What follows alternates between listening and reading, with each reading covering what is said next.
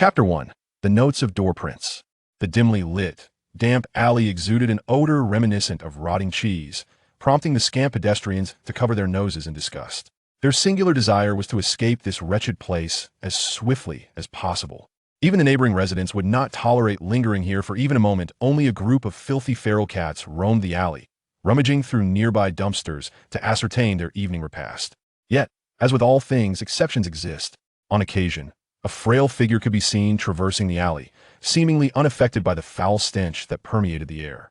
However, no one was inclined to offer even a passing greeting to the pitiful boy. Only volunteers from government welfare agencies would make their monthly rounds in this dismal locale. Dorr-Prince, a peculiar name for an equally peculiar boy. The townsfolk endeavored to ignore this unfortunate neighbor, deliberately avoiding him even at a distance, for they wished to dissociate themselves from anyone deemed eccentric or mysterious. They took pride in declaring themselves normal, unwilling to be associated with a boy like Dorr, whom they regarded as somewhat dim-witted. In the eyes of the residents, this boy's odd behavior clearly indicated some form of mental disturbance. They had repeatedly suggested sending him to a psychiatric hospital or an orphanage, but their efforts had proven futile, leading them to keep as far away as possible. Even when sounds akin to dumpster explosions echoed through the alley, they would not seek to understand, often lamenting, "Blast it, it's that strange boy causing another ruckus." Little did they realize that such scenes were soon to come to an end, for Dorr had received an invitation from a school, a missive delivered by an owl. Though no one had ever sent him a letter before, he was perplexed as to how they had obtained his address. However, Dorr did not perceive it as a prank. Instead, he earnestly penned a response on parchment, for he understood that there existed others like him in this world, beings known as wizards, though they might prefer to call themselves magicians. In the shadows of the alley, a slight figure slowly made its way inward, clad in a clean but ill-fitting, worn shirt that hung loosely on his frame.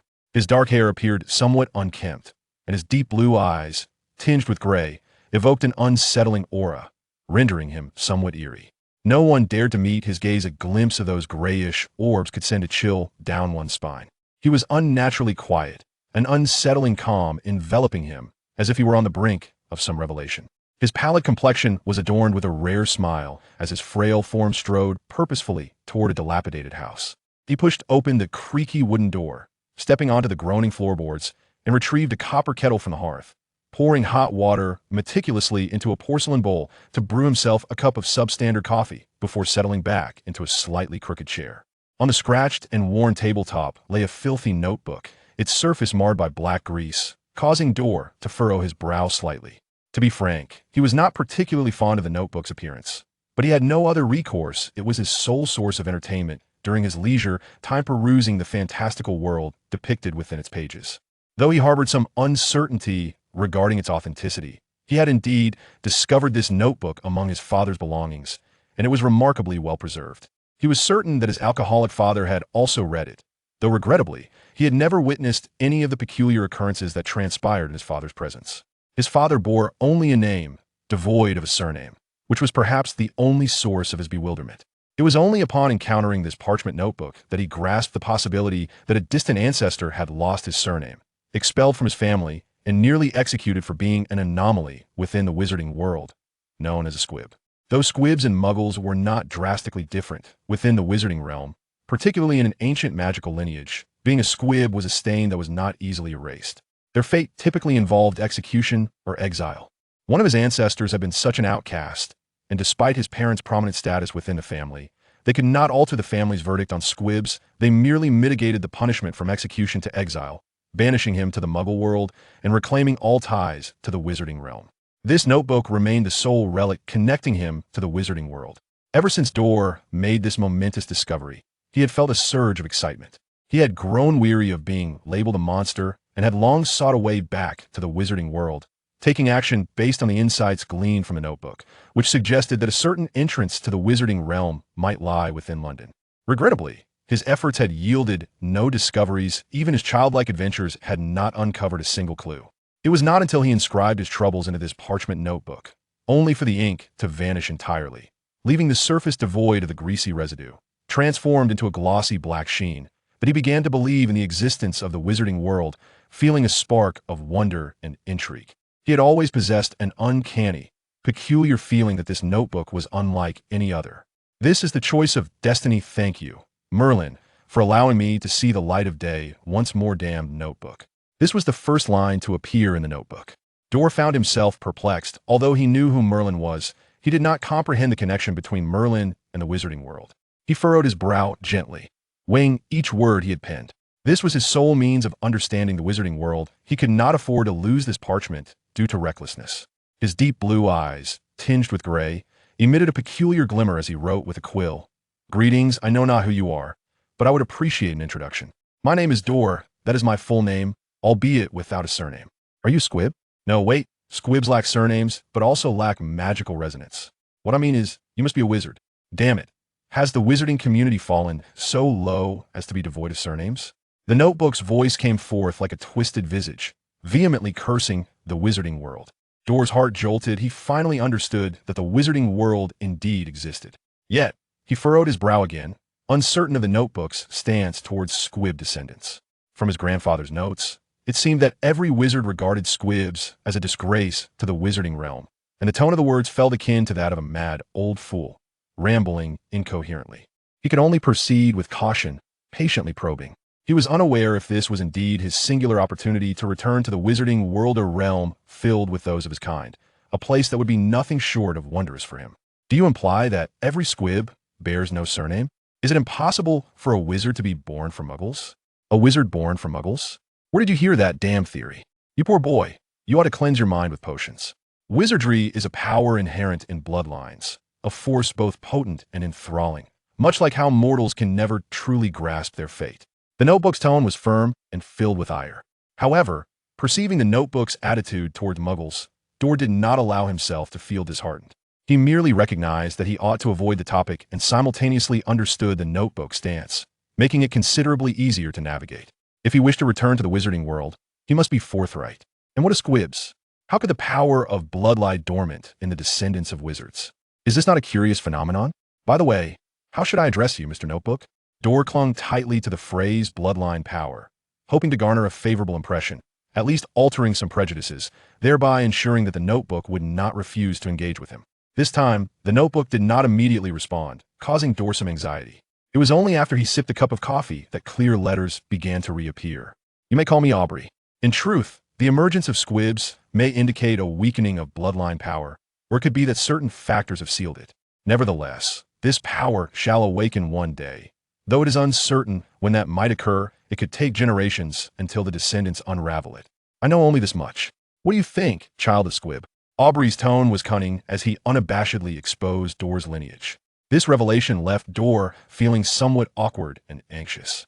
He hesitated before writing his next inquiry. Can I return to the wizarding world? You have not comprehended my words. The awakening of bloodline power signifies the emergence of a wizard. Poor boy, congratulations on having a head stuffed with slime like a giant, and pitifully small at that. By the way, I have an important task at hand. I hereby solemnly bestow upon you the surname of Dorr-Prince. Welcome back. As the words materialized, the notebook seemed to emanate a radiant blue light, enveloping Dorr entirely. The surface of the black sheepskin notebook writhed, transforming into a surname brimming with magical essence, elegantly inscribed in flowing script, the Notebook of Princess.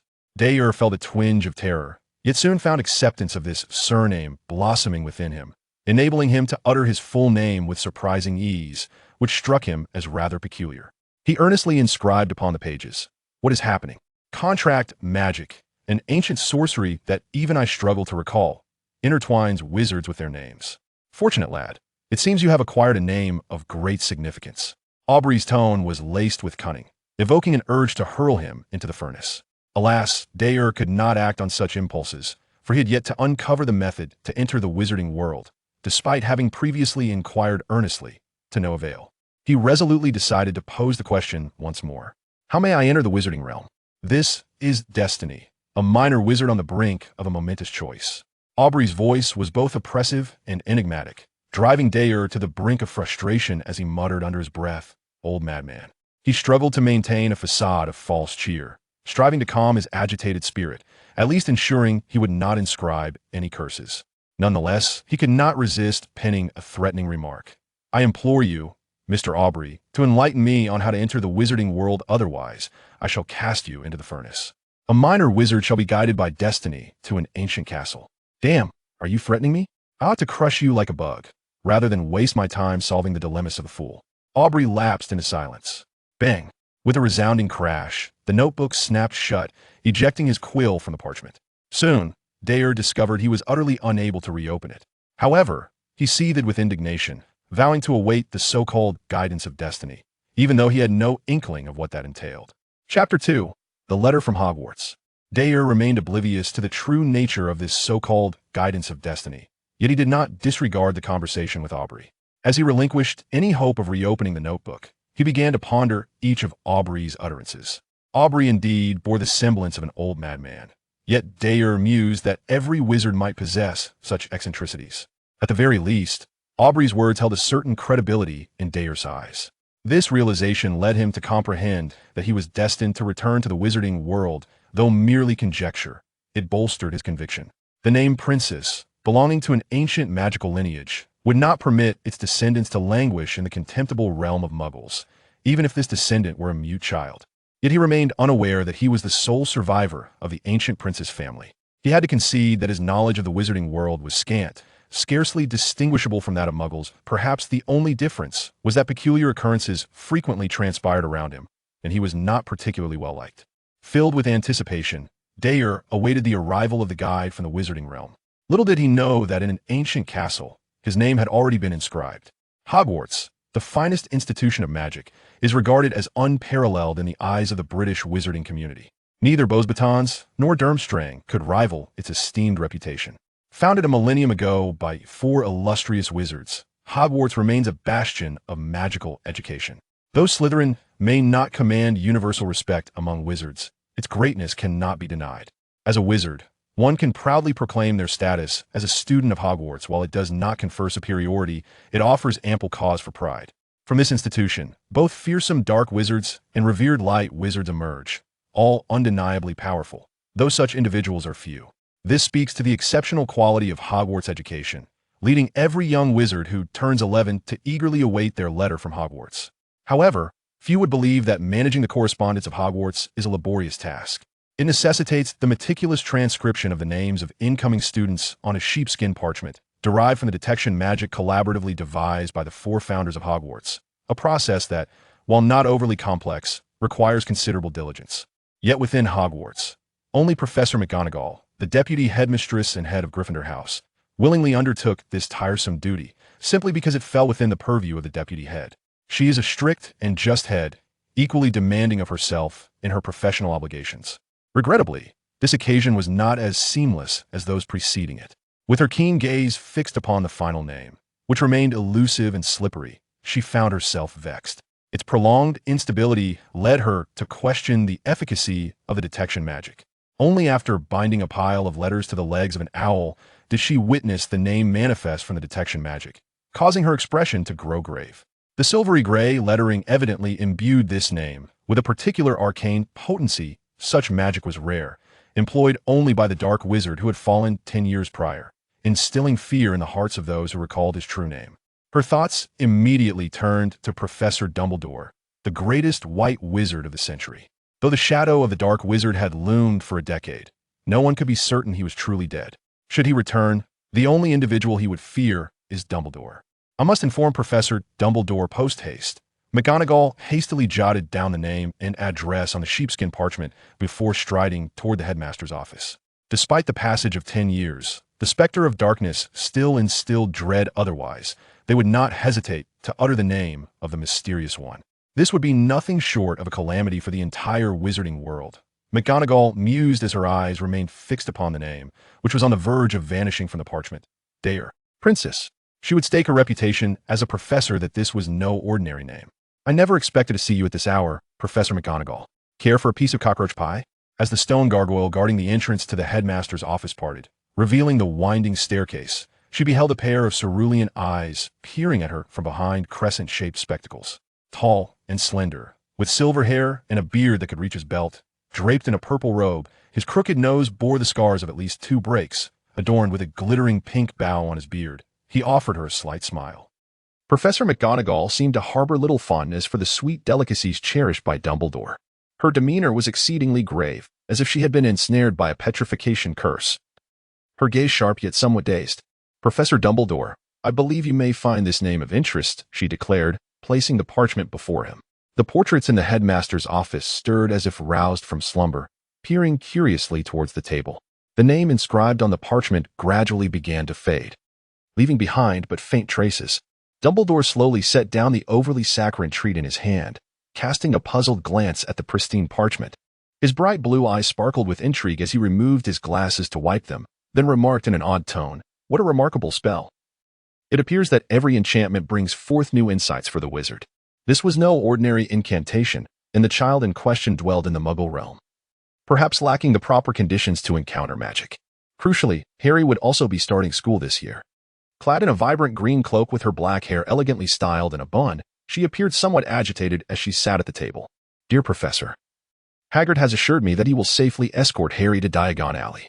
I believe that should be beyond doubt."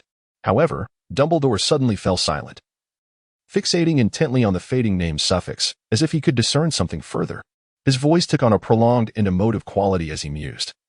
"The surname Prince may be rather rare. It has seemingly vanished from the wizarding world. I feel it prudent to consult Professor Snape, as he might possess some knowledge regarding this surname. It should not pose a problem." "Very well. I merely wish to be thorough. You understand. Hogwarts detection spells cannot be replicated through magic, and I am unable to inscribe the name. Perhaps I should attempt to write just the surname." Professor McGonagall scrutinized Dumbledore for a moment before rising to return to the two stone statues, silently making her way down the corridors of Hogwarts, her expression tinged with concern. Doll found himself anxiously awaiting an elusive opportunity to return to the realm of wizards, his impatience growing increasingly palpable. The notes scattered across his dilapidated dining table had once again succumbed to a repugnant layer of black grime, a sight that filled him with discouragement. He began to ponder whether he had been forsaken, abandoned by a world that had once seemed willing to embrace him, a sentiment that weighed heavily upon his heart. His patience was steadily eroded by the relentless passage of days, leaving him to wonder if he had slipped into a surreal dream, one where a talking parchment-bound journal held his secrets.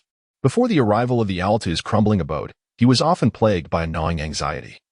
Convinced that he was entangled in an absurd and bizarre tale, he would frequently position himself behind the table, pouring a cup of substandard coffee in a futile attempt to regain clarity. Alas, his efforts proved fruitless. His mind remained a tempest of fanciful thoughts, curiosity reigning supreme until he caught sight of a gray figure descending beside his precarious window, prompting him to recall Aubrey's words about the guiding hand of fate.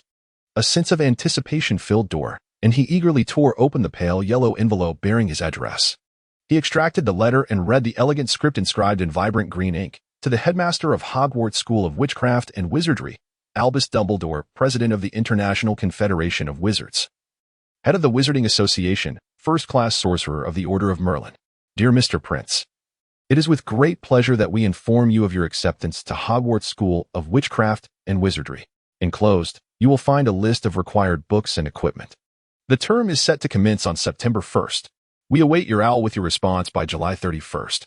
Yours sincerely, Minerva McGonagall, Deputy Headmistress."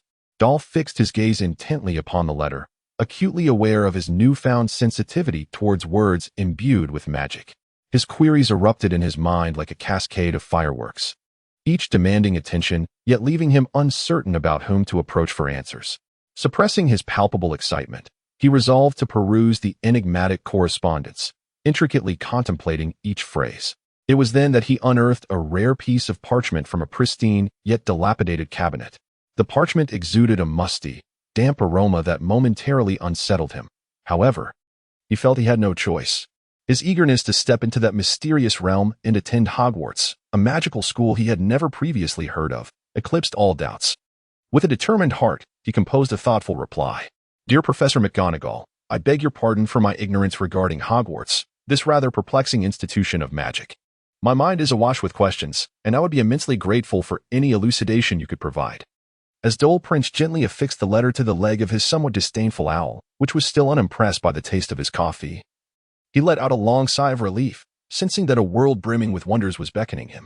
Chapter 3. Professor Snape's sunny days in London are indeed a rarity, with the majority of the time shrouded in a foggy gloom. Such weather may be considered somewhat unusual, yet it does not imply that peculiar events do not unfold on such days. As Dorr rose from the rigid bed, the copper kettle on the stove erupted with boiling water, extinguishing the flickering flame he had just ignited and releasing a chill that permeated the air. He seemed accustomed to such disturbances, for his life was frequently punctuated by unforeseen incidents that unexpectedly intensified his workload, compelling him to tidy up. As he was not one to dwell in squalor, by the time he had meticulously cleaned, it was already late morning, and he began to prepare a meager breakfast of somewhat healthy cabbage leaves and hard, cheap bread, which he soaked in hot water before placing it on the table. To him, indulging in an extravagant breakfast felt wasteful, and with limited funds at his disposal, perhaps a meal of meat once a month would suffice as a rare treat. Only after finishing his breakfast did he return to his desk, attempting to open the long-closed parchment notebook. Having someone to converse with would be a welcome change, and Aubrey could provide the information he sought. Those were among the few moments of joy in his otherwise dreary existence, yet he still found himself unsuccessful. His life was monotonous and solitary, and perhaps it was time for a splash of color. There lay a long road ahead. As noon approached, he glanced outside, reassured that the day was free of rain before venturing out in search of the mysterious entrance to the wizarding world. Upon reaching the door, clad in loose, unkempt clothing, he heard a series of knocks that filled him with trepidation. Today was not the day for welfare checks, nor did he expect visitors. As his neighbors referred to his abode as a dark and peculiar house, their disdain evident in their words. Nevertheless, he prepared to open the wooden door, though he had forgotten the letter delivered by the owl, which would have undoubtedly filled him with joy. "Good day, sir. Whom do you seek?" Dorr inquired as he opened the door, only to immediately regret his decision upon seeing the person before him. The stranger's gaze was cold and hollow, akin to two dark tunnels, and his hair slicked back as if coated in grime, evoking an unsettling discomfort in Dorr, who sensed that this individual was not amicable. He believed that few foolish thieves would venture into this dilapidated house, seemingly devoid of valuables, yet he instinctively felt that this man was no good. With his slight frame, he blocked the entrance, his gray-blue eyes warily scrutinizing the stranger, who emanated an aura of chill. The man's indifferent visage bore a hint of contemptuous amusement, and thankfully, he did not survey his surroundings but focused intently on Dorr. Otherwise, Dorr was uncertain whether he would have been compelled to expel him. "Are you certain it is polite to keep a professor waiting at your door without reason, Mr. Prince?" Snape's eyes were even more vacant, hinting at an inscrutable expression. "How do you know my name? Who are you?" "I beg your pardon, but that does not imply I will allow a stranger to enter my home," Dorr replied, his vigilance intensifying, his tone unfriendly. "Arrogant, presumptuous," Snape shot back, glaring at him with a frigid demeanor. "You ought to feel ashamed. If it were not for that damned letter, I would not be wasting my time here." The letter, Dorr struggled to recall, having been so consumed with thoughts of the parchment notebook and the entrance to the wizarding realm that he had overlooked something significant.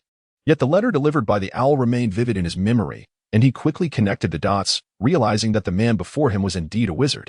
This realization elicited a mix of embarrassment and excitement as he stammered, "You mean Hogwarts? Are you affiliated with Hogwarts?" Though Snape offered no verbal response, Dorr swiftly opened a passageway, eager to invite his guest inside.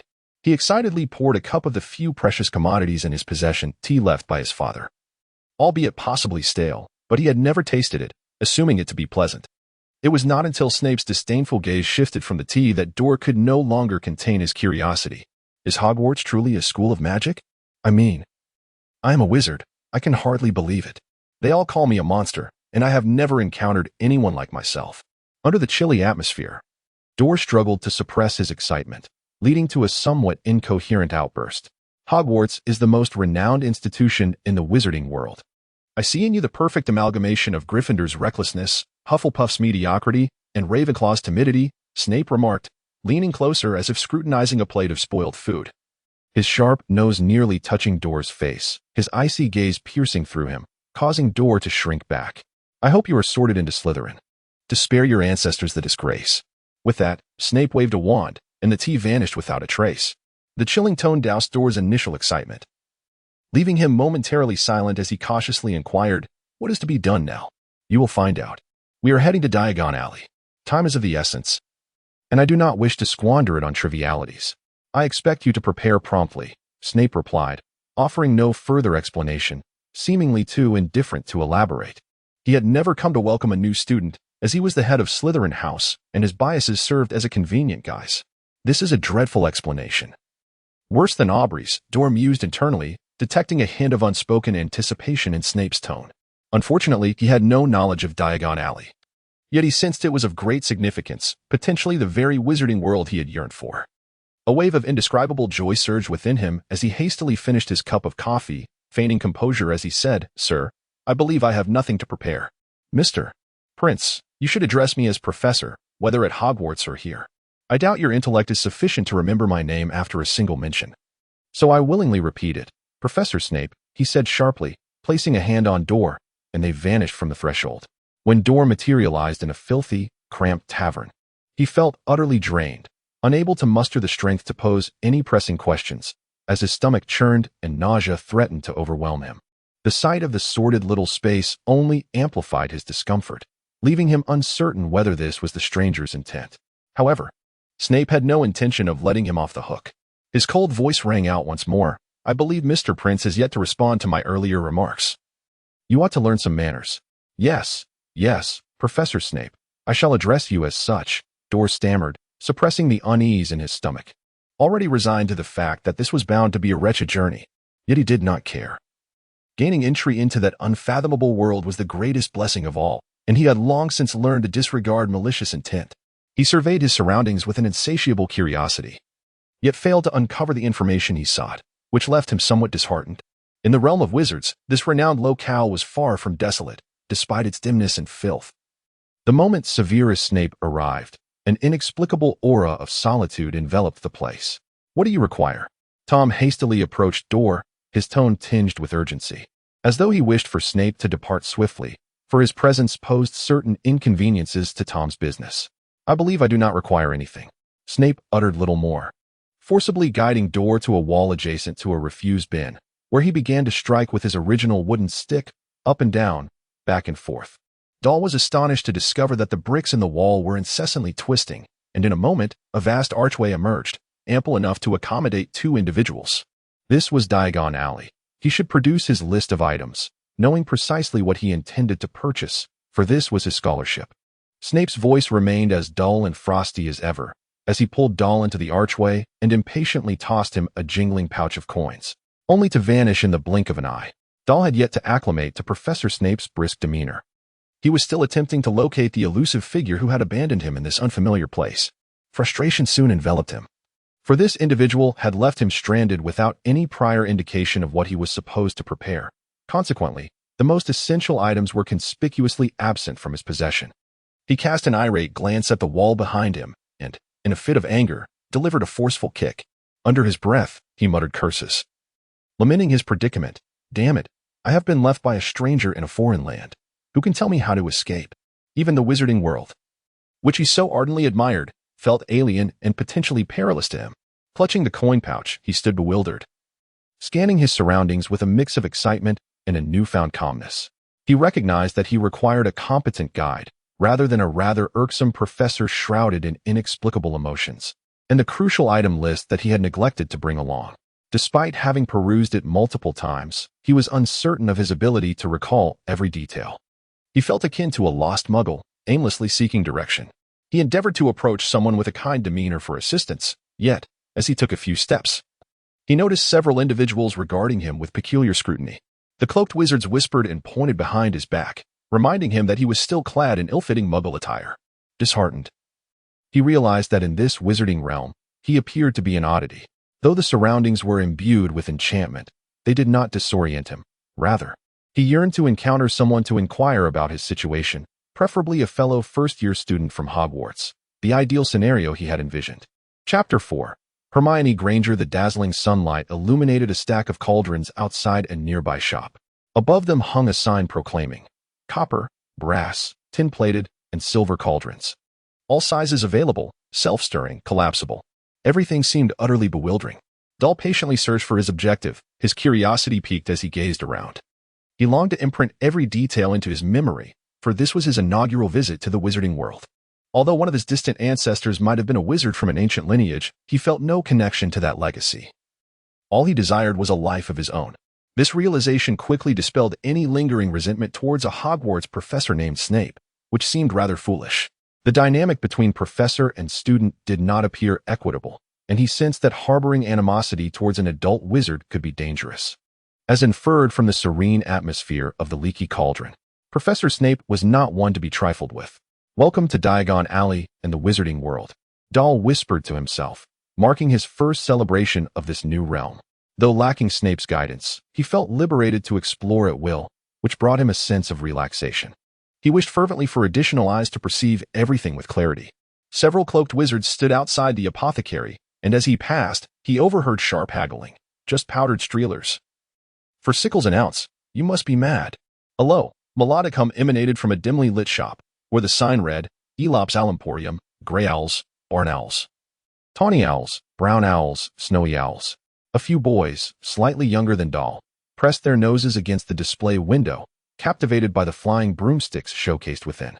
I've come to see it again, one boy remarked, that's the new Firebolt 2000, the fastest and best. Other shops offered ropes, telescopes, and an array of peculiar silverware Doll had never encountered before. One window was filled with baskets of bat spleens and eel eyes, piled high with spell books, quills, rolls of parchment, potion vials, and celestial globes. The overwhelming sights momentarily clouded Doll's purpose, leading him deeper into Diagon Alley without yet finding a wizard to greet. It was not until he reached the entrance of a store called Flourish and Blots that he spotted a fellow wizard clad in muggle attire.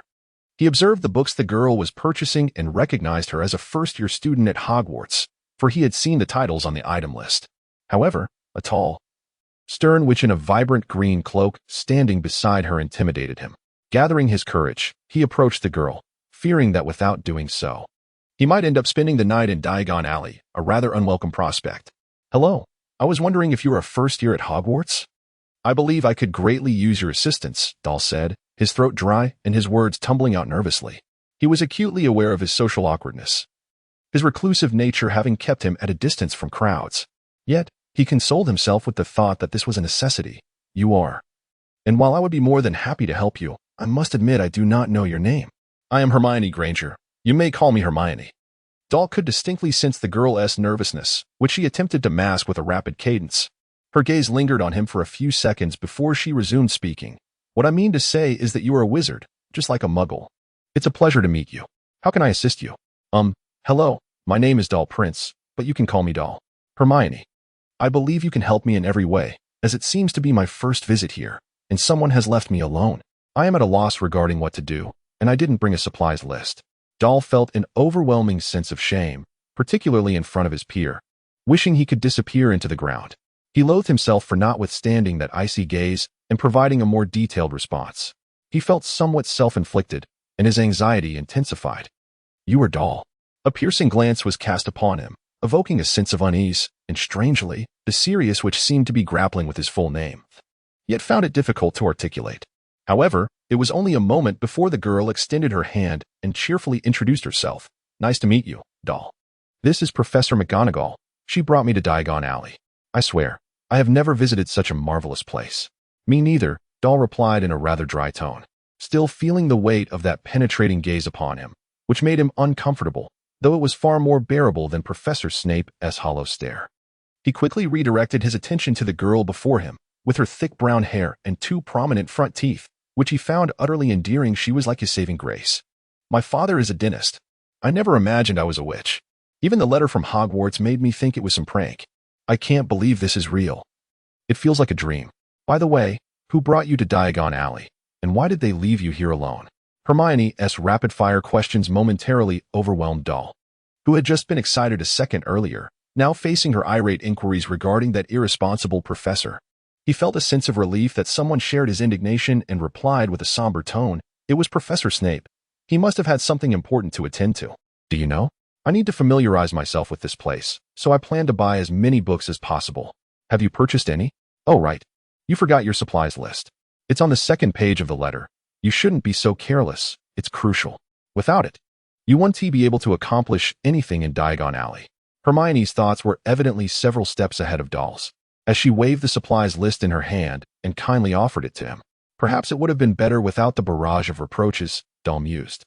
Doll lowered his head, striving to conceal the expression of shame that etched across his face, and proceeded to scrutinize the lengthy list of required items. First-year students at Hogwarts School of Witchcraft and Wizardry must procure 1.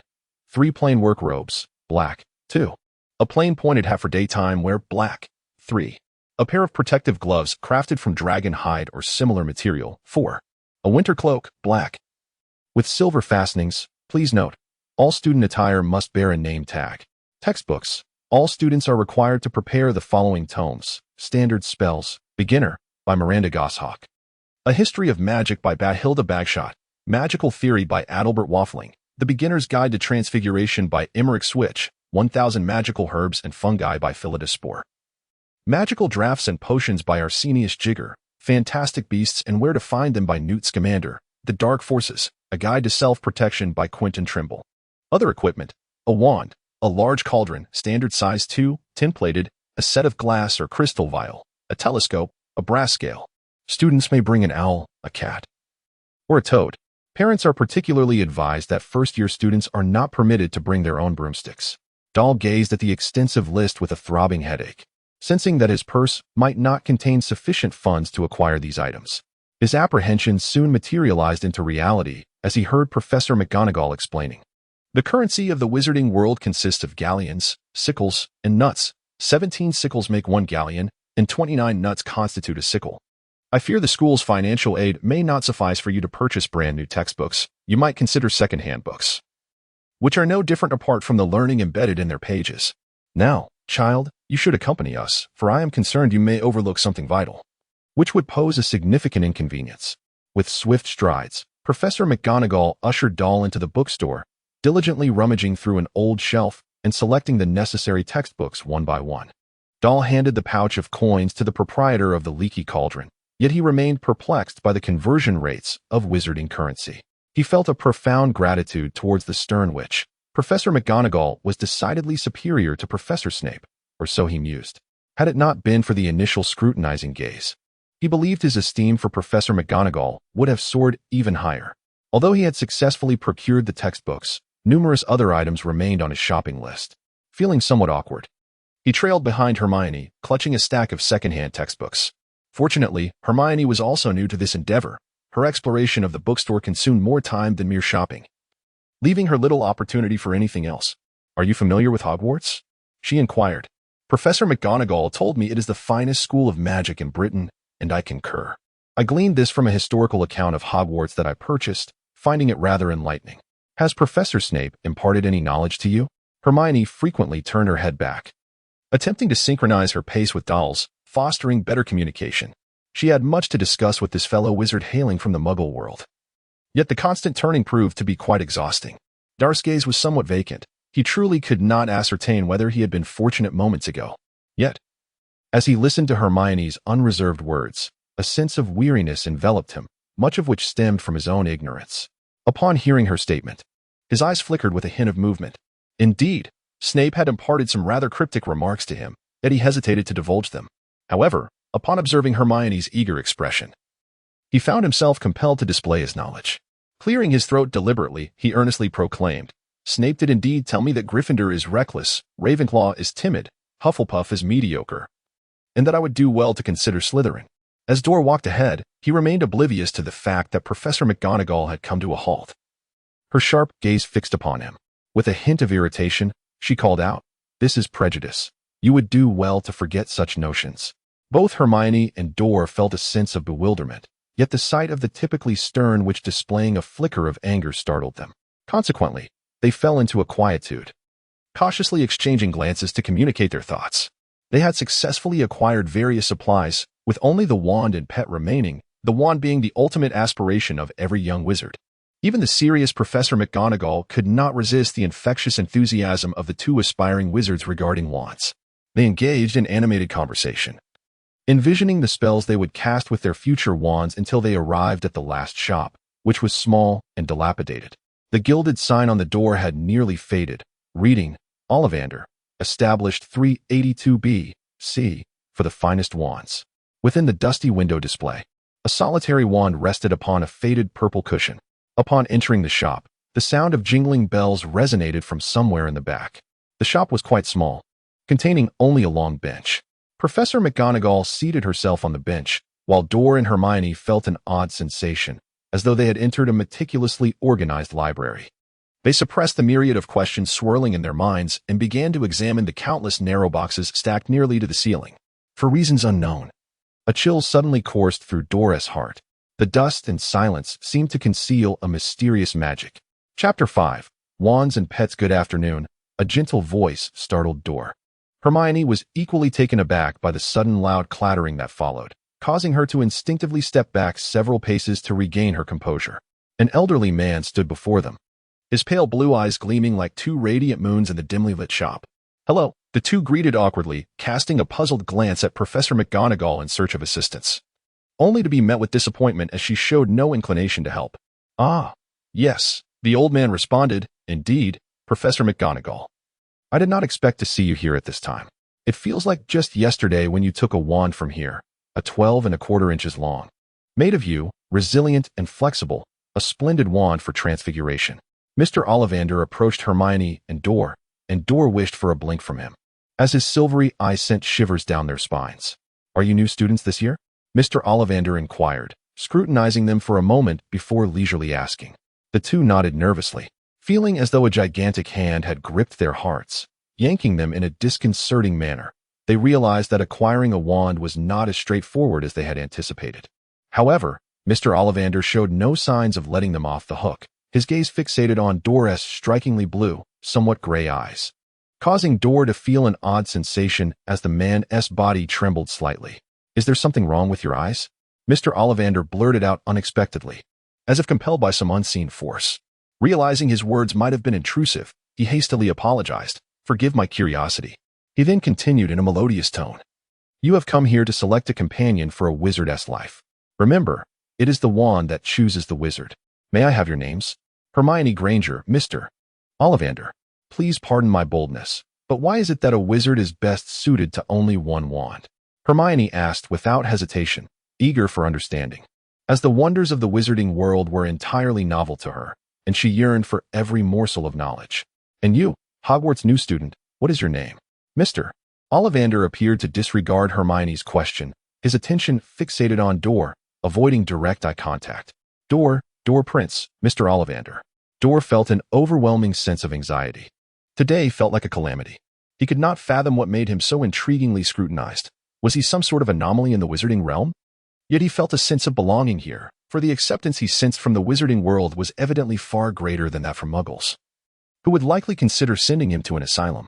"Very well, I can answer your question, Miss Granger. Wands, much like wizards, possess emotions beyond the comprehension of ordinary humans, and their foremost concern is loyalty. Be loyal to your wand, and it shall be loyal to you as well. Which hand do you favor?" Mr. Ollivander produced a measuring tape embossed with silver markings from his pocket. Hermione and Dorr had seen something similar at Madame Malkin's rope shop. Yet this was far more exquisite. "The right hand," Hermione replied, though a sense of dissatisfaction lingered in her mind. She felt the tape moving uncomfortably along her right arm, and Dorr beside her shared a similar sentiment. Dahl is now intently observing how Hermione selects her wand. He harbors his own expectations regarding wands, which revolve around their potency, as they may very well be the sole weapon of a wizard, a sentiment shared by every practitioner of magic. "Very well, Miss Granger, please raise your right hand," Ollivander instructed as he measured Hermione. He began with the span from shoulder to fingertip, then from wrist to elbow, shoulder to floor, knee to armpit, and finally, he measured her head circumference. As he measured, he spoke. "Every Ollivander wand possesses extraordinary magical properties. This is the essence of their being. We utilize materials such as unicorn hair, phoenix feathers, and dragon heartstrings. Each wand crafted by Ollivander is unique, for no two unicorns, dragons, or phoenixes are identical.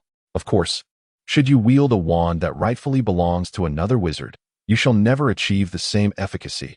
Each wizard embodies distinct traits, do they not?" When measuring the distance between her nostrils, Dahl suddenly noticed that the tape measure was operating autonomously. Mr. Ollivander was traversing the shelves, diligently selecting several long boxes to lower.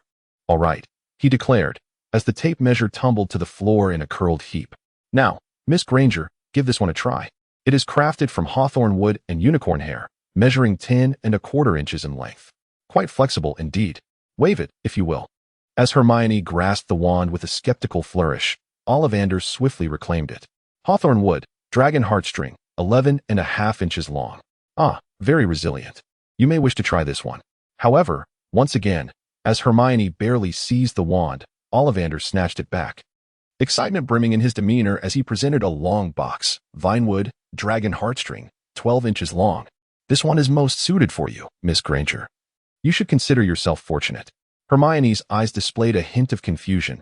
She was uncertain how Ollivander determined the wand's suitability. Yet she harbored little doubt as she obediently took the wand, which promptly erupted with a burst of red flames from its tip. Marvelous, simply marvelous. The wand has chosen its wizard, Miss Granger. 6 galleons, a price well worth it. Thank you for your patronage. Ollivander did not linger in conversation, quickly shifting his focus to Doll, scrutinizing him without restraint, which only intensified Doll's anxiety. Now, it is your turn, Mr. Doll. Which hand do you prefer? The right hand. Doll replied, swallowing hard, his voice dry. His heart thudded vigorously. He yearned for a powerful wand that would, in many ways, dictate his future. He gazed at Ollivander with eager anticipation. Try this one, Ollivander suggested, producing a box containing a wand measuring 8 inches made of ebony and snake heartstring. He swiftly placed it into Doll's hands, only to snatch it back moments later. No, this one, 9 inches, made of rosewood and dragon heartstring. Doll grasped the wand in his hand, imbued with a certain special expectation, yet nothing transpired until Ollivander carefully reclaimed the wand, still yielding no marvels. I believe this one is made of hawthorn, measuring 11 inches, he mused. Ollivander seemed to persistently lower the long box until it filled nearly half of the table. Pausing only when it appeared he was ardently contemplating something he had forgotten.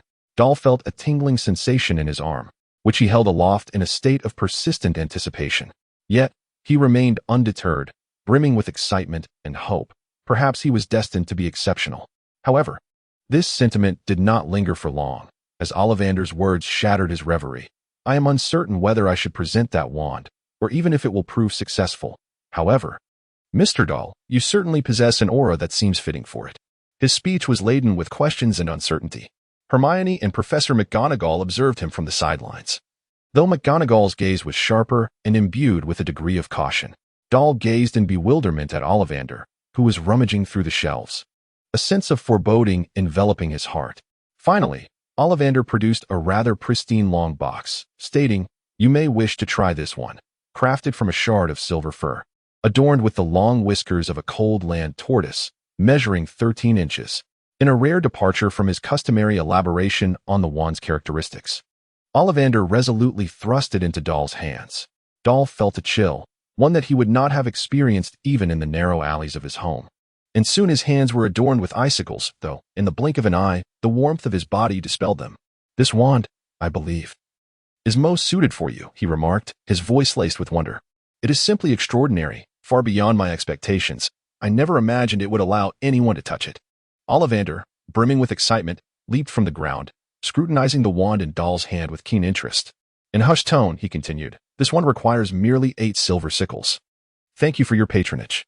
Doll was filled with disappointment as he reluctantly handed over his pouch of money. He would have preferred the wand to cost a fortune rather than be acquired at the price of scrap. Yet this ironically saved him a substantial sum sufficient to procure a pet. With his head bowed in a hint of melancholy, he exited the shop. Hermione opened her mouth as if to offer consolation but hesitated, unsure of how to articulate her thoughts. Only Professor McGonagall briefly brightened her eyes before averting her gaze. "Professor McGonagall, I wish to buy a pet. Hermione, will you accompany me?" Doll managed to restore some cheer as he addressed the stern witch. "I believe I will.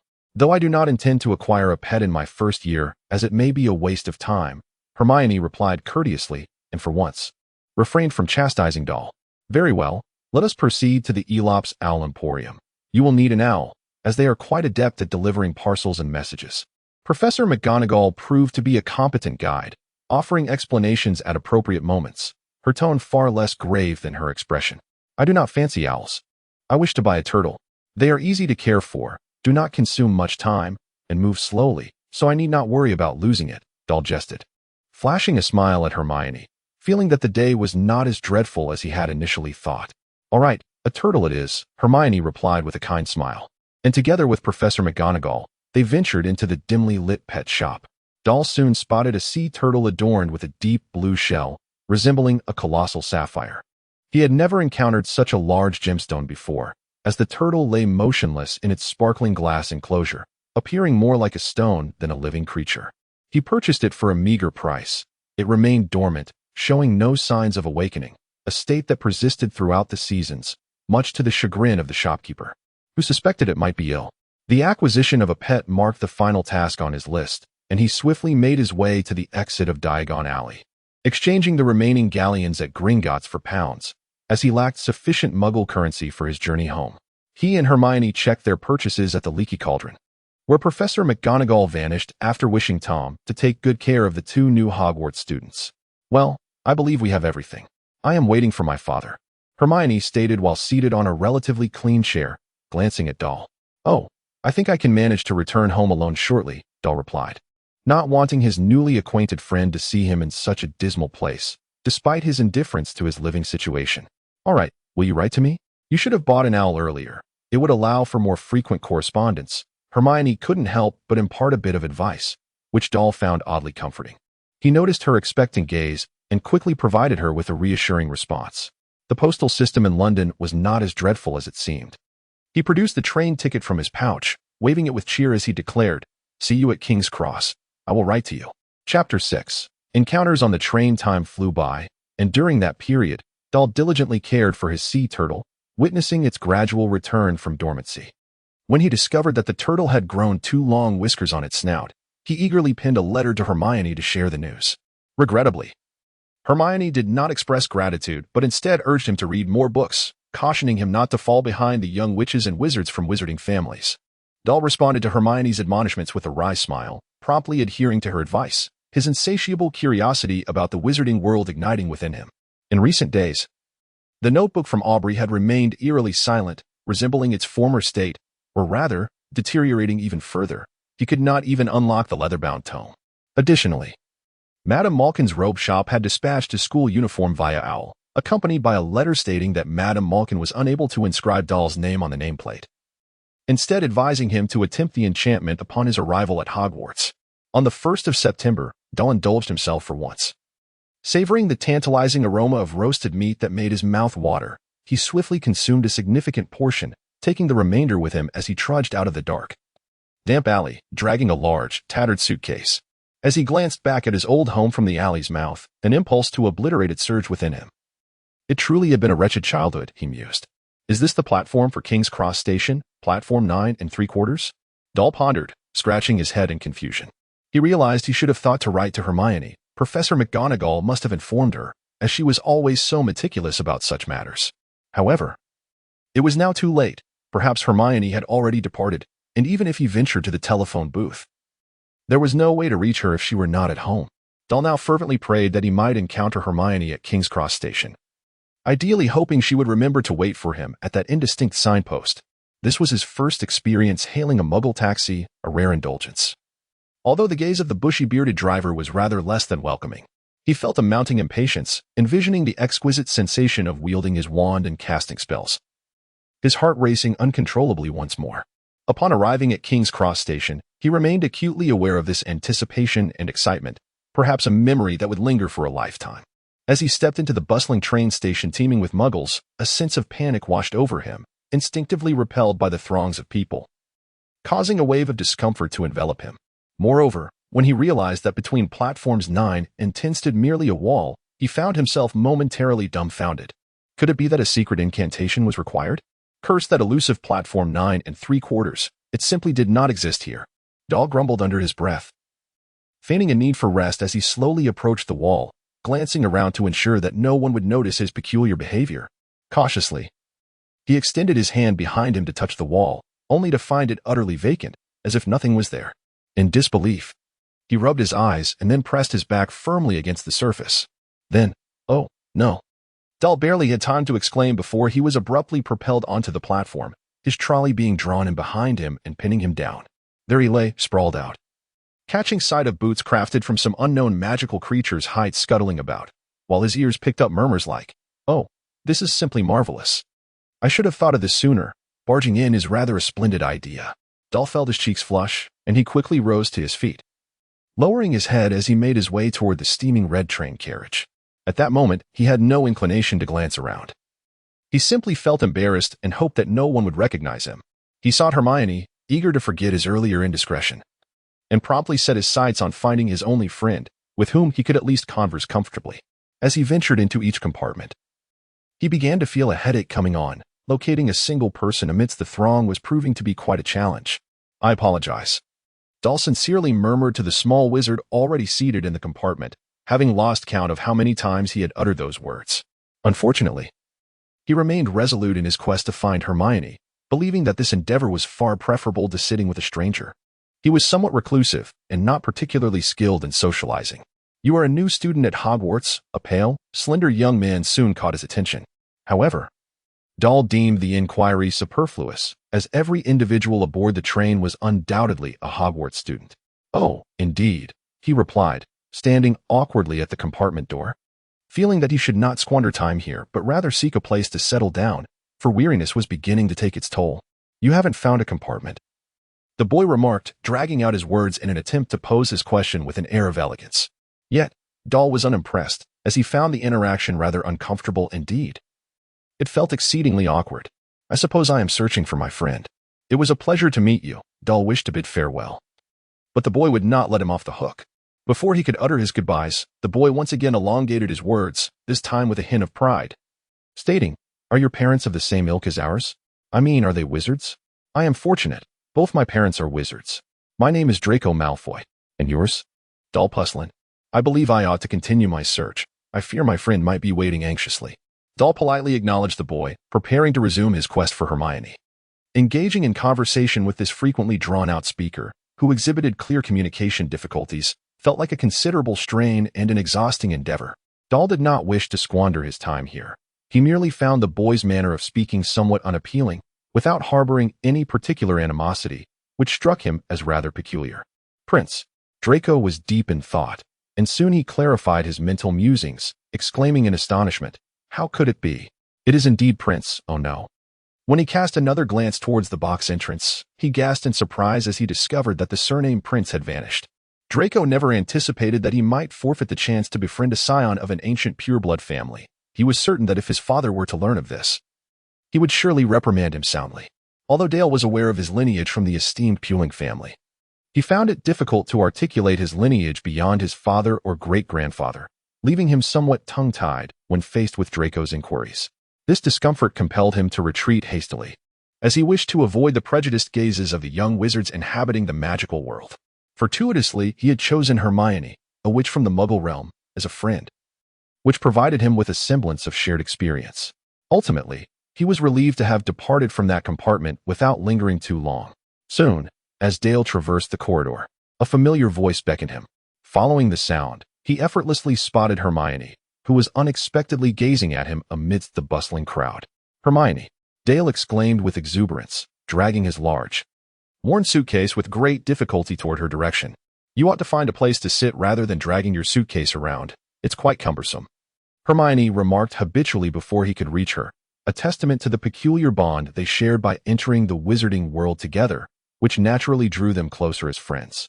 Despite Dale's somewhat reclusive nature, he could not resist the warmth of their budding friendship and felt honored by it. "I've been searching for you, and I'm not accustomed to sitting with strangers, as you must know," Dale murmured with a hint of frustration, contemplating his struggle to navigate social interactions. He was grateful for Hermione's presence, providing him solace in his unease.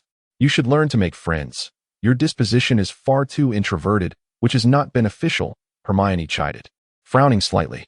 "Moreover, it has been a month since you last reached out. It's rather time-consuming. You really ought to acquire an owl. If a tortoise could deliver messages, I believe we would hardly communicate throughout our lives." Though Hermione's words bore a tinge of reproach, she managed to inject a rare jest into the conversation, revealing her need for companionship as she felt stifled during their time apart. "This place is deserted. I think we can sit here." Dale casually opened the door to a compartment, cheerfully declaring, as he placed his oversized suitcase inside and took Hermione's luggage from her. He could sense her excitement, mirroring his own, as he had not rested well the previous night, tossing and turning. "How is your tortoise?" "I haven't seen it in its usual form," Hermione inquired. Her curiosity piqued as she examined Dale's belongings, eager to witness his pet adorned with whiskers. "Well, its shell has changed color. I prefer to call it the gem tortoise, for it truly resembles one," Dale explained, retrieving a palm-sized tortoise from his pocket, its shell a translucent red, akin to a ruby. "However, it is rather lethargic. I wish it would exercise more so that I wouldn't have to carry it around all the time." "Ahem." Hermione seemed to have something significant to convey and cleared her throat. This term, we will be learning the levitation charm. I believe this spell will encourage your tortoise to move about nicely. I've perused all the textbooks, and I hope you won't let me down. Dorr was momentarily taken aback, gazing at the bright, sparkling eyes with a hint of trepidation. He perceived a resemblance between Hermione and Professor McGonagall. Both were rather stringent individuals. However, he quickly regained his composure and confidently proclaimed, "Rest assured, I have been diligently studying the textbooks. Levitation charm, basic spells. I am convinced we shall master them shortly. It is a standard spell. It seems you have not quite absorbed my words," Hermione remarked with a touch of dissatisfaction, which made Dorr uneasy, as he harbored doubts about whether Hermione might attempt to cram all those books into his head. Fortunately, someone soon alleviated the awkward atmosphere.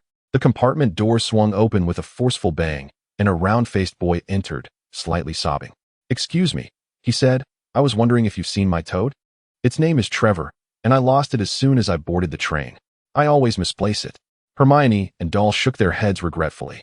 Dorr swallowed hard, recognizing the unsettling feeling of searching through the compartments for something, akin to his own recent experience. He felt a measure of admiration for the round-faced boy's courage, as he was quite reluctant to endure such a trial again. "I've searched the entire compartment and found nothing," the boy lamented, his sobs intensifying. "That was a pet given to me by my grandmother, a gift to celebrate my journey to Hogwarts. It will return," Dorr replied uncertainly, his voice dry. "Indeed." The round-faced boy seemed even more despondent. "If you happen to see it, please let me know." His disappointment was palpable as he turned to leave, only to be stopped by Hermione. "I believe we can assist him," Hermione said, her gaze piercing as she looked at the somewhat weary Dorr. Dorr appeared not to have heard clearly, reflexively asking, "What did you say?" I replied, "We can assist him." "Don't you think 3 individuals have a greater chance of success than 1? Hermione, unfazed, seemed to have encountered something pivotal, speaking loudly to Dorr, her voice rising above the thunderous clatter of the train outside. Dorr found Hermione to be somewhat exuberant at that moment. He merely yearned for a brief respite rather than exert himself in the arduous search for that rather unsettling toad. He would never consent to purchasing such a revolting creature. Perhaps wizards possess varied tastes, he mused maliciously in the depths of his mind. Yet he felt too embarrassed to decline Hermione's proposal and could only wearily acquiesce. "I suppose." "Very well, we shall assist you in locating Rafe. You need not worry. I am Dorr-Prince. Hermione Granger.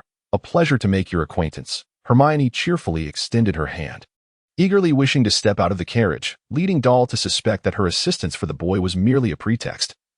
She simply desired to take a stroll or observe the younger wizards. "Truly, thank you. I am Neville Longbottom, delighted to meet you both." Neville sniffled audibly, his eyes widening as he gazed at Dorr, hastily wiping away his tears and extending his hand. "I believe it should not escape the train. We can search each compartment, and I am certain we will find it." Hermione pushed open the carriage door, standing in the train's corridor, while Dorr and Neville followed behind, seemingly oblivious to her words. Dorr barely lifted his gaze, feeling that this was hardly a prudent idea. Searching through each compartment, who could possibly know when they might find it? By then, they might have already arrived at Hogwarts. Yet, he could conjure no better plan, and thus chose to closely follow Hermione. "Don't you need something to eat?" "I feel as though I might starve," Dorr murmured softly, only now recalling the roasted meat he had packed in his suitcase. At that moment, his stomach audibly protested. Yet Hermione, engrossed in her search for Ralph, remained oblivious to his plight. Hermione swiftly pushed open a compartment door, revealing a small wizard with red hair, brandishing a tattered wand, seemingly attempting to cast some remarkable spell. The tip of the wand revealed unicorn hair, indicating that it was far from effective. Goodness, Dorr thought, lamenting the situation. He was certain that Hermione would never pass up such a competitive opportunity. Her competitive spirit was unyielding. Even Dorr hesitated to mention spells in her presence, for it would undoubtedly lead to disaster, as Hermione would enthusiastically elaborate while demonstrating. "Have any of you seen a toad?" "Neville lost a toad," Hermione proclaimed, her tone somewhat arrogant, as though she were above the others. Dorr manifested a look of realization as he observed Hermione. He perceived her to be of a similar disposition as himself, both lacking in social adeptness. This tone unmistakably suggested a young wizard freshly emerged from the Muggle world, instinctively engaging in self-protective behavior. He felt no sense of impropriety, merely a degree of discomfort. He was certain that had he not been conversing with Hermione moments prior, she would have donned a new school robe, ensuring that no one could discern her Muggle origins. People generally harbor a desire for conformity with those around them. We have already informed him that we did not see anything, the red-haired young wizard remarked in a distinctly dismissive tone towards Hermione. However, Doll's initial impression of this boy was far from favorable. He was disinclined to engage in conversation, choosing instead to lean against the partition door. "Oh, you were casting a spell. To enlighten us," Hermione retorted with fervor. Doll perceived this as a provocation directed at the young wizard. And then he watched as she unceremoniously took a seat beside him, leaving the red-haired boy evidently taken aback. "She is perpetually so." Neville appeared quite disheartened. In his anxiety over his Lufo, he turned to Doll, beginning to inquire but leaving his question unfinished. "Oh, perhaps it is simply that I believe a bit of amusement during the pursuit of toads wouldn't be amiss." Doll too sensed that Hermione was being frivolous. Yet he withheld his thoughts. In critical moments, he would stand by his friend's side, regardless of whether she was right or wrong. "Oh, very well." The flustered red-haired wizard cleared his throat. Daisy, Cream, and Sunshine turned this mouse to yellow. Neville and Doll observed intently as the boy waved his wand, holding their breaths in anxious anticipation. This could very well be their first encounter witnessing a peer of their age casting a spell. However, after a moment, nothing transpired. The mouse remained gray and listless. Doll felt a tinge of disappointment. He believed that the boy's inability to cast the spell was not entirely his fault. However, this did not imply that failing to perform the spell before Hermione would allow him to evade some dreadful punishment. He cast a sympathetic glance at the boy while also noticing Hermione, who was eager to prove herself. "Are you certain this is a spell?" Hermione inquired earnestly. And without surprise, she launched into a lecture. "It seems rather ineffective, doesn't it? I practiced several simple spells at home, merely for the sake of rehearsal. And they all worked. No one in my family understands magic, so when I received my acceptance letter, I was utterly astonished yet immensely delighted. I mean, this is, to my knowledge, the most prestigious school of magic. I've memorized all the textbooks, and of course, I just hope this will suffice. My name is Hermione Granger, and this is Doll and Neville. By the way, what are your names?" she exclaimed in rapid succession, finally turning to introduce Doll and Neville. "I am Ron Weasley." Ron muttered. "Harry Potter," Harry said. "Is it truly you?" Hermione asked. "I know all about you." "Naturally. I purchased a few extra reference books, A History of Modern Magic, The Rise and Fall of Dark Magic, and the Most Significant Magical Events of the 20th Century. All these books mention you." Doll initially paid no heed to the boy with black hair named Harry until Hermione, with a hint of surprise in her voice, called out to him. It was then that Doll glanced in Harry's direction, sensing something unusual, though he did not dwell on it. "Mention me," Harry said, incredulously. "Yes. My goodness, you genuinely do not know?"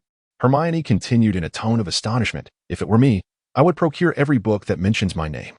"Do you know which house you will be sorted into?" "I have inquired and hope to be placed in Gryffindor. They say it is the best. I have heard that Dumbledore himself graduated from there. However, I suppose Ravenclaw wouldn't be too shabby either. Regardless, we should first seek out Neville's toad. You two had better change into your robes quickly. I have a feeling we will be arriving shortly."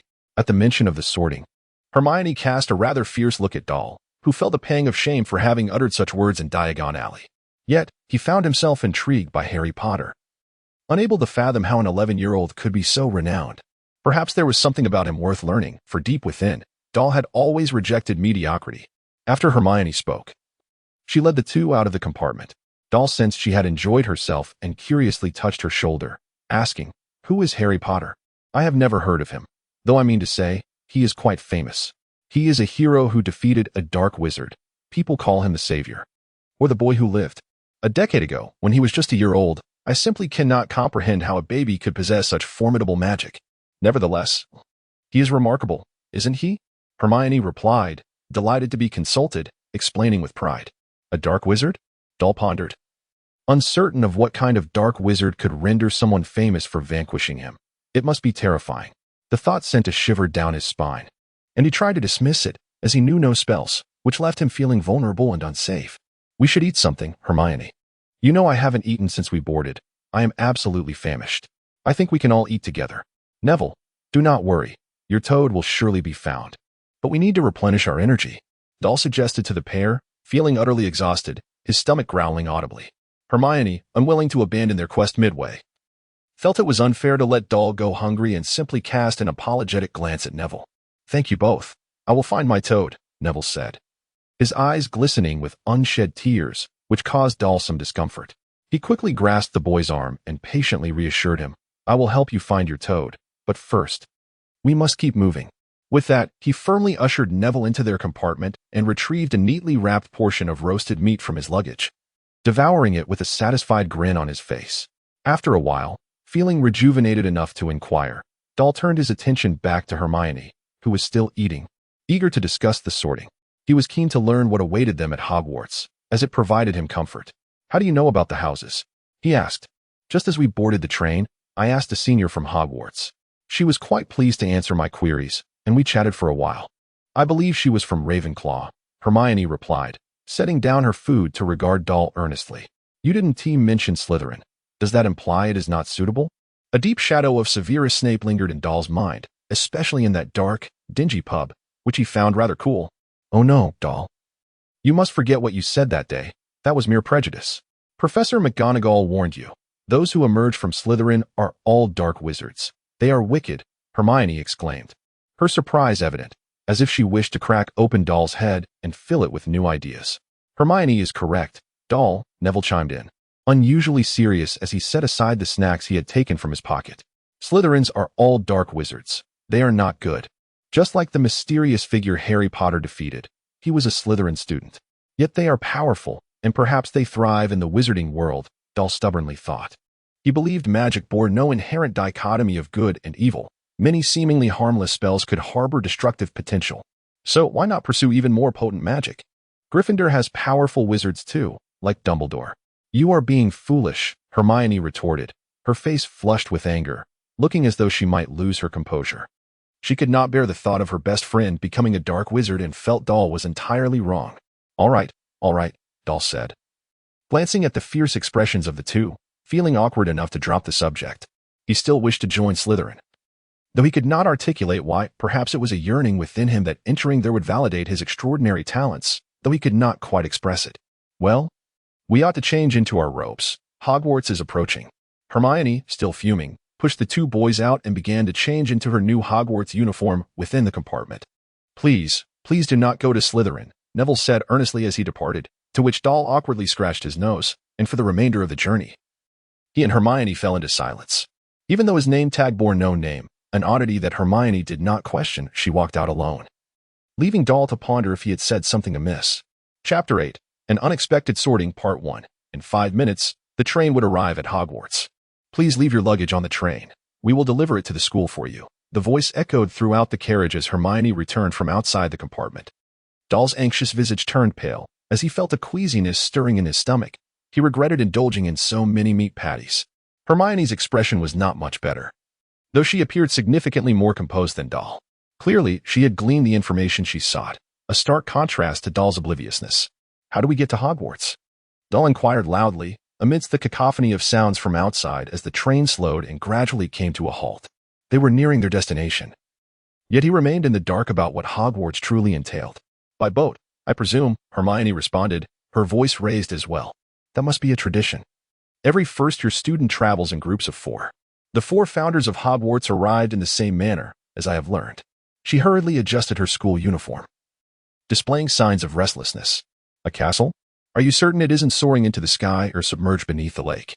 Doll mused, feeling a bit overwhelmed. The magical school he had envisioned was not what he was experiencing. He had anticipated something more extraordinary. "Of course, it is a castle brimming with magic," Hermione remarked, somewhat distracted, her gaze fixed on the door of their compartment. As the train approached its stop, she flung open the door and dashed out, disappearing into the throng of people, evidently unable to contain her excitement. "She belongs to Gryffindor," Doll muttered discontentedly before sluggishly exiting the compartment. Once he stood in the corridor, he could no longer spot Hermione, which heightened his unease. He was uncertain of what awaited him.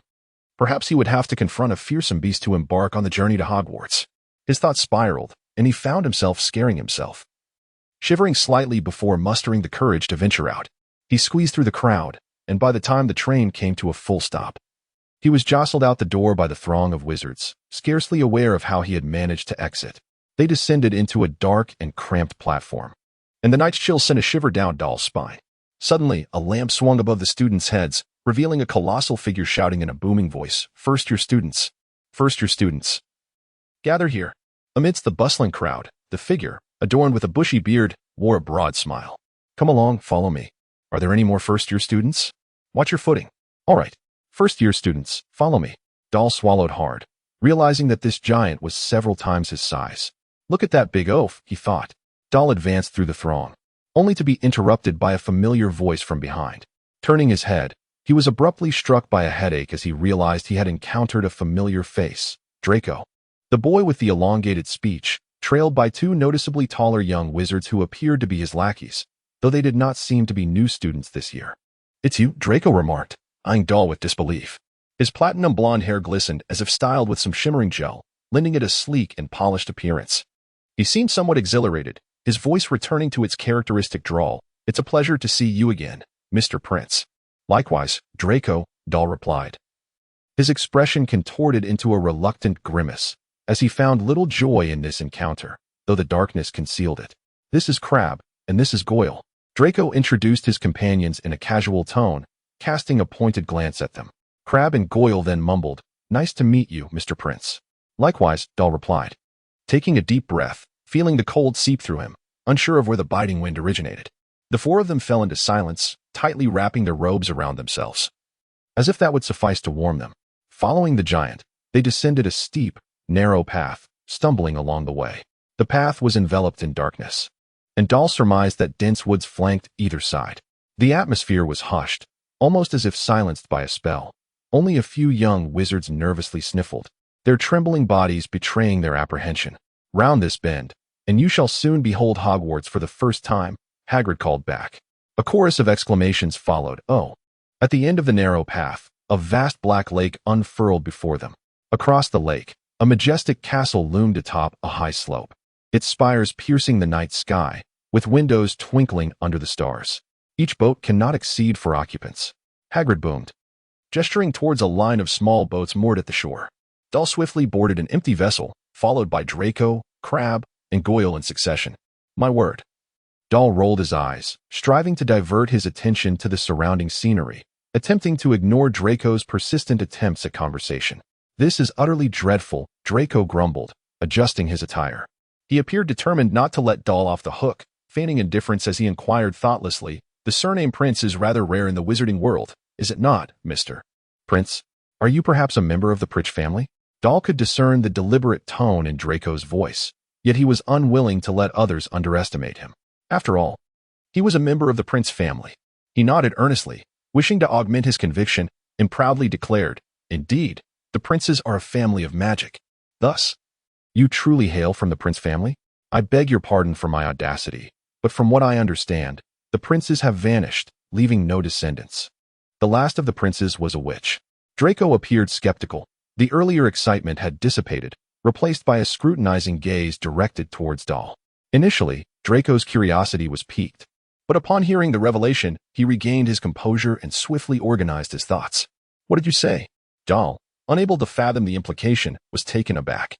He had been oblivious to the fact that the Prince lineage had faded, as no one had ever informed him. A sudden emptiness enveloped him, reminiscent of something being siphoned from his very being. Having always been an orphan, perhaps he would continue to be one. He had no kin. Doll became increasingly withdrawn, staring vacantly at the placid surface of the lake. You are not a member of the Prince family, are you, Doll? Draco asserted with a sense of certainty, feeling somewhat dazed at the absurdity of sitting beside a charlatan. His gaze became light and unfocused. No, I am a prince. Doll had yet to recover from the blow. His mind felt vacant, lost in thought. He sensed that something was disintegrating within him.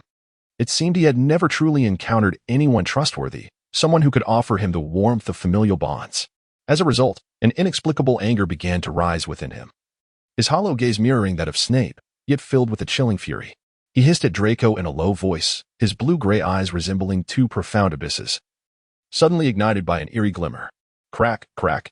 Oh no, what is happening? A fleet of small boats swiftly glided across the lake's tranquil surface.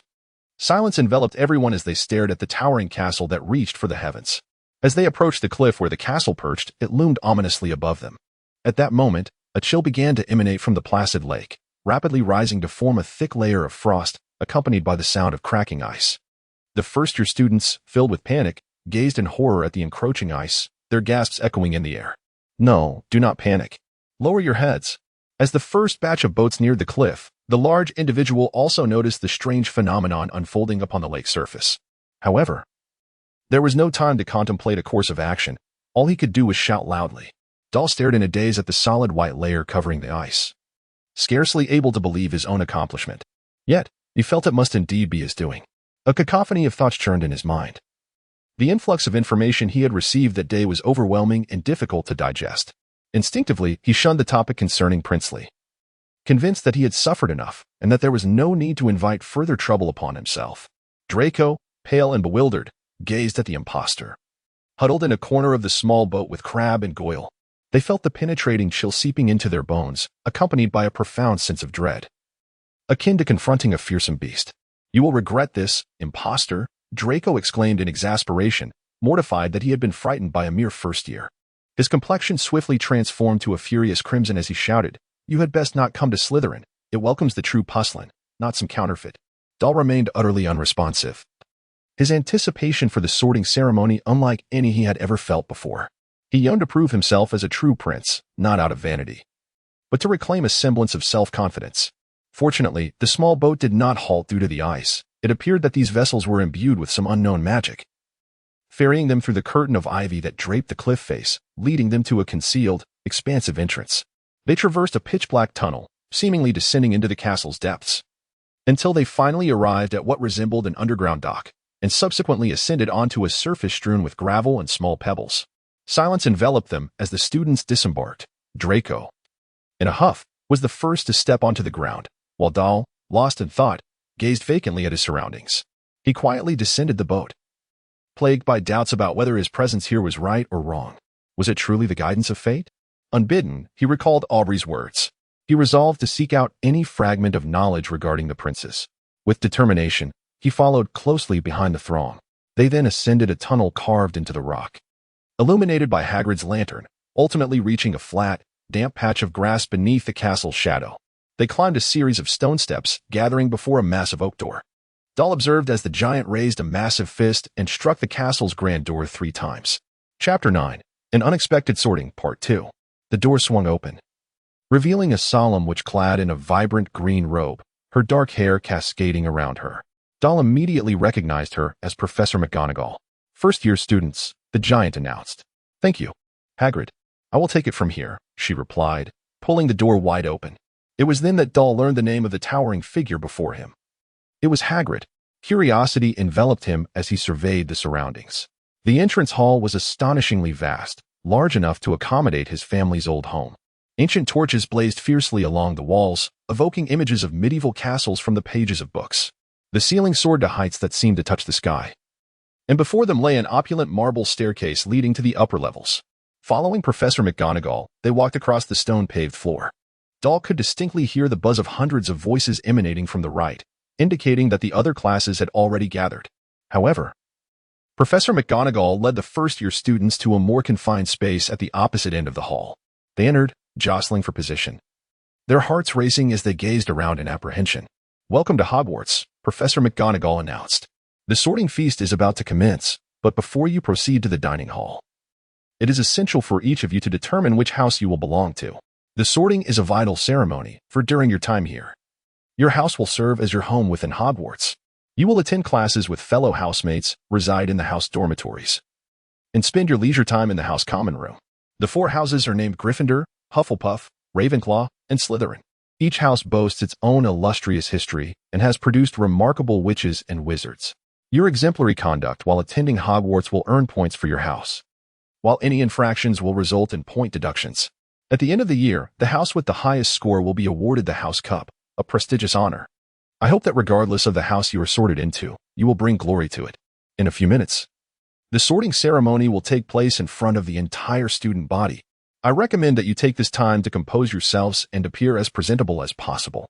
Professor McGonagall's keen gaze scanned the young witches and wizards, while Dorr stood nervously to the side, recalling Snape's words. "Ravenclaw is timid, Hufflepuff is mediocre, Gryffindor is reckless. You would do best to be sorted into Slytherin to avoid bringing shame upon your ancestry." Slytherin, Dorr resolutely thought to himself. He was determined to be placed in Slytherin, even though he was unaware of the specifics of the sorting ceremony. Nevertheless, he felt an unusual compulsion. a desire that surged to unprecedented heights within him. "When everything is ready, I will come to escort you," Professor McGonagall said. "Please remain quiet while you wait." With that, she exited the room, and Doll exhaled deeply as they all understood that this witch was not to be trifled with. "Hey, Doll, what are you doing here? I didn't see you earlier," a more anxious voice chimed in beside him. Mechanically, he turned to see Hermione, who was nervously adjusting her attire. Attempting to appear more composed, her expression mirroring Professor McGonagall's seriousness. "How will they accurately sort us into each house?" Doll asked, a hint of confusion in his voice. His speech becoming increasingly hesitant. Yet, he felt compelled to inquire, trusting that Hermione would have the answer. "Magic, I suppose," she replied, though her answer seemed to disappoint him, amplifying their anxiety. He had yet to learn a single spell, feeling somewhat foolish, just as Snape had suggested. He glanced around, trying to ease his tension. Hermione, too, remained unusually quiet, not engaging with Doll. At that moment, an unexpected commotion erupted as Hermione let out a startled scream. A pale figure behind her nearly collapsed to the ground. "Hermione, are you all right?" she gasped, her breath hitching in shock, and the others around them mirrored her reaction. Suddenly, from the wall behind them, a swarm of 20 or so ghosts emerged. The pearlescent, translucent apparitions glided through the room, whispering among themselves, seemingly oblivious to the first-year students. They appeared to be engaged in a debate. "Forgive and forget, I say. We ought to give him another chance," a plump, monk-like ghost proclaimed. "My good fellow, haven't we given Peeves enough chances? He has bestowed upon us some rather unflattering nicknames. You know, he doesn't even meet the minimum standards of what a ghost should be. What are you doing here?" A ghost clad in a ruffled collar suddenly noticed the first-year students. No one responded. "Ah, first years." The chubby monk ghost smiled at them. "I presume you are preparing to undergo the sorting?" Some students nodded silently. "I hope you are sorted in a Hufflepuff," he continued. "I attended that house myself. Now move along." A high-pitched voice urged. "The sorting ceremony is about to begin." Professor McGonagall reappeared. The ghosts floated through the opposite wall, vanishing from sight. "Now, form a single file line." Professor McGonagall instructed the first-year students. "Follow me." "Those are ghosts," Doll muttered to himself, but Hermione simply nodded. They remained silent, as if standing on the precipice of a significant life event, instinctively softening their footsteps, hoping to prolong the moment and prepare themselves adequately. Regrettably, Professor McGonagall did not afford them such time. They exited the room, traversed the entrance hall, and entered the opulent dining hall through a grand set of double doors. Doll had never beheld such a magnificent and resplendent place. The students from the other classes had already gathered around 4 long tables, illuminated by the thousands of candles floating in mid-air above them. On the tables lay gleaming gold platters and elegant goblets. At the head of the dining hall stood another long table, reserved for the faculty. Professor McGonagall ushered the first-year students over, positioning them to face the entire assembly of upperclassmen, with the teachers standing behind them. The candlelight flickered, and the hundreds of faces gazing at them resembled pale lanterns. Ghostly figures mingled among the students, shimmering with a faint silvery glow. Doll averted his gaze from the seemingly scrutinizing eyes around him. He considered himself somewhat sensitive. No one here would recognize him. They were merely gazing at the velvet-like, pitch-black ceiling adorned with twinkling stars. He heard Hermione softly explain to him.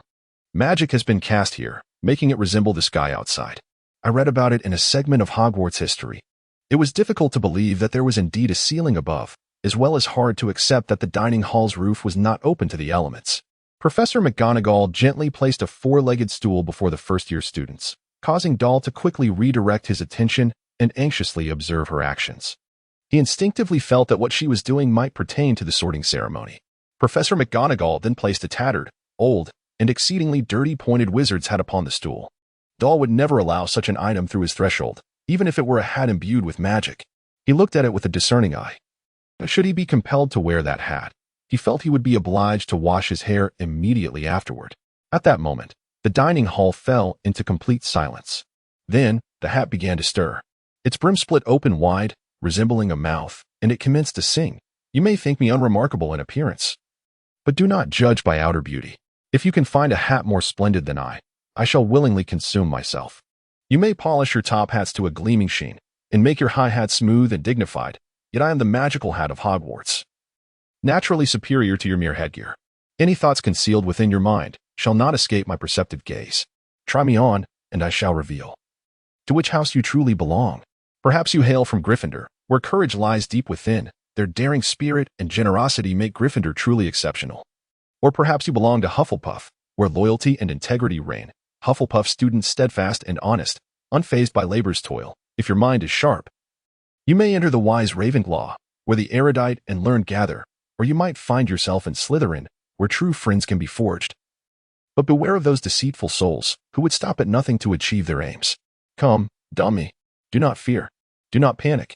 In my presence, though I possess no hands, you are utterly safe, for I am a thinking hat.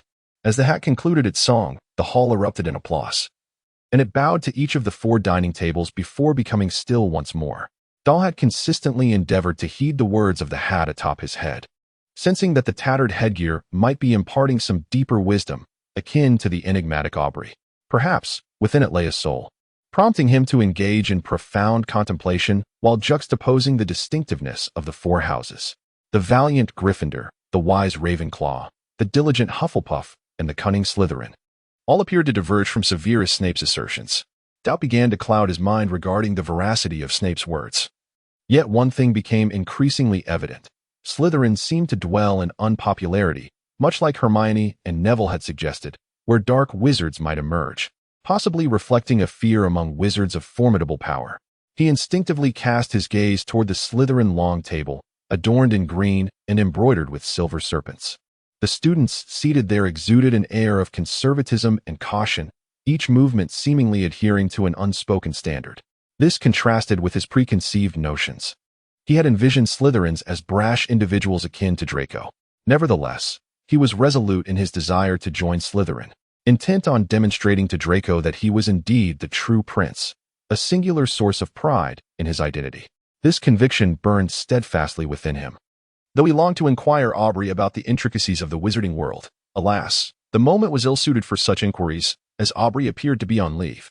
Doll found himself somewhat distracted, oblivious to the annual sorting ceremony, until Professor McGonagall called out the name of Harry Potter. The surrounding murmurs, like soft flickering flames, jolted him back to reality. He noticed Hermione and Neville already seated at the Gryffindor table, and Hermione quickly engaged in conversation with her fellow Gryffindors, eager as ever to showcase her brilliance. The illustrious name of Harry Potter echoed in Doll's mind, stirring a twinge of envy within him. He had always considered himself to be a unique individual until Aubrey revealed to him that he was a wizard, a revelation that filled him with immense joy. Never had he felt such a fervent desire to immerse himself in the wizarding world and to prove his worth, an aspiration that was not inherently flawed. In unfamiliar surroundings, the instinct to blend in is universal, though the methods vary. Some, like Hermione, resort to instinctive self-protection, adopting an air of arrogance and dismissiveness, while Doll remained more humble. Yet, this does not imply he lacked the desire to present his best self to the wizarding community. Such a longing is entirely understandable. Thus, he chose Slytherin, a testament to his belonging to the esteemed prince lineage, a lineage steeped in ancient magical heritage, which he hoped would expedite his integration into the wizarding realm. He harbored a fear of being looked down upon, a sensitivity and fragility shaped by his upbringing in the Muggle world. As he surveyed the bustling dining hall, filled with eager faces, Doll carefully concealed himself at the back of the crowd, anticipation swelling within him for his own sorting ceremony, his fists clenched tightly. "Gryffindor," proclaimed the sorting hat, its voice resonating like a fearsome tsunami, eliciting raucous cheers from the Gryffindor table. Who welcomed the boy who had survived a great peril as if he were a hero. It was an unparalleled honor. And Doll observed 2 identical red-headed boys shouting exuberantly at the Gryffindor table, "We've got Potter! We've got Potter!" Doll pressed his hands over his ears, fearing the deafening cheers might render him senseless. He cast a worried glance at Hermione, wondering if she could endure such a cacophony in Gryffindor. However, the sorting ceremony was far from over, with only 4 names remaining. Doll focused intently on the sorting hat, his heart racing as if it might leap from his chest. "Ron," Professor McGonagall announced, and Doll turned his gaze to the raucous twins, sensing a resemblance that suggested they might be brothers. "Gryffindor." As anticipated, Ron was sorted into Gryffindor, and Doll noted the striking number of red-haired boys at the table, 4 in total, one of whom was the prefect. As the final name approached, Doll felt his anxiety peak. Attempting to distract himself proved ineffective, and he found solace in repeating the sorting hat's song, contemplating what he needed to be mindful of. Though he had little to prepare, he forced himself to remain calm. He recalled the last line of the lyrics and suddenly realized that the hat possessed the ability to see into one's thoughts.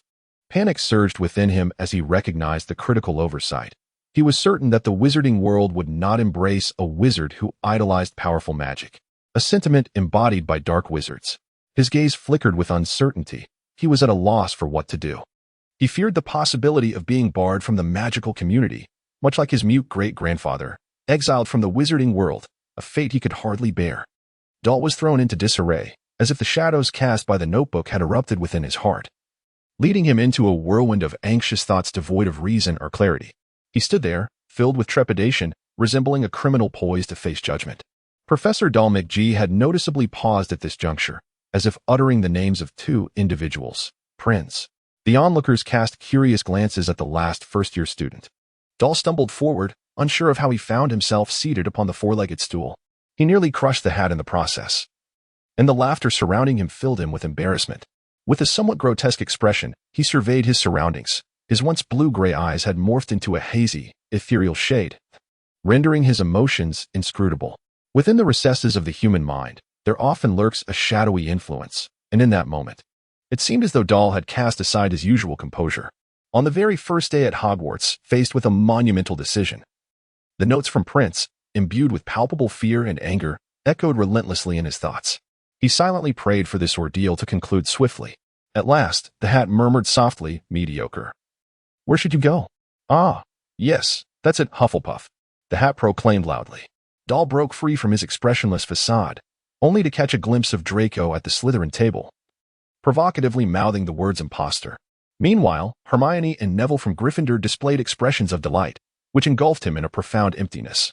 A heavy sense of despair weighing upon his heart, he chose not to join Slytherin, opting instead for the unremarkable Hufflepuff, where he felt devoid of any distinctive traits, perhaps reduced to mere mediocrity. The influence of Prince's notes lingered within him, perhaps instilling a lingering reluctance towards the wizarding world. Revealing that his expectations were not as fervent as he had believed, it was a realization buried within, signifying a need for time to mature. He contemplated deeming that dreadful notebook as ominous, for it cost him a chance to validate himself. Silently, he approached the Hufflepuff table, the faint cheers around him appearing to bear little relevance to his plight. Upon spotting the professor's seats, he observed Snape, his countenance ashen. With hollow eyes sharpening into a piercing gaze, he could sense the immense disappointment and anger emanating from Snape. Although the details may seem excessive, a complex character is inherently not one-dimensional. Take Voldemort, for instance. While it is easy to label him as evil from a young age, the reality is more nuanced. As I have stated, each individual entering an unfamiliar environment often seeks to prove themselves. The atmosphere of Slytherin, compounded by Dumbledore's perpetual vigilance and suspicion, ultimately shaped Voldemort's path. This fanfiction is an adventure belonging to Dorr, devoid of any nurturing presence. The plot unfolds through an inexplicable intrusion, requiring a touch of cleverness. Dorr has his own affairs to attend to, forming connections with the characters within the narrative. This much is certain. If the detailed descriptions feel excessive, feel free to voice your thoughts in the review section. The author will take heed. However, the ghosts and the hat from the original text are indeed a hallmark of the author's style, so do anticipate that. Gratitude is extended to those who share their thoughts in the review section. The author peruses these daily and appreciates the motivation they provide. For those who find this fanfiction enjoyable, do consider saving, clicking, and recommending. It would be greatly appreciated. Chapter 10. Hufflepuff. In the end, Dorr-Prince was sorted into Hufflepuff. Professor McGonagall rolled up the parchment and took the sorting hat away. Dorr lowered his gaze to the empty plate before him, still reeling from the recent upheaval. He stared vacantly at the plate until, after a moment, he became acutely aware of his gnawing hunger, realizing that savoring a meat pie seemed a distant memory. At the center of the professor's table stood a venerable wizard with a white beard, whom Dorr recalled hearing Hermione refer to as the greatest white wizard of this century and the headmaster of Hogwarts, Albus Dumbledore, a formidable sorcerer.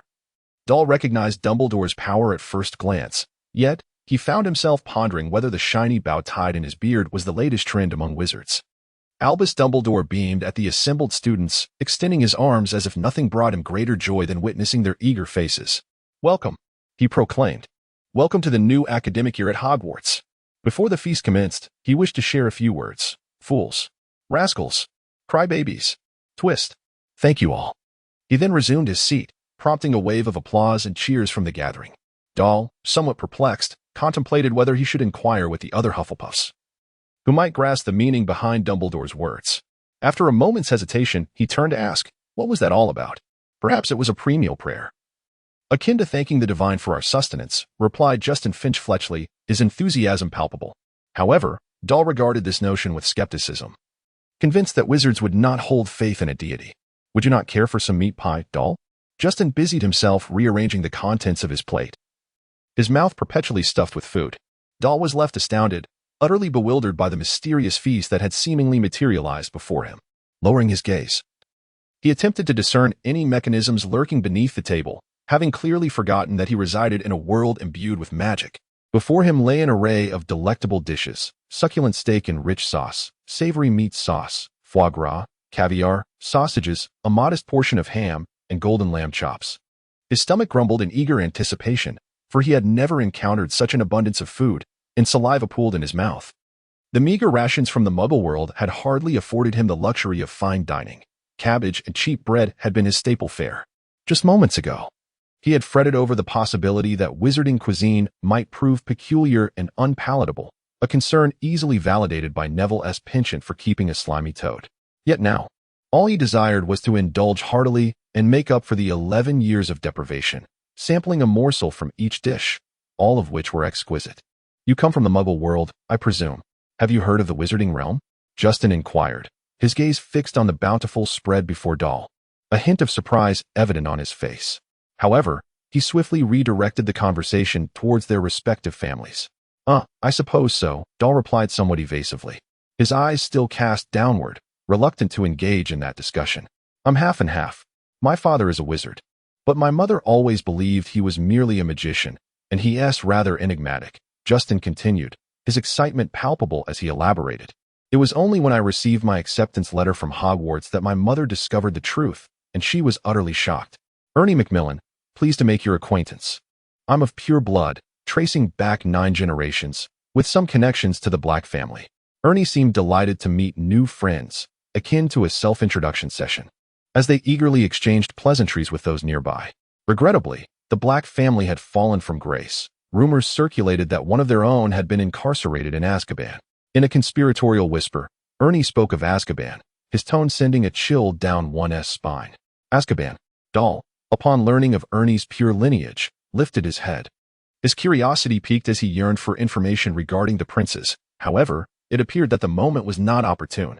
Cough, cough. Ernie, momentarily choking on a sip of juice, finally managed to clarify for Doll and the inquisitive Justin that the Ministry of Magic's prison, a truly terrifying place. Indeed, exceptionally so. No wizard has ever returned alive from there. Oh, Justin exclaimed in shock, inadvertently knocking over a plate of meat sauce, splattering it everywhere. Doll looked helplessly at the stain of meat sauce on his new school uniform, puzzled by the thought that perhaps Justin, witnessing his misfortune today, might have done it deliberately. I'm truly sorry, Doll. I had no idea there existed such places in the wizarding world. Justin incessantly apologized, attempting to wipe the sauce off Doll's clothing with a napkin, only to make matters worse. It wasn't until Doll's impatience grew that Justin reluctantly set the napkin down. During mealtime, one should refrain from discussing Azkaban. Doll noticed a witch seated across from him, her rosy complexion and braided golden hair reflecting her irritation, as if the mere mention of Azkaban could dampen her appetite. Yet, moments later, her demeanor changed, and she introduced herself with a radiant smile. I am Hannah Abbott. Both my parents are wizards, although they seldom discussed the wizarding world in my presence. They are both Hufflepuffs, so it is only fitting that I belong here. As she spoke, Hannah was slicing into a piece of steak, her plate appearing somewhat sparse. Doll, who brought you from the Muggle world? Hannah inquired, her curiosity piqued by the earlier conversation between Doll and Justin. Doll sensed her inquisitive nature. Professor Snape, he replied earnestly. Oh, no. Ernie's eyes widened in astonishment as he cautiously glanced towards the professor's table, where Snape held a cup with a pallid expression. Professor Snape is the head of Slytherin. He would never set foot in the Muggle world. You should know that Slytherin always champions pure blood. He left me in Diagon Alley, Doll retorted angrily, feeling that Ernie had no right to doubt him, as it was an unpleasant situation. Well, if that is the case, you ought to be in Slytherin. They have won the House Cup for several consecutive years, Ernie remarked, his enthusiasm waning. They are formidable. They're akin to the powerhouse football clubs in the Premier League. Justin chimed in. However, Ernie and Hannah regarded him with puzzled expressions until he clarified that it's a muggle sport. We only watch Quidditch. Ernie did not pursue the matter further. Riding broomsticks and playing Quidditch was the dream of every young wizard.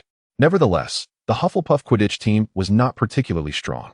Hannah turned to Ernie, and they excitedly delved into a discussion about Quidditch, leaving Doll and Justin silent, merely savoring their dinner. As everyone filled their stomachs, Doll, unable to consume another morsel of meat, watched as the remaining food vanished from the plates, leaving the cutlery gleaming as if untouched. Soon, pudding arrived, offering a plethora of flavors: ice creams, apple pie, syrup pancakes, chocolate muffins, and fried jam-filled donuts. As Doll reluctantly stuffed a donut into his mouth, Hannah and Ernie's conversation reached a natural conclusion, allowing Justin to lean forward curiously, inquiring about Harry Potter. Who is that boy? Before he could finish, Hannah gasped, drawing the attention of all the Hufflepuffs.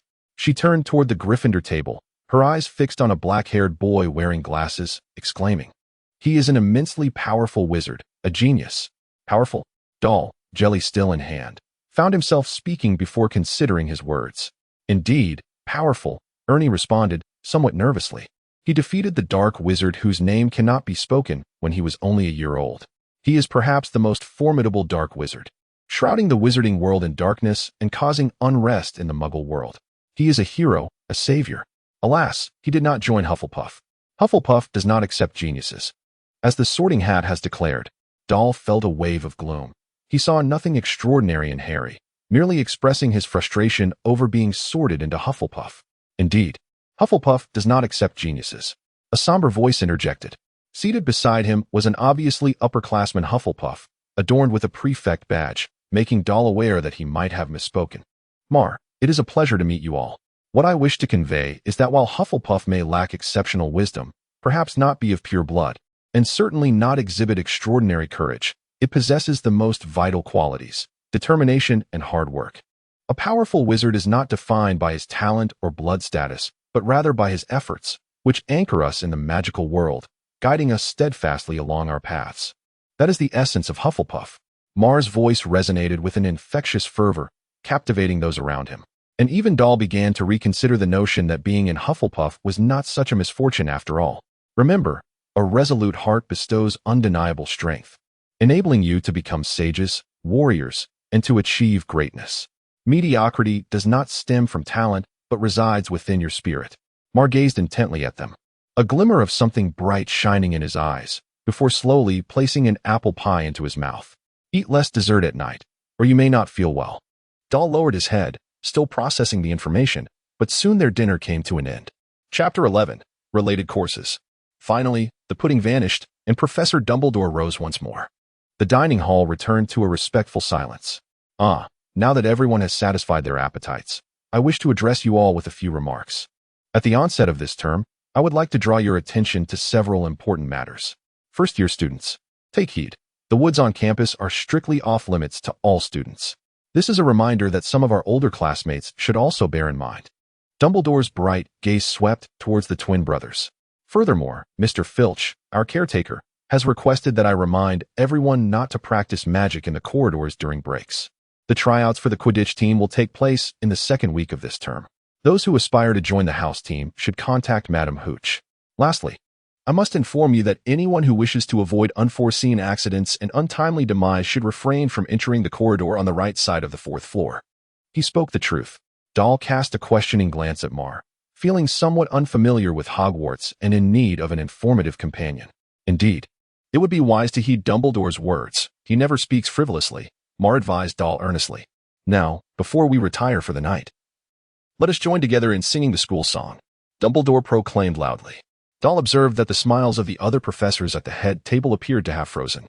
With a gentle flick of his wand, Dumbledore conjured a long, golden ribbon that danced and writhed above the high dining table, forming lines of text. Each of you may choose your preferred melody, Dumbledore announced. Ready, sing. Consequently, the entire assembly of faculty and students erupted into song. Hogwarts, Hogwarts, Hogwarts, Hogwarts. Impart to us your wisdom, whether we be balding elders or children with scraped knees. our minds are open to intriguing knowledge. For now, they lie vacant, filled with air. Dead flies and trivialities. Grant us valuable insights, restore what we have forgotten. You need only give your utmost, and we shall take care of the rest. Striving to learn until we are reduced to dust. The school song concluded in a haphazard manner. Only the pair of twin brothers at the Gryffindor table continued to sing along with the solemn melody of the funeral march. Dumbledore conducted the final few bars for them with his wand, and when they finished, his applause was the loudest. "Ah, music," he remarked, wiping his eyes, "is far more enchanting than all we do here. Now, it is time for bed. Please return to your dormitories." The first-year Hufflepuff students followed McGonagall through the bustling crowd. Exiting the dining hall and ascending the marble staircase, Justin persistently attempted to engage those nearby in conversation, and Dahl overheard him exclaim in an exaggerated tone, "I find Dumbledore rather peculiar. I have never heard such dreadful music in my life." "Indeed," replied a small wizard beside him, his face contorted in distress. Dahl sensed he was on the verge of tears, struggling to engage with Justin's inquiries. Only Dahl felt an unusual sensation, accompanied by a sense of familiarity. As he muttered to himself, a magical contract? However, he clearly had no intention of disclosing this to anyone else. Dahl felt as though he was encased in layers of heavy armor. Fatigue weighed upon him, for he had scarcely rested the previous night. Furthermore, the lavish banquet earlier had left him feeling quite sated, and he longed to recline upon a soft bed. Alas! It appeared that Mar was quite eager to serve as a guide for the freshmen, incessantly chattering at the forefront and highlighting the unique features of each staircase they traversed. Dahl and the others failed to grasp the words, merely yawning as they trailed behind. Their minds were clouded, lacking the leisure to attentively absorb Mar's discourse. All they recalled was traversing through a series of ornate frames, within which portraits gestured and whispered. Following their procession was the rotund little ghost they had encountered before the sorting ceremony, sending shivers down the spines of the young wizards. Despite the specter's amiable demeanor, an undercurrent of trepidation lingered. The first years of Hufflepuff always outnumbered those of the other houses, yet the lengthy line remained eerily silent. No one dared to break the tranquility within the ancient, enchanted castle. Even Justin was compelled to maintain his composure, until Mar abruptly halted, causing the younger wizards, engrossed in their thoughts, to collide with the shadow ahead, sending the line into disarray. "Welcome to Hufflepuff. Remember, your perseverance and diligence are your greatest treasures here." Mar's voice resonated, rousing Dahl from his reverie. "First-year students must memorize the route back to your dormitory. At Hogwarts, Hufflepuff is your safest and most private haven. You will embark on studies in history of magic, potions, herbology, flying, charms, transfiguration, astronomy, and defense against the dark arts. I hope every Hufflepuff knows where the classrooms are. This is a crucial beginning, for tardiness will incur penalties for our house. I trust each first year will uphold the honor of Hufflepuff, for we fight for our honor. Lastly, I wish you all sweet dreams." As Mar's words echoed in the air, the young wizards gazed at him with admiration, for he had, in that twilight hour, ignited a final flicker of spirit within the newcomers. What an extraordinary orator, Dahl mused, finally feeling a semblance of belonging. The entrance to the Hufflepuff common room lay nestled among a cluster of large barrels to the right of the kitchen. One must tap the bottom of the two middle barrels in the second row, which would then pivot open, should you strike the wrong lid. "Prepare to be doused in vinegar," Mar warned, as a circular portal revealed itself. One by one, the students entered, arriving in the Hufflepuff lounge. Adorned with yellow banners emblazoned with the house emblem, it radiated warmth and comfort, akin to the cozy ambience of a herbarium, enveloping each young wizard in a languorous embrace. Dahl could no longer withstand the encroaching drowsiness. He felt as though he could simply lie down on the ground and indulge in a restful slumber. Mar first guided Hannah and her companions through one door, before leading Dahl and the others through another. They entered a passage composed of ascending steps, at the end of which stood a series of earthen-hued doors, as if they were walking between two walls. They quickly located their designated sleeping quarters, several beds adorned with 4 silvery canopy posts, draped with earthy-toned flannel curtains. Their luggage had long been delivered. Exhausted, they yearned for silence. Changing into their nightclothes before collapsing onto their beds, Justin sat on his bed, seemingly wishing for someone to engage in a meaningful conversation, but alas, Ernie had already succumbed to slumber, his breathing steady and calm.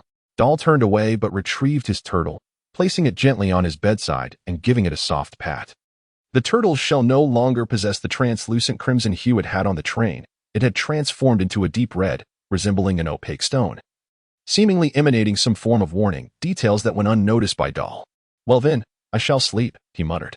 Reluctantly, Justin lay down, irked, and deliberately emitted a series of disgruntled snorts. Doll softly called out, "Aubrey," as he closed his cerulean-hued, grayish eyes and drifted into a deep slumber. Everything seemed to be incredibly beautiful. The following day, however, they abruptly realized that everything had transformed, becoming tense and bustling. Early in the morning, Doll was yanked from his bed by Justin, awakening to find himself on the cold, unforgiving floor, which rendered him quite uncomfortable. He glared at Justin in a fit of anger. Justin, holding his wand with curiosity, appeared eager to experiment with some novel spell on him. Doll could no longer contain his frustration and shouted at Justin, inadvertently rousing Ernie as well. Unfortunately, Ernie merely opened his eyes momentarily before shutting them again. Doll perceived Justin as overly energetic and reckless, believing he ought to belong in Gryffindor rather than Hufflepuff. Doll reluctantly donned his school uniform, which still bore the remnants of the meat sauce spilled by Justin during the dinner, leaving him somewhat nauseated and unsure of how to cope, resulting in a rather gloomy morning. It was not until they were about to head to the dining hall with their books in hand that Ernie, bleary-eyed, finally opened his eyes and, with a hint of irritation, remarked, "Why didn't you wake me?" Justin, with a resigned shrug, replied, "We did call you, but unfortunately, you fell back asleep." Immediately, Ernie hurriedly dressed, nearly tumbling over, as he frantically grabbed his books and scurried to catch up with Doll and Justin. "What classes do we have today?" Doll yawned widely, his mind still somewhat foggy, squinting to catch a glimpse of the timetable in Justin's hands. "Charms, History of Magic, and Defense Against the Dark Arts," Justin exclaimed with enthusiasm. "I believe we will have Charms and History of Magic along with Gryffindor, which means we'll get to see Potter. However, for Defense Against the Dark Arts and Astronomy, unfortunately, we are paired with Slytherin, and we'll have to borrow Ravenclaw's stargazing platform. I can only imagine that will bring back unpleasant memories. Potions, flying, and herbology are also with Ravenclaw, which is hardly ideal. I've heard that Ravenclaw students often like to show off in class to prove their intellect, at least the first-year wizards do." "Oh." Doll stretched his response, his thoughts drifting first to Hermione, who was always so competitive. Perhaps she should have been sorted into Ravenclaw. As for Draco, he was the last person he wished to encounter. Doll was certain Draco would seize the opportunity to mock him in class, leaving a lasting impression. Today's Defense Against the Dark Arts lesson promised to be challenging. "I don't think it will be that dreadful. The worst is the History of Magic class, taught by a ghost who enjoys droning on and reading from the textbook, along with those lengthy essays. We should probably strategize on how to handle it." Ernie suddenly piped up from behind, startling Justin, who shot him an annoyed glare. Doll perceived this as Ernie's act of vengeance. Very well.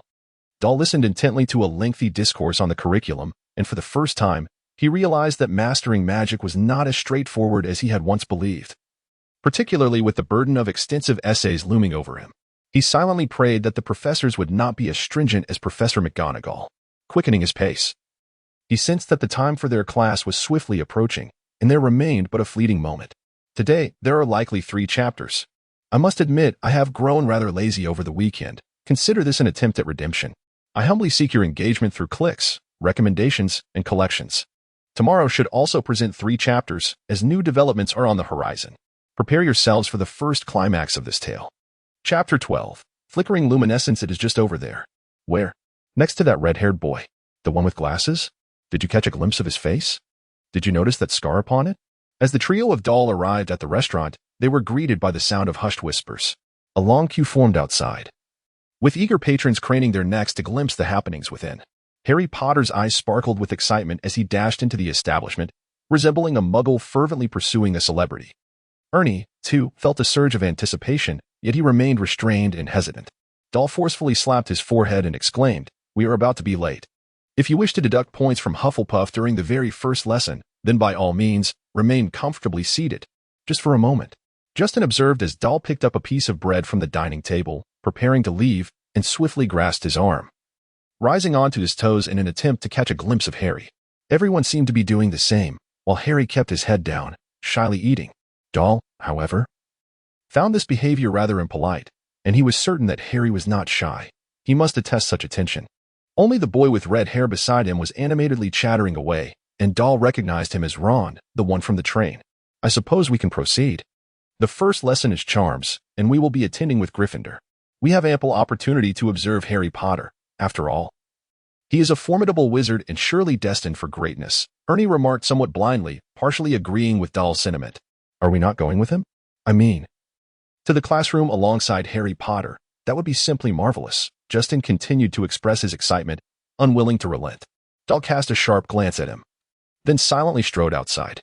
All right, I was merely speaking out of turn. He has friends, does he not? It seems somewhat presumptuous, especially since he is not a Hufflepuff.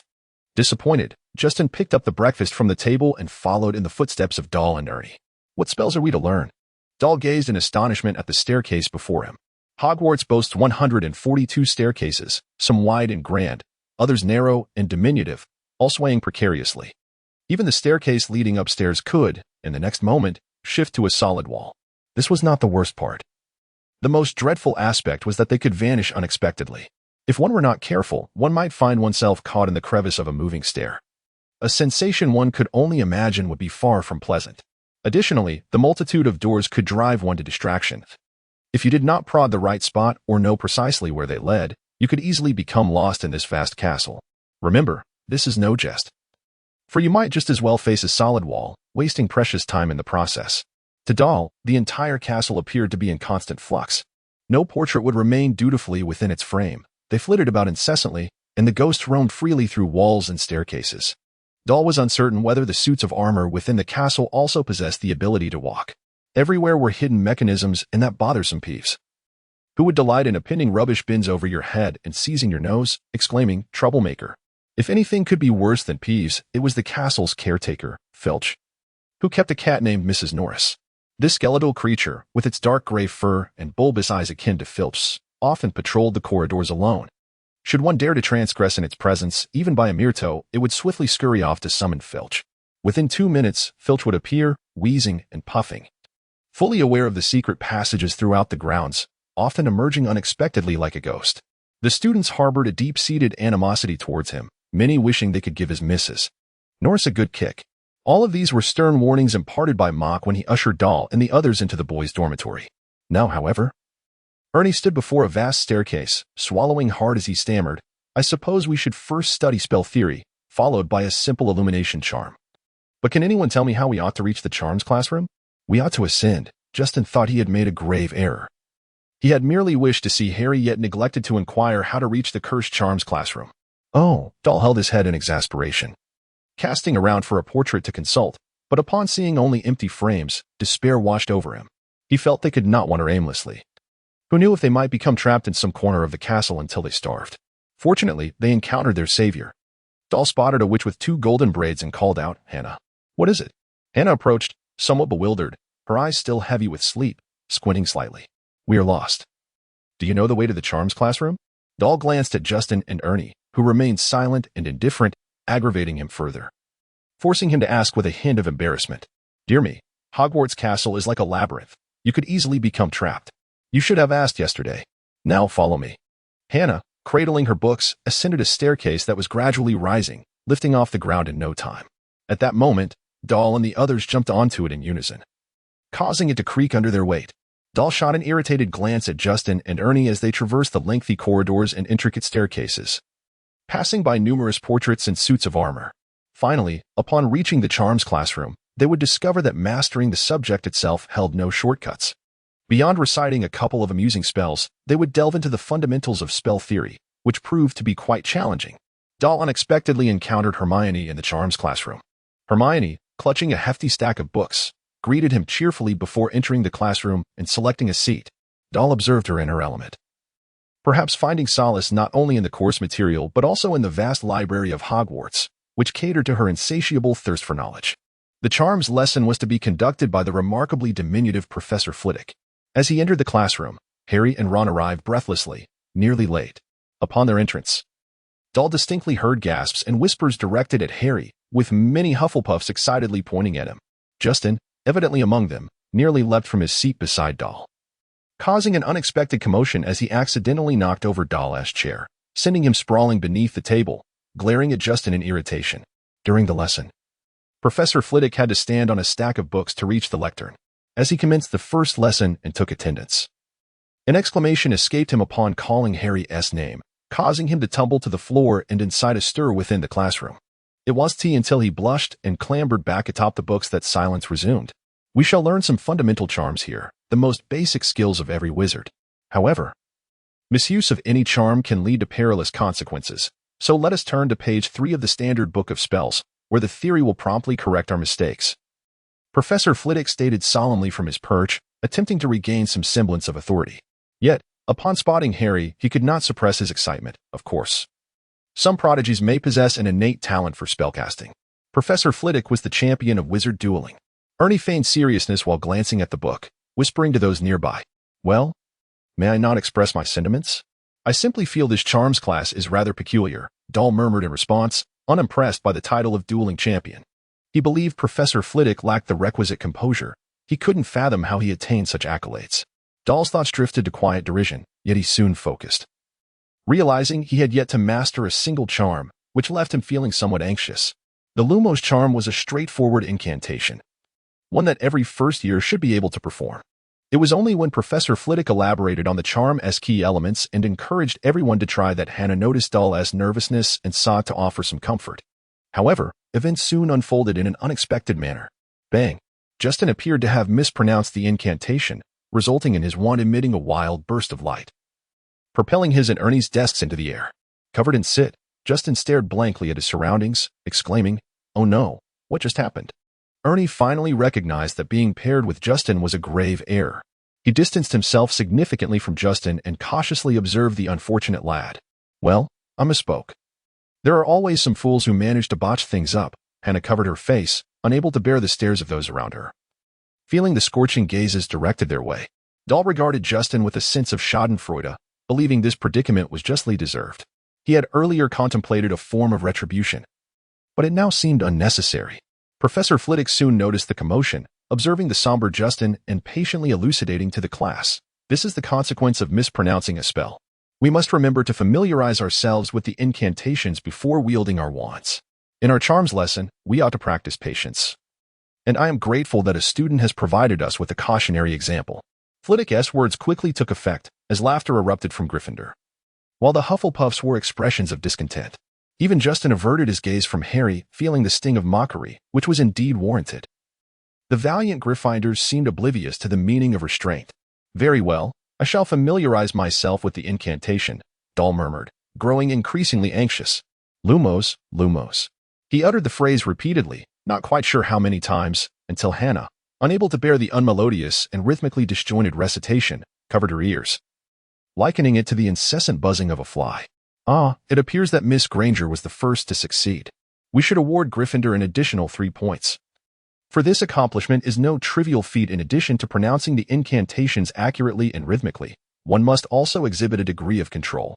Learn to master your spells, as they possess their own peculiarities and emotions. I hope you will endeavor to appreciate this." Flitwick expressed a hint of disappointment, as he believed Harry should possess the talent he spoke of. However, Harry's apparent lack of success intensified Flitwick's scrutiny of Harry Potter's wand. Dorr gazed in the direction of Hermione, feeling a swell of happiness for her. He had always known of her remarkable talent and foresaw her becoming a highly accomplished witch. However, he found himself preoccupied with his own concerns, realizing that he had yet to pick up his wand, which left him feeling somewhat insecure. All right. I can demonstrate for you. It is quite simple." Hannah raised her wand and softly uttered the incantation, "Lumos." The tip of her wand erupted in a brilliant white light, which quickly extinguished. "Failure is perfectly normal. What we need to do is practice until we master it," Hannah said calmly, showing no signs of embarrassment.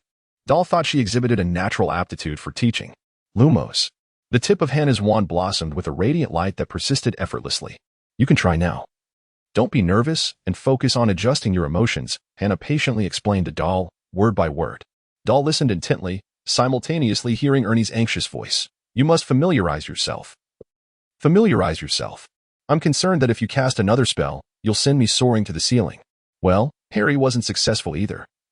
"I suppose my talent isn't as dreadful as I thought," Justin replied somewhat defiantly, as he waved his wand haphazardly, each movement producing a different burst of light.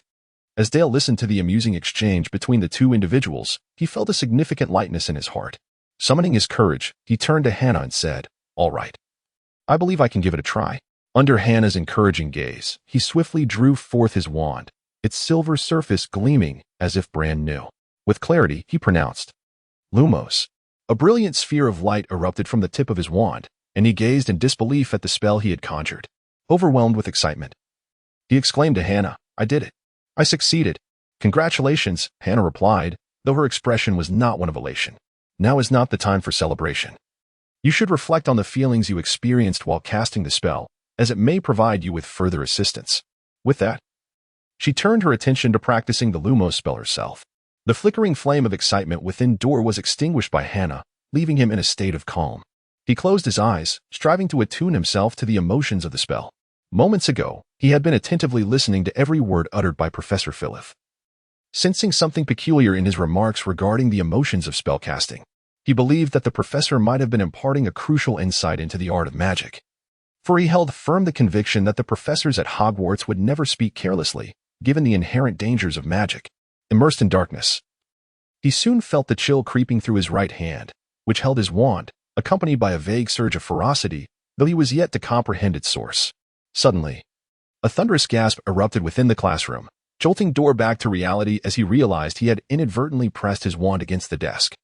An icy white shard had enveloped the entire tabletop, extending into the floor, resembling a living entity swiftly ascending the Gryffindor desks.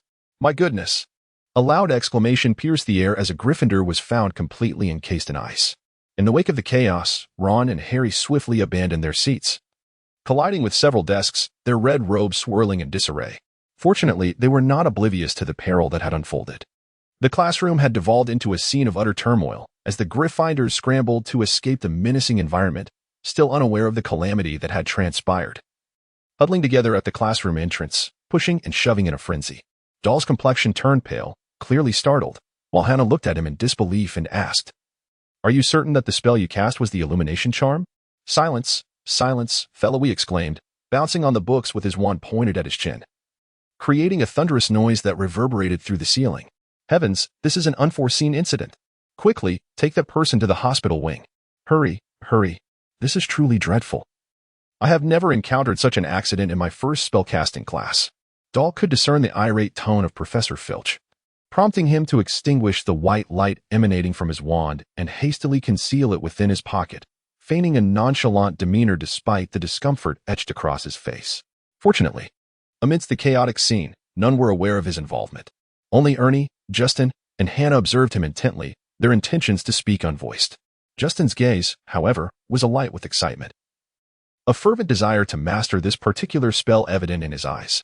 "Well, I expect each of you to submit a 6-foot dissertation on the correct casting of the Lumos charm, and I trust you shall remember this lesson," Filch declared as he descended from his stool, prepared to restore order.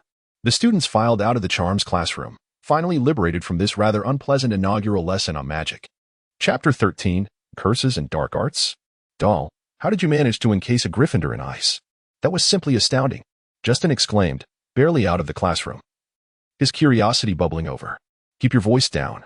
I certainly do not wish to incite the wrath of the Gryffindor collective. The consequences would be dire, don't you think? They are utterly fearless and pay no heed to the rules of Hogwarts," Ernie admonished, lowering his voice. Justin, having been chastened, attempted to mask his exhilaration.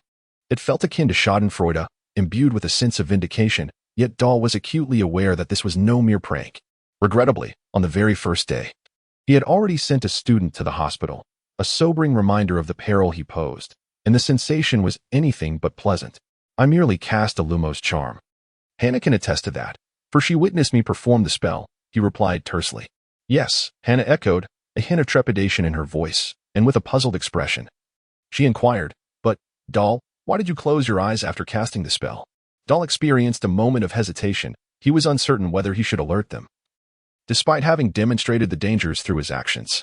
However, it was Professor Fellowee who had spoken, and he felt no obligation to bear the consequences of that. Moreover, it was not a significant secret. He contemplated how to articulate his thoughts with precision, for he could not guarantee what dreadful events might ensue otherwise. The emotions of the curse, as Professor Fellowee had stated, could be felt. Thus, "I was inclined to test the waters. No, I found that rather absurd." Ernie, with unwavering certainty, gazed intently at Doll, asserting, "Do not tell me you merely wished to attempt this, and then such terrifying occurrences transpired." Indeed, Ernie's scrutiny instilled a sense of fear in Doll. He felt as though Ernie regarded him as something repugnant, though that was not the reality. Nevertheless, the sentiment lingered. "Let us not digress, Ernie. I believe Doll is correct. Professor Fellevy need not propagate some fallacy. We are but first-year students. However, Doll, did you truly sense the emotions of the curse? Hannah, with curiosity gleaming in her eyes, regarded Doll as though she had stumbled upon a hidden secret and was relentless in her pursuit of understanding. No, Doll, confronted by the peculiar gazes of the trio, instinctively uttered a falsehood. He was evidently uncertain of the appropriateness of his response, yet it was merely a white lie, as he was reluctant to reveal the truth and potentially endanger more individuals at Hogwarts. Well, I have always suspected that was a hex. Justin expressed his disappointment, for he had not received the information he had sought. The realization that his dreams of wielding power at Hogwarts through the spell had been dashed left him somewhat despondent. However, the illumination spell you cast was indeed successful. It is worth noting that the standard incantation states every spell in the book is stable, provided you do not intentionally mispronounce the incantation. Hannah, though evidently skeptical, murmured her thoughts softly to herself. Doll feigned indifference, choosing not to delve further into the subject.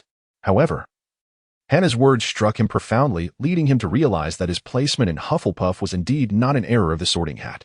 The fact that he could create such a simple and stable illumination charm yet encounter such significant trouble clearly evidenced his lack of innate talent for spellcasting. After all, no one would fail after successfully casting a spell. Doll appeared dejected, yearning for a moment of solitude to gather his thoughts before the impending history of magic class. He was grateful that the forthcoming lesson would not require him to foolishly brandish his wand. However, his wish remained unfulfilled as he spotted Hermione, the petite witch with chestnut hair, stationed at the entrance of a corridor, accompanied by the plump Neville. Hermione looked quite irate, standing there, evidently awaiting someone. Doll wished that nothing unexpected would transpire at this moment. He approached Hermione and greeted her listlessly, yet Hermione remained unresponsive, regarding Doll with a wary gaze. In a somewhat stiff tone, she admonished, "Doll, you should not engage with dark curses and black magic." "Black magic?" Doll replied, somewhat perplexed. To be candid, he was uncertain of the precise definition of black magic, but if a simple illumination charm could be categorized as a dark curse or black magic, then he had indeed manifested one, he thought to himself with a hint of resignation.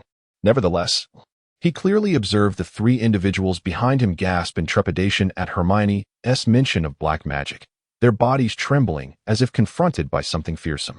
"I have seen it." Hermione did not relent, stepping forward and fiercely interrogating Doll. "I have seen it too, Doll. You should not involve yourself with such dreadful matters." Neville's eyes were red, having been thoroughly frightened by the earlier scene, to the extent that he had hurled his book out of the window. "Do you think they might be seeking vengeance for Gryffindor?" Justin, standing behind Doll, remarked, observing Hermione and Neville's scarlet robes. He steeled himself, brandishing his wand in a defensive posture, as though anticipating an unexpected curse to be cast upon him. He always seemed to thrive on chaos. "Well, it was merely a simple illumination charm. I never anticipated being so foolish as to botch such a straightforward spell. You can inquire with Hannah, for I truly do not comprehend what constitutes a dark curse or black magic." Doll felt disheartened and inexplicably irritable, yet he patiently clarified the situation to Neville and Hermione. He believed that wearing the mantle of a dark wizard would undoubtedly feel far worse than his current predicament. He fancied himself quite astute, as no one had ensnared him in wrongdoing. Despite Hermione and Neville having witnessed the incident, they were friends. After all, curses that possess great power and inflict indelible harm upon the human body are termed dark curses, while the malevolent black magic is even more formidable. "I am Hannah. It is a pleasure to meet you all." However, Doll did indeed perform an illumination charm. I can attest to it, as I was right beside him at that moment. Hannah stepped forward, interposing herself before Hermione and extending a friendly hand for a handshake. "Well, I suppose I can trust you, Doll." Hermione, feeling a tinge of embarrassment over her rashness, lowered her gaze and quietly apologized to Doll. "And I too, I am sorry, Doll." Doll distinctly heard Neville exhale deeply, seemingly in relief, which left him both amused and perplexed.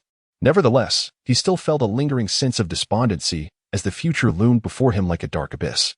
A wizard incapable of casting spells was nothing short of catastrophic. "However, I believe, Doll, that you ought to visit that unfortunate Gryffindor in the hospital ward, the one you transformed into jelly." Hermione, relentless as ever, endeavored to demonstrate from another angle that Doll had indeed erred. Her competitive spirit was clearly at play. Truly, she embodied the essence of Gryffindor. Doll mused bitterly, as if this were another form of torment meant to deepen his guilt. "Very well. But I need some time to prepare after history of magic class. Dorr conceded with resignation, bidding Hermione farewell. He was eager to escape the confines of the room, feeling a profound sense of defeat in the presence of Hermione's remarkable prowess. He hurriedly followed the retreating figures of Justin and Ernie toward the history of magic classroom, loathing the oscillating staircases that deprived him of the solid reassurance of stable ground beneath his feet. Yet, what was worse than that was the history of magic class itself. He had never anticipated that a course devoid of wand-waving could be so dreadfully dull. During the lesson, Professor Binns droned on in a monotonous tone, while students hastily jotted down names and dates. Dorr noticed Oni attempting to catch up on the insufficient sleep from that morning. Even he found himself becoming drowsy under Binns' hypnotic cadence. In such an environment, no one seemed inclined to pay attention, save for Hermione, who always appeared so alert and adept at overcoming various challenges. It was not until the end of class that Hannah's voice pierced through his stupor, rousing him from his daze. He observed fellow students, heads bowed, trudging out in a fog of confusion, clearly still not fully awake. Ernie and Justin remained sprawled over their desks, drool staining their tawny uniforms. Dorr, lacking the benevolence to wake them, thwarted Hannah's attempt to rouse them, asserting defiantly, "We ought to teach them a lesson. They never pay attention." "You are no different," Hannah retorted sharply, lightly tapping the heads of the two slumbering boys with the hefty history of magic tome. She and Dorr swiftly exited the classroom, having shown them as much mercy as they could muster. Dorr was contemplating how to visit the injured Gryffindor from the charms class, in order to fulfill his promise to Hermione and Neville. It was evident that he felt somewhat guilty. He merely cast a distant glance into the vacant ward, where only the Gryffindor lay alone. Dorr silently murmured, "All right, I have seen you," before feigning nonchalance and departing. In the dining hall, he encountered an irate Justin and Ernie, while Hannah innocently pointed a finger at him, leaving Dorr feeling unjustly accused, as Hannah continued to laugh gleefully at his predicament. Dorr also overheard discussions at the Gryffindor table about the young boy who had been frozen that morning. Ron recounted how, upon arriving at the hospital wing, the boy was nearly frostbitten, trembling as if struck by lightning. At that moment, Justin and Ernie had already resolved to keep their distance from the perilous doll during the next curse class, while Hannah appeared somewhat apprehensive. However, they still had two eagerly anticipated defense against the dark arts classes that afternoon, prompting the four of them to hasten their lunch. Chapter 14. Slytherin this time. Unlike previous occasions, they swiftly located the classroom for defense against the dark arts, not expending much effort along the way. Yet, this did little to elevate Dorr's spirits, for they were met with the glaring green and a silver serpent, evoking thoughts of Draco and stirring a sense of unease within him. It soon became evident that such concerns were not unfounded, as Slytherin, noticeably fewer in number than Hufflepuff, displayed disdainful expressions along the corridor, with some new Slytherin students deriving amusement from intimidating Hufflepuff. One could not assume that every Slytherin possessed exceptional intellect and humility, much like Draco. Justin, witnessing the shivering first years, felt a surge of indignation and attempted to intervene. However, he was restrained by Ernie. "Pureblood families tend to band together. You must trust me. If you offend a Slytherin, they will make your life miserable, even here at Hogwarts," Ernie stated, concern etched on his face. He continued, "Even among purebloods, if you are not a Slytherin student, gaining their acceptance is no easy feat." Ernie's words rang true. "We are not Ravenclaw or Gryffindor. Slytherin and Gryffindor are sworn enemies, and we lack the capacity to intervene. Even if Ravenclaw harbors discontent towards Slytherin, they would not dare provoke them, preferring instead to remain silent. Moreover, we are Hufflepuff," Hannah expressed with a hint of dissatisfaction, yet effortlessly pinpointing the attributes and capabilities of Hogwarts' four houses. Hufflepuff lacked any outstanding figures, despite Mars' unwavering confidence. It could not conceal the fact that Slytherin students surpassed Hufflepuff in prowess. This realization left Dorr somewhat muted and disinterested. Even the most anticipated class, defense against the dark arts, failed to uplift his spirits. He found himself incapable of casting a single decent spell. Even the illumination charm they had just learned proved unstable in his hands, leaving him unable to defend himself. The four fell into silence, hastening through the corridor towards the classroom of defense against the dark arts, yet unfortunately, their endeavors did not yield the desired results. Dorr encountered an individual both expected and unexpected. As Draco stood at the entrance of the defense against the dark arts classroom, the atmosphere instantly charged with tension. "A counterfeit of Prince Malfoy pays his respects to you, Mr. Dorr, cowardly Hufflepuff," he sneered. Draco was oblivious to the concept of restraint. He was unabashedly arrogant, swaggering with an irritating drawl as he feigned a noble gesture towards Dorr, yet his contemptuous expression was unmistakable. Goyle and Crabbe loomed behind him, making Doll and his companions appear somewhat diminutive in their imposing presence. "Do you wish to fight?" Justin retorted angrily, stepping forward. He had barely contained his frustration at the haughty Slytherin, and now his disdain was palpable. Doll was seething with rage, his face flushed crimson. He had never experienced such intense fury before. In a swift motion, he drew forth his silvery wand from his pocket, menacingly pointing it at Draco. His eyes wide with anger. "Draco, would you care to sample my newly invented curse?" Just then, a throng of Slytherins clad in green robes surrounded them, each drawing their wands with a fierce demeanor, exaggerating their bravado with ludicrous taunts. When did the Hufflepuffs dare to provoke Slytherin? It seems we must remind these impudent Hufflepuffs that our honor is not to be trifled with. It appears Mr. Prince is less than pleased with this approach. I seem to have forgotten he hails from the illustrious Prince family. How amusing it is that an ancient pure-blood lineage has given rise to a Hufflepuff descendant. Doll, I warned you that you would be held accountable for your lies, you charlatan. Draco regarded Doll with the disdainful gaze of a jester, reciting his words as if they were lines from an archaic poem. "You have stirred up quite the trouble, Doll," Hannah murmured, swiftly brandishing her wand and standing resolutely beside Justin, like a knight wielding a silver sword, her eyes alight with hostility and vigilance. Ernie hesitated, uncertain whether to stand with Doll, yet finally, fearfully glancing at the surrounding Slytherins, he stepped forward, slowly drawing his wand and uttering in a trembling voice, "I suppose I cannot abandon a friend, even if I've only known him for 2 days." Doll remained calm, yet he sensed Ernie's palpable anxiety. They were a group of unskilled wizards, and the feeling was decidedly unpleasant. When he observed a cluster of quaking Hufflepuffs cautiously passing by, Doll felt a twinge of disappointment. He recognized their lack of courage, realizing they were no different from how they had previously behaved. "Look, your Hufflepuffs have forsaken you. I would be quite pleased to accept your apology should you choose to bow and beg for forgiveness, particularly from a Puslin, despite your status as an imposter. I fear my patience is wearing thin." Draco exuded a sense of invincibility, his arrogance amplified, his platinum hair gleaming against the nape of his neck. A sight that repulsed Doll. Doll's countenance was rigid as he surveyed the gathering of Slytherins around him, a sensation he profoundly detested. He raised his wand high, embodying a valiant warrior intent on defending his honor. Yet, Hannah's words tempered his fervor. "You should not proceed in this manner. I have previously stated that no one will come to our aid. Your actions are in vain. Nonetheless, Hannah, we need not squander our time with this band of Slytherins." "We must make our escape," Justin retorted, his fury akin to that of a maddened bull, his dangerous horns aimed swiftly at Draco's loathsome visage. "However, we ought to deliberate. They may resort to dark curses. I have no desire to be carted off to the hospital wing on the very first day of term. That would be utterly laughable." Ernie struggled to swallow the saliva pooling in his mouth, and Doll perceived the slight tremor in Ernie's wand-wielding hand. They were not confronting a group of benign magical creatures, but rather Slytherins capable of casting spells at any moment. They were certainly not to be underestimated, unlike the oblivious Hufflepuffs. And Doll harbored suspicions that the Slytherins possessed at least a couple of malevolent curses. Doll fixed a fierce gaze upon Draco, his eyes brimming with tenacity. He had no intention of retreating. Moore was right. Steadfastness and diligence could transform one into a warrior, a sage, and even forge immense strength.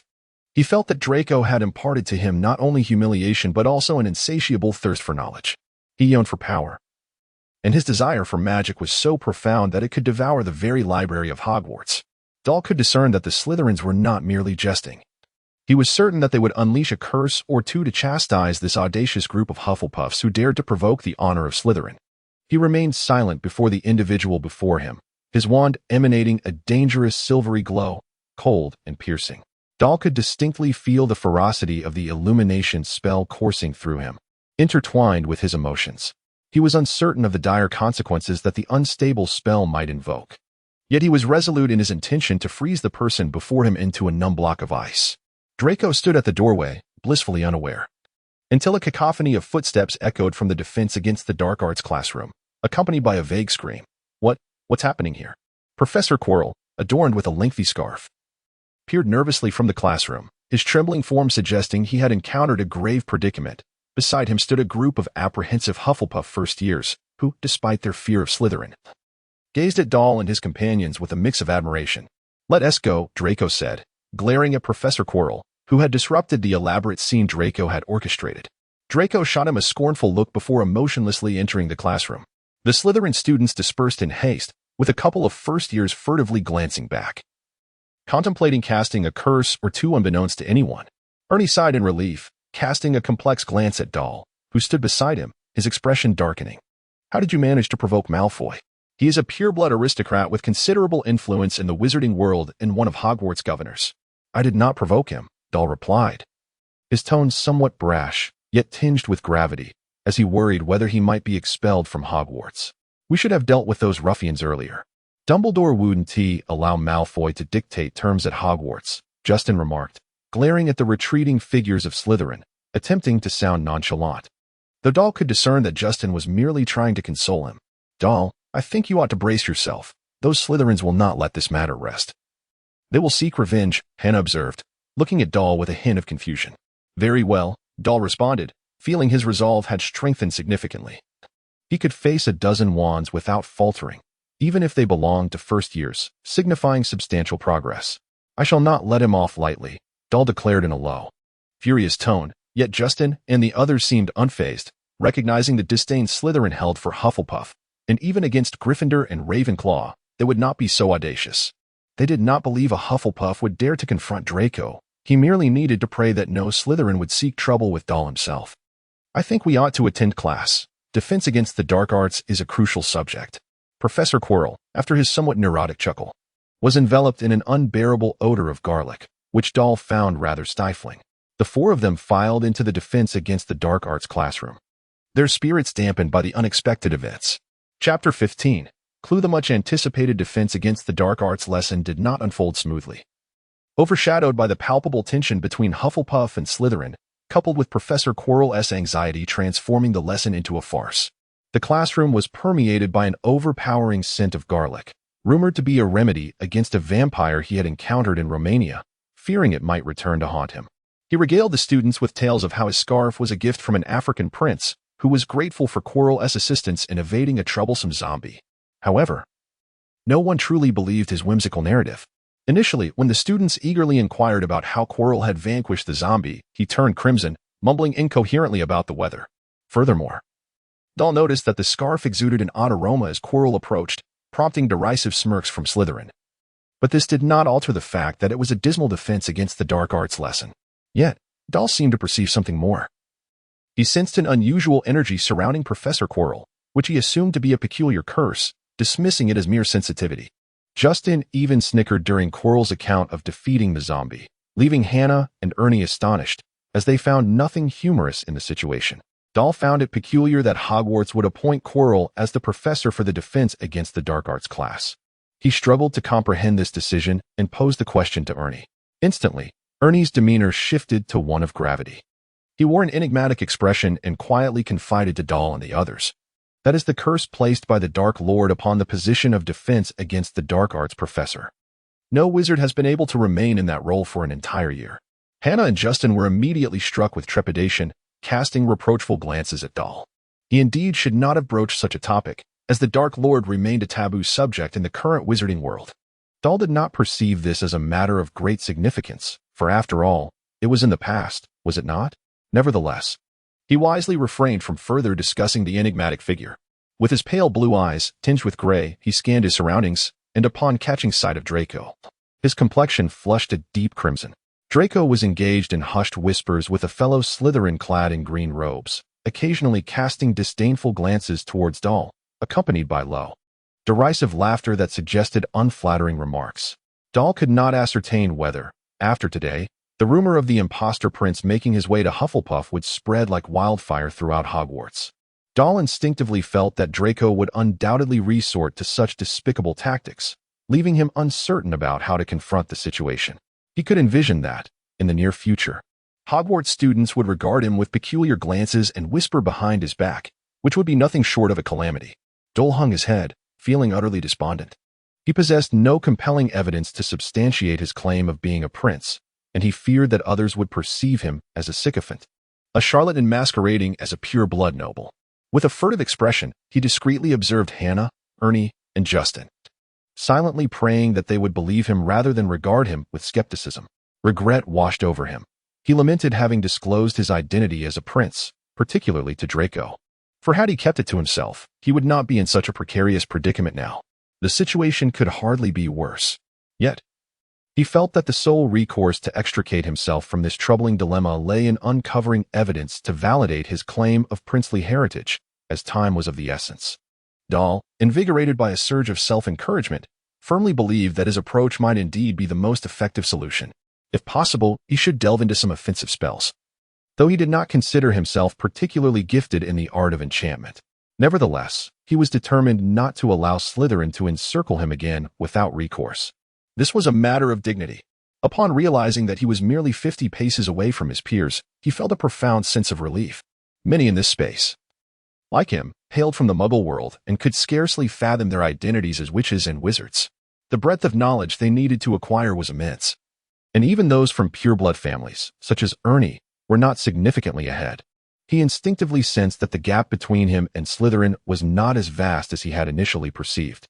As the lesson neared its conclusion, Dahl remained consumed by his plans, his impatience growing palpable. He sensed that Aubrey might be facing difficulties. Otherwise, he would have hoped to glean more insights from him. Each class, he carried that notebook, eagerly anticipating small miracles, yet the grimy pages remained unchanged. Hannah, with her brow furrowed, appeared distracted even in class. Her gaze filled with confusion directed at Dahl. Even Justin turned curiously to him, inquiring, "I heard Draco say you are a prince?" Hannah's words struck Dahl like a ticking time bomb, jolting him from his reverie. He stared at her, momentarily taken aback, his tongue faltering. He had not anticipated such rapid developments. The first to question him was none other than a Hufflepuff. A bittersweet smile crept across his face as he ambiguously replied, "I suppose so." With that, he sheepishly turned away, feigning earnest attentiveness and choosing not to pursue the matter further. "Prince?" Justin persisted, undeterred in his inquiry towards Ernie, convinced that Ernie possessed an encyclopedic knowledge of the wizarding world. Ernie, equally astonished, regarded Dahl with a puzzled expression.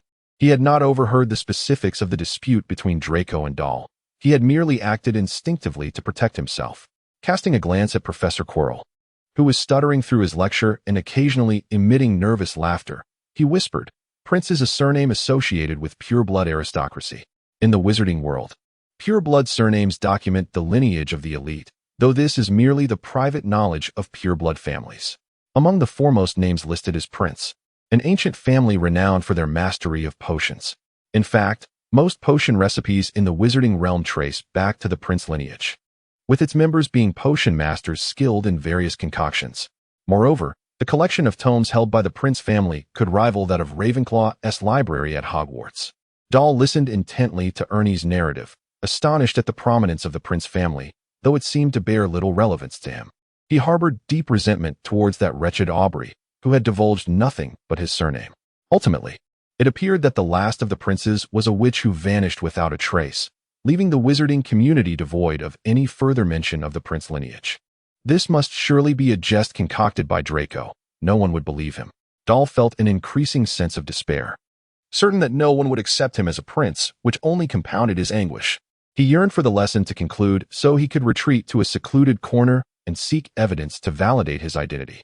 The imposter label Draco had cast upon him served as a relentless catalyst, urging him to uncover the vestiges of his family, a pursuit that resonated deeply within him. Dahl felt restless, enduring until the end of the class. He noticed Draco glaring at him menacingly, seemingly intent on causing trouble. However, he was soon interrupted by an unexpected voice.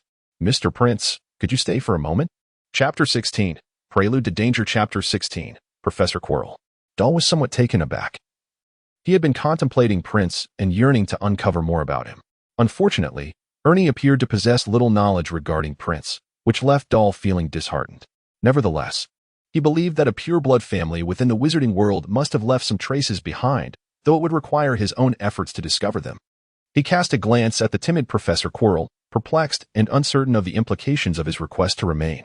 "Mr. Prince, I think you could assist me in organizing the classroom," Quirrell stuttered, his gaze lingering on the departing Slytherins. Dahl instantly comprehended Professor Chilo's intentions and cast a grateful glance in his direction.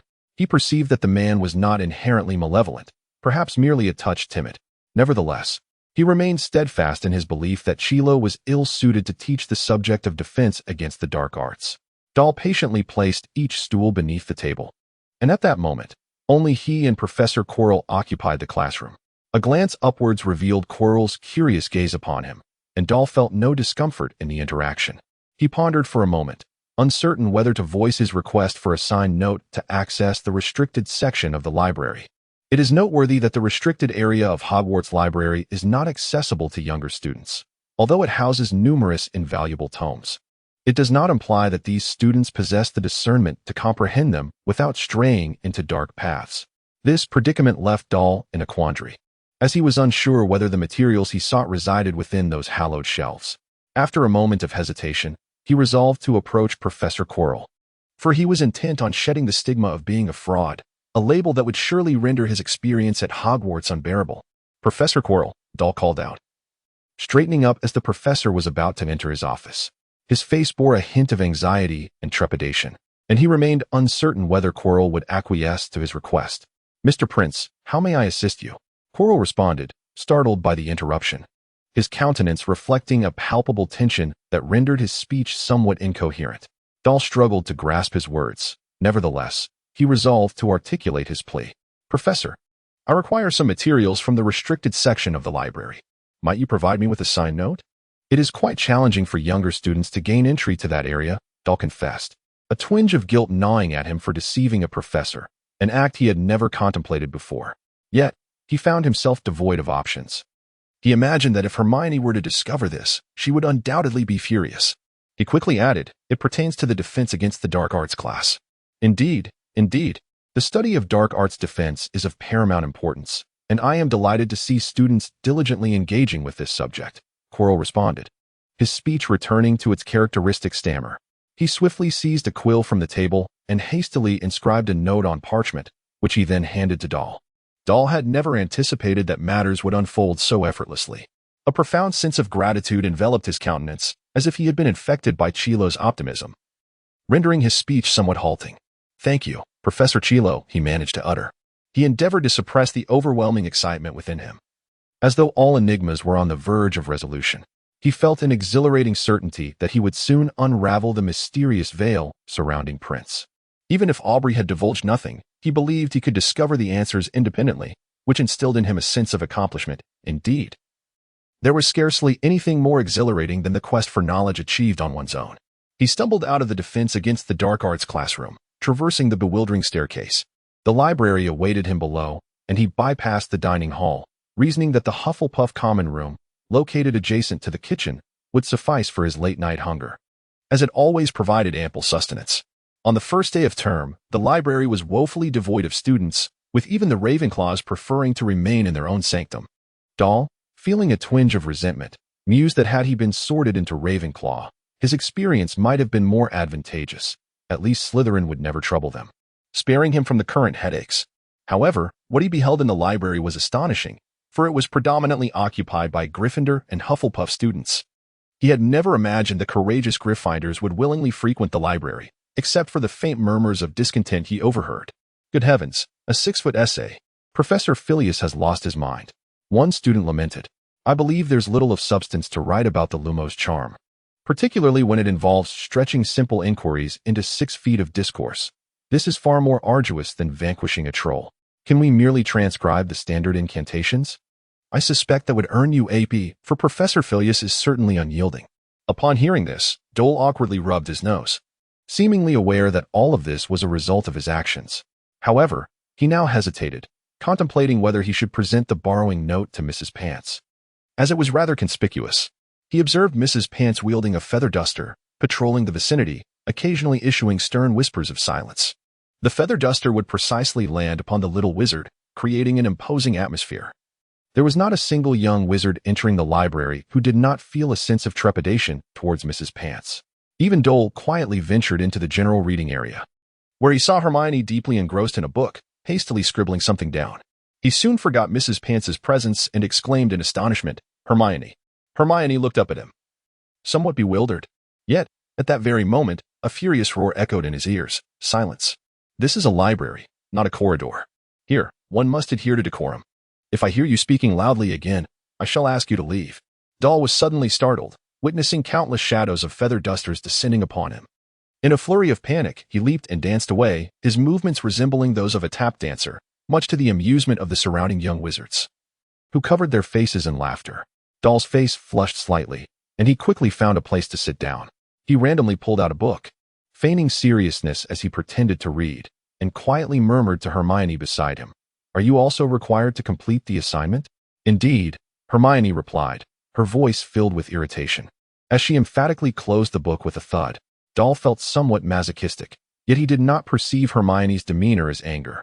It was evident that she had already completed a significant portion of her assignment. She would likely regard this as a delightful challenge, aligning perfectly with her character. Doll spoke cautiously, "Do you know about Prince?" Hermione lifted her gaze towards him, her expression slightly bewildered as she inquired. However, Doll refrained from elaborating further. He vowed not to disclose his identity as Prince until he uncovered substantial evidence. He had merely assumed that Hermione might possess some valuable clues, as she was perpetually eager to learn. Regrettably, his judgment proved somewhat flawed. He glanced enviously at the parchment beside Hermione, acutely aware that he had yet to pen a single word. Lowering his head, his eyes skimmed over the pages of his book, yet he absorbed little of the content. Lost in contemplation about who might hold relevant information, inquiring was undoubtedly more efficient than aimlessly rummaging through the restricted section, and he remained determined to pursue this shortcut, aspiring for simultaneous progress. Suddenly, he raised his head, excitement bubbling within him as he addressed Hermione. "Hermione, I require your assistance." "What?" Hermione replied. "I have assignments to complete." "Doll, this is all you're doing. I need you to inquire with Professor McGonagall regarding any news about Prince. I am certain she must know something." Doll scarcely registered Hermione's further comments. His mind had already conjured an image of Professor McGonagall's sharp, scrutinizing gaze, which suggested that she indeed possessed knowledge. Moreover, he recalled even more. Yet, he would rather confront Snape than endure McGonagall's piercing stare, which stripped away any semblance of privacy. "What is this about, Prince? What does your surname signify?" Hermione asked, perplexed. "It is of great importance to me. I shall consult Professor Snape. I have heard from Ernie that he never ventures into the Muggle world for new students and values pure blood. Perhaps he too might know about Prince." Doll could hardly contain his excitement, feeling he had stumbled upon the crux of the matter. Nonetheless, he resolved not to act rashly. He only needed to await an opportune moment. In his mind, he recalled Snape's admonition, "Do not bring shame upon your ancestors." He was increasingly convinced that Snape must know. Very well. Hermione felt utterly perplexed. She sensed that Doll was acting unusually today. However, her thoughts were entirely consumed by her assignments, and she responded vaguely, unaware of the significance this held for Doll. Doll placed the book upon the shelf, feeling an urgent need to prepare further.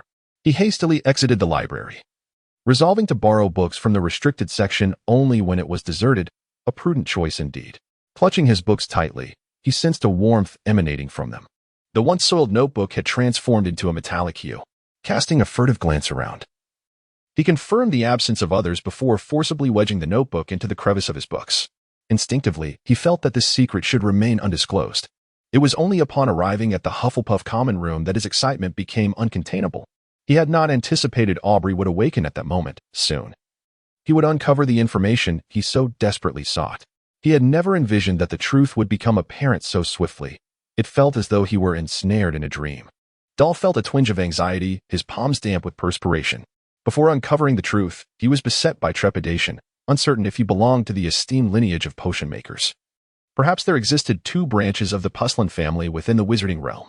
His mind raced with such thoughts, for the renown of the princes was unparalleled, instilling in him a profound fear of not being a part of that noble bloodline, rendering his predicament an absurd jest.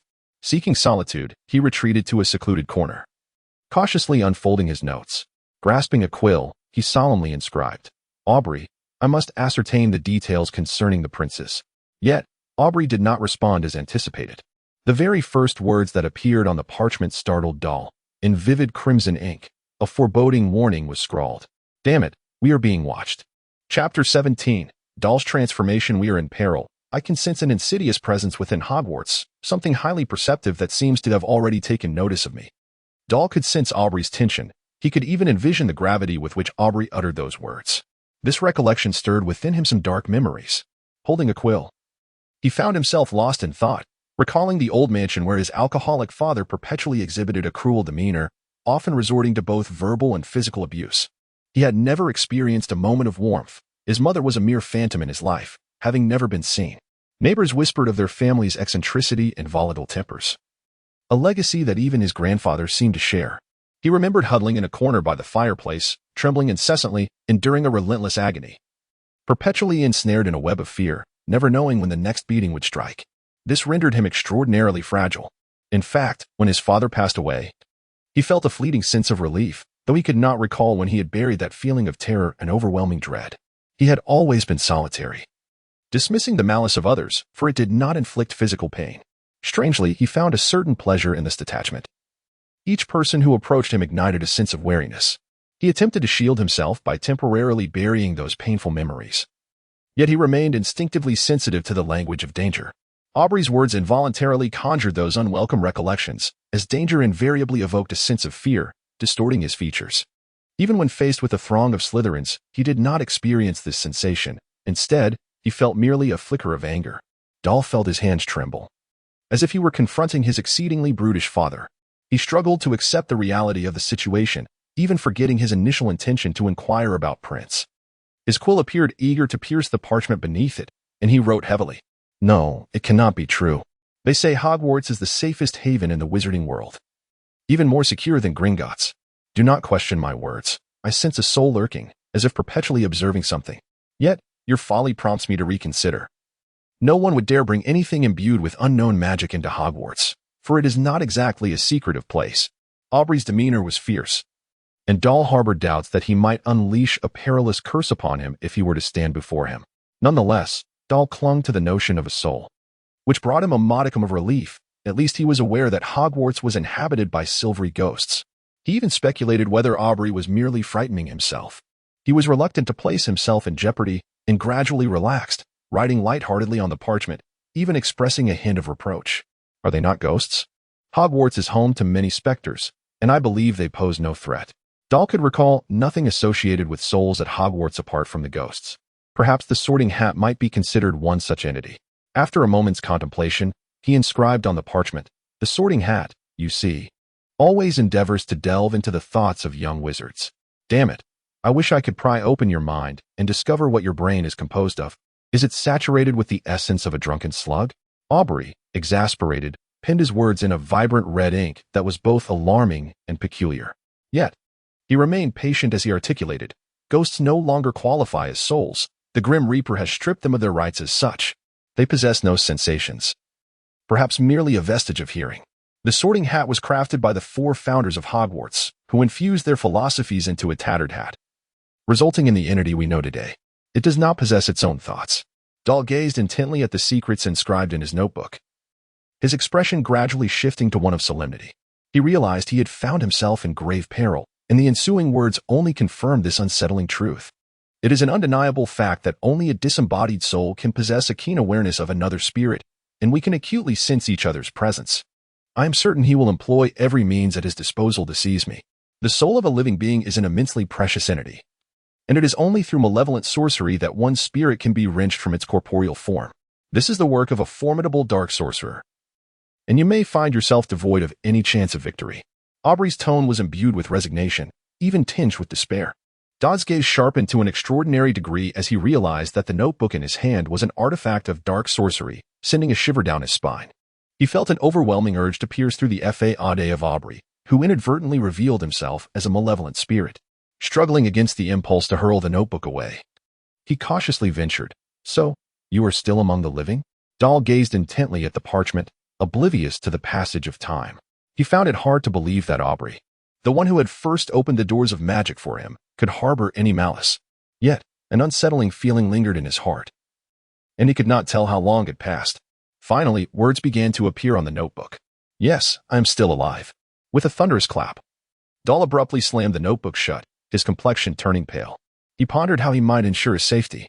The dark wizard that Hermione and Neville spoke of left a profound impression on him. They seemed to regard their precious lives with disdain. He felt an imminent danger, as if the scythe of death was being raised high above him. The notebook, a vessel of dark magic, and the lurking presence of a dark wizard sent shivers down his spine. "You need not fear. I am bound by an unbreakable vow with the princes. Though that individual is now deceased, the magic remains effective. I shall not harm any prince." The surface of the notebook revealed these words, finally bringing a sense of calm to Dorr. He could feel Aubrey's goodwill. Evidently, his words were imbued with sincerity. Gradually, He steadied himself and wrote solemnly on the parchment, "I wish to know how I can survive, or even withdraw from this place. You need not be so pessimistic. The professors at Hogwarts are indeed formidable, but you must remain vigilant and not allow anyone the opportunity to exploit your weaknesses. This is your sole chance to engage systematically with magic, and beyond Hogwarts, any place can become perilously dangerous. Perhaps it is more imperative for us to discern the identity of the dark wizard lurking in the shadows." A chilling expression appeared on Dole's face as he suddenly revealed a faint, icy smile, his excitement palpable. "Are you suggesting that you intend to use me as bait? Or do you also covet that soul? You mentioned before that the souls of the living are extraordinarily precious." Dole's words dripped with sarcasm. He felt he might never again divulge his innermost thoughts about something perilous, which cast a pall over his mood. To this day, he had yet to find a confidant with whom he could share everything. He had thought Aubrey might be that person, yet this individual sought to place him in jeopardy. He was no fool, nor would he allow himself to be manipulated. However, at this moment, he lacked the means to safeguard himself, which left him in a state of unease. Grasping the borrowing slip obtained from Professor Chilo, he began to form a resolution. "No. Do not attempt to decipher my intentions with your foolish mind. This is the only safe haven. You must strive to protect yourself. And there exists a boy imbued with protective magic. I can sense the potency of those enchantments if you remain as close to him as possible. Your safety will be assured. It is quite simple. Furthermore, the restricted section of Hogwarts houses numerous formidable spells. Perhaps you might venture there. The indelible enchantments lie atop the final shelf of the restricted section, and I believe that tome could prove beneficial to you." Aubrey, in a fit of exasperation, shouted at Dole, yet he swiftly provided him with solutions, albeit ones that struck Dole as somewhat impractical. "I possess no aptitude for spells, having even been sorted into Hufflepuff." As Dower seemed to recall something, he spoke with a hint of dejection, expressing his persistent feeling of inadequacy. He found himself somewhat yearning for the forthcoming potions class. Perhaps there he might discover a latent talent. "You are not yet a worthy prince. You can surmount your weaknesses. I hope you can regain some confidence, rather than remain sensitive and fragile like a girl. There is nothing wrong with being a Hufflepuff. Blending into the multitude is indeed the wisest choice. It is the magical contract at play, not your foolish desire to join Slytherin, which would only increase your peril," Aubrey explained with impatience. "As for the prince, you are not entitled to know anything about it. I shall not divulge a single clue, for that would not serve you well. Do not attempt to seek it out. For no one truly knows, only the surface is known. Remember my words. Engage with that boy. Uncover the indelible curse. This is my final piece of advice. You possess extraordinary potential if you wish to survive." Aubrey's words struck Dow air like a potent elixir, awakening him to the realization that self-pity was not an option. Danger loomed perpetually, prompting him to scrutinize the last fading inscriptions. Extraordinary potential. A profound doubt washed over Dow air, yet he resolved to heed Aubrey's counsel. Uncertain though he was of its correctness, his gaze brightened with a glimmer of understanding. This conversation with Aubrey seemed to illuminate something within him. The remark about not being a worthy prince pierced his vulnerabilities, revealing a lack of pride in himself. Perhaps his awareness of the prince's distinction had instilled a sense of vanity within him. However, Aubrey's words left him feeling shameful, igniting a realization of what he ought to do, perhaps not to pursue the family lineage, but to learn how to be a true prince, to grow strong and formidable. This had been his pursuit from the very beginning, had it not? Though he might relinquish it, he could still reclaim it. He placed his somewhat soiled notes beneath his bed, contemplating the possibility of change. Bravely confronting danger and fully utilizing his intellect might not yield immediate transformation. Yet he chose to embrace this shift, for peril had arrived, and there was nowhere left to hide. Aubrey's words severed the last thread of retreat for Dowager, compelling him to retrieve what he had lost. Chapter 18. The indelible curse. By the time Dowager arrived at the dining hall, dinner was nearly concluded. He hurriedly found a seat and stuffed food into his mouth, feeling ravenous.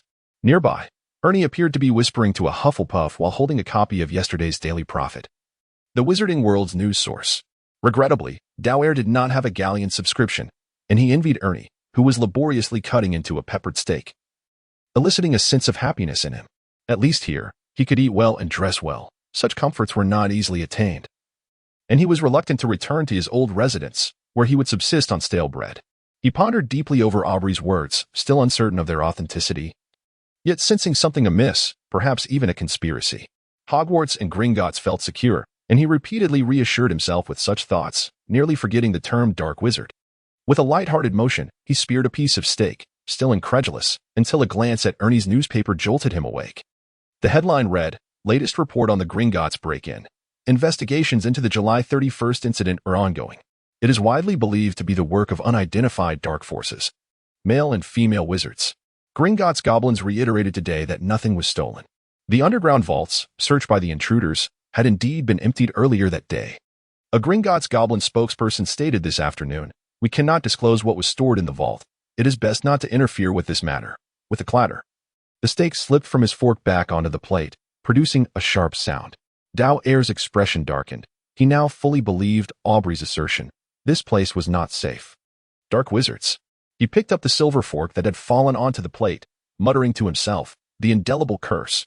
Dahl finally began to heed Aubrey's counsel, which pertained to his personal safety and could not be overlooked. He promptly set aside his meal and dashed out of the dining hall, his expression grave. What he needed most now was a spell to safeguard himself, especially with Prince's notes lurking ominously, a coveted object for a dark wizard, undoubtedly capable of turning his life into chaos and even posing a threat to his very existence. All this turmoil stemmed from the misfortunes wrought by Prince's notes. A wave of resentment surged within him as he pondered this. Suddenly, a profound sense of crisis enveloped him, as if some unseen force was relentlessly urging him onward. The atmosphere of impending danger ignited within him a peculiar exhilaration. Since he had rejected mediocrity, he had embarked on an alternate path, one that involved a fateful decision. What is wrong with Dahl? He seemed unusually mysterious all afternoon, perhaps out of fear of retribution from Slytherin. "You know how ostentatious they can be," Ernie whispered while glancing at the Slytherin table. During dinner, the library stood empty, with Madame Pants meticulously dusting the shelves with her feather duster. Her meticulousness revealed her genuine intent to protect the magical tomes housed within. They were the most invaluable treasures of wizards, unparalleled in their worth. Breathless, Dahl arrived at the entrance of the library, lingering for a moment as he wished to avoid being expelled by Madame Pants. Though the place was deserted, she remained intolerant of any cacophony from a young wizard. With a hint of trepidation, he retrieved Professor Quirrell's signed note from his pocket and ventured inside. "Are you certain you wish to enter the restricted section? That is hardly a place for a first-year student at Hogwarts." Madame Pants scrutinized him with suspicion. "I possess a note signed by Professor Quirrell. I believe I am permitted entry," Dahl asserted, unwilling to falter at such a critical juncture that could unravel a dark wizard-esque conspiracy, a matter that bolstered his courage. "Very well. But do not let me catch wind of any mischief in the restricted section. It is fraught with danger. Otherwise, I assure you, you will not have another opportunity to enter. Remember to return the books by the end of the term." "I would not want those perilous volumes to bring you any ill fortune." Madame Pants seemed troubled, her skepticism evident. It was a rare occurrence for a first-year student to obtain a professor's authorization on the very first day of term, particularly to borrow such potentially dangerous tomes. She examined the signed note repeatedly, suspecting it might be forged, yet she could find no evidence to support her doubts. "I assure you, I will return the books," Dahl solemnly promised her, his mind racing with thoughts of the volume that Aubrey had instructed him to retrieve from the library. He was eager to discern what made it so special. Perhaps it held the key to enhancing his magical prowess. And a smile crept upon his face at the absurdity of the thought. He cautiously entered the restricted section of the library, derisively dubbed the Forbidden Zone by younger wizards. Dust coated the shelves, and cobwebs hung thickly, indicative of the section's infrequent visitors. Nevertheless, he was solely in pursuit of the book he sought, muttering under his breath, "The indelible curse." Spotting the final row of shelves, he saw the hefty volume stacked like a wall, firmly obstructing his path. He maneuvered a wooden ladder into position, his diminutive figure reaching towards the ceiling as he lowered his head to meticulously search the shelves. The black books were shrouded in dust, some so weighty that Dahl could hardly lift them with one hand. They were far too cumbersome. Dahl withdrew his wand from his pocket, meticulously examining each tome, the wand gently tapping against their spines. He harbored suspicions that these volumes concealed perilous magic. The wand offered him no sense of security. Nevertheless, he persevered in his search, for what he sought was of paramount importance to him. To this day, he remained unable to cast spells properly, and he believed that this book could provide the clarity he desperately needed. However, he underestimated the inherent dangers of these texts. As the wand made contact with a particularly thick volume, it suddenly trembled violently, causing the entire bookshelf to rattle ominously, teetering precariously like a mountain of books. The once serene library was now filled with piercing, anguished cries. Dahl's complexion turned pale, and he was in a state of panic, gripping the book tightly in his hands. He nearly toppled from the wooden ladder, but unfortunately, everything unfolded rather abruptly. The crisp sound of Mrs. Pance's footsteps echoed, and her stern roar resonated clearly. I knew it. I knew it. I should never have allowed you entry. You were bound to cause me trouble. Doll observed Mrs. Pance gently tapping the wooden ladder with her feather duster. And he couldn't help but wonder if she might toss both the ladder and him out. His face flushed with embarrassment, he quickly apologized. I'm sorry. I was merely searching for a book I need. Well, I advise you to leave promptly. This is not a place for first-year students of Hogwarts. You have ample time to engage with magic, Mrs. Pance replied, her expression laced with concern as she glanced at Doll, who was precariously close to the ceiling, fearing he might accidentally fall. I will, Doll assured her, though he remained focused on his search. Aubrey had merely indicated that the book was on the top shelf of the last row, but Doll was uncertain of when Aubrey had referred to.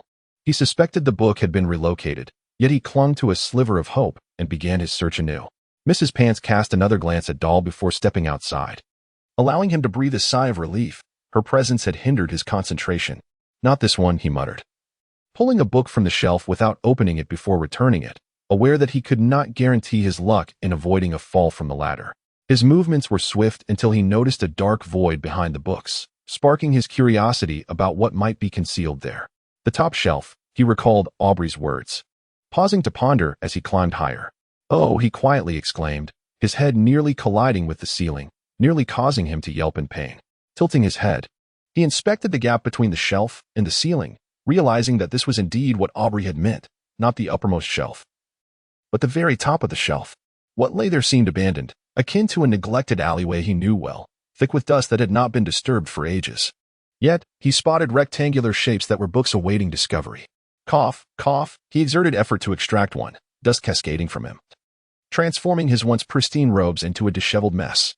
He tilted his head, vigorously brushing the dust off the book, only to erupt into a fit of coughs. Secrets of the Wizarding World, this cannot be, he thought, resisting the urge to open the tome, deciding it was a prime hiding spot, one that would likely elude detection. He diligently withdrew the books, his appearance now a cloud of dust, yet he felt a rush of joy as his instincts hinted that the elusive book lay among them. The task was not laborious, only a handful of books were removed and replaced. Soon, he discovered the tome on the indelible charm, furrowing his brow as he examined its tattered cover and murmured, Aubrey's taste. The book emitted an odor reminiscent of decaying cabbage, its surface so worn that its original form was unrecognizable. Yet, the minuscule, tadpole-like letters appeared etched within, clearly stating, the indelible charm, dedicated to those in need of it. This tome is steeped in the passage of time, where long-lost spells shall resurface. They may not be powerful, but you shall find what you seek, provided you possess a sufficiently clever mind. The words flickered like flowing water, seeping into the pages. However, now was not the time to open it, Doll thought. As he sensed Mrs. Pance's patience waning, he tucked the book into the ample folds of his robes, his face obscured, sweat mingling with dust, clinging uncomfortably to his skin. He hastily descended the ladder and presented the book to Mrs. Pance, anxiously watching her. Where did you find this book? She scrutinized him, her eyes full of suspicion. She seemed inclined to forcibly open the book, yet lacked the strength to do so. On the top shelf, Doll responded vaguely, quickly shoving the book into his robes, offering a slight thank you to Mrs. Pance before turning to leave. It was only upon exiting the library that his racing heart finally began to calm. He caught sight of the inscription, igniting a flicker of hope within him. With this book, he might excel in his charm class rather than remain a mere novice incapable of casting even the simplest illumination spell. This thought lifted his spirits considerably, alleviating some of his worries about dark wizards. However, he was ill-prepared for an encounter with someone he wished to avoid. In his haste, he collided with another person, too distracted to watch where he was going. Chapter 17, Transfiguration Class Professor Snape. Doll looked up in surprise at the figure before him, quickly straightening his posture to greet the man with greasy black hair, a hawk-like nose, hollow eyes, and clad in a dark robe. Snape had made a profound impression on him, and instinctively, Doll knew how to behave in his presence. Doll, it is you, Snape's hollow dark gaze seemed to brew a storm potent enough to obliterate Doll. He shot Doll a menacing glare, his expression grave and laced with ire as he bellowed. Do you not watch where you're walking? I would be more than willing to deduct 2 points from your house. Oh, I forgot. You did not heed my advice. You ended up in the foolish, mediocre Hufflepuff house. I suppose that is your truest reflection. He elongated his words, speaking with malice and derision, directing a scornful gaze at Doll. This made Doll feel that Snape was as detestable as Draco, and he sensed an overwhelming disdain from Snape directed at him. I apologize. Professor, Doll carefully observed Snape's hollow eyes, which revealed no emotions, leading him to question if Snape were even alive when not speaking. What is that? Snape's voice cut through as Doll prepared to leave. Snape's tone sharpened, his gaze piercing like an eagle's, locking onto the corner of the book peeking from Doll's robes. Before he roughly yanked it from Doll's grasp. What is this? He queried, perplexed as he struggled to open it, but to no avail. Until Doll realized he still could not easily access the indelible charm. I'm sorry, Professor, I believe that belongs to me, Doll asserted defiantly, eyeing Snape, who seemed to consider snatching the book back, but reason cautioned him against such a perilous act. No, this is not yours. I believe it is a book from the Hogwarts library, belonging to the restricted section. Snape fell eerily silent, scrutinizing Doll as though assessing how he differed from other first-year students at Hogwarts, intensifying Doll's sense of danger in Snape's presence. You forged the professor's signature, Doll, Snape stated, suppressing his voice, his conviction unwavering. His hollow gaze remained fixated on the book in Doll's hands, devoid of any markings. No, Professor. That was a signed note from Professor Quirrell. I borrowed the book from Mrs. Pants. I think you should return it to me. Doll was truly reluctant to see the books he had painstakingly acquired confiscated by Professor Snape. He overheard others' discussions, all asserting that Professor Snape was unreasonable. And only now did he come to understand their sentiments.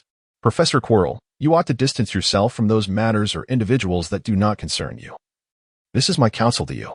Should you stubbornly believe that you can navigate this without encountering any trouble, I would take great pleasure in witnessing your perplexing demise. A glimmer of light flickered in Snape's gaze, which Doll found somewhat blinding. However, Snape swiftly thrust the book into his arms, the dark cloak sweeping through the dim corridor.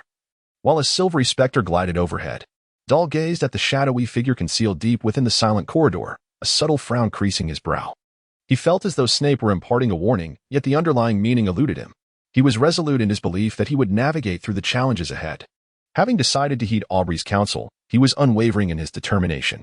In addition to seeking the indelible curse, he needed to draw closer to the boy who possessed protective magic, a task fraught with difficulty, for he had no knowledge of the boy's identity. This endeavor would likely require both cunning and social finesse, the most arduous aspect of his quest.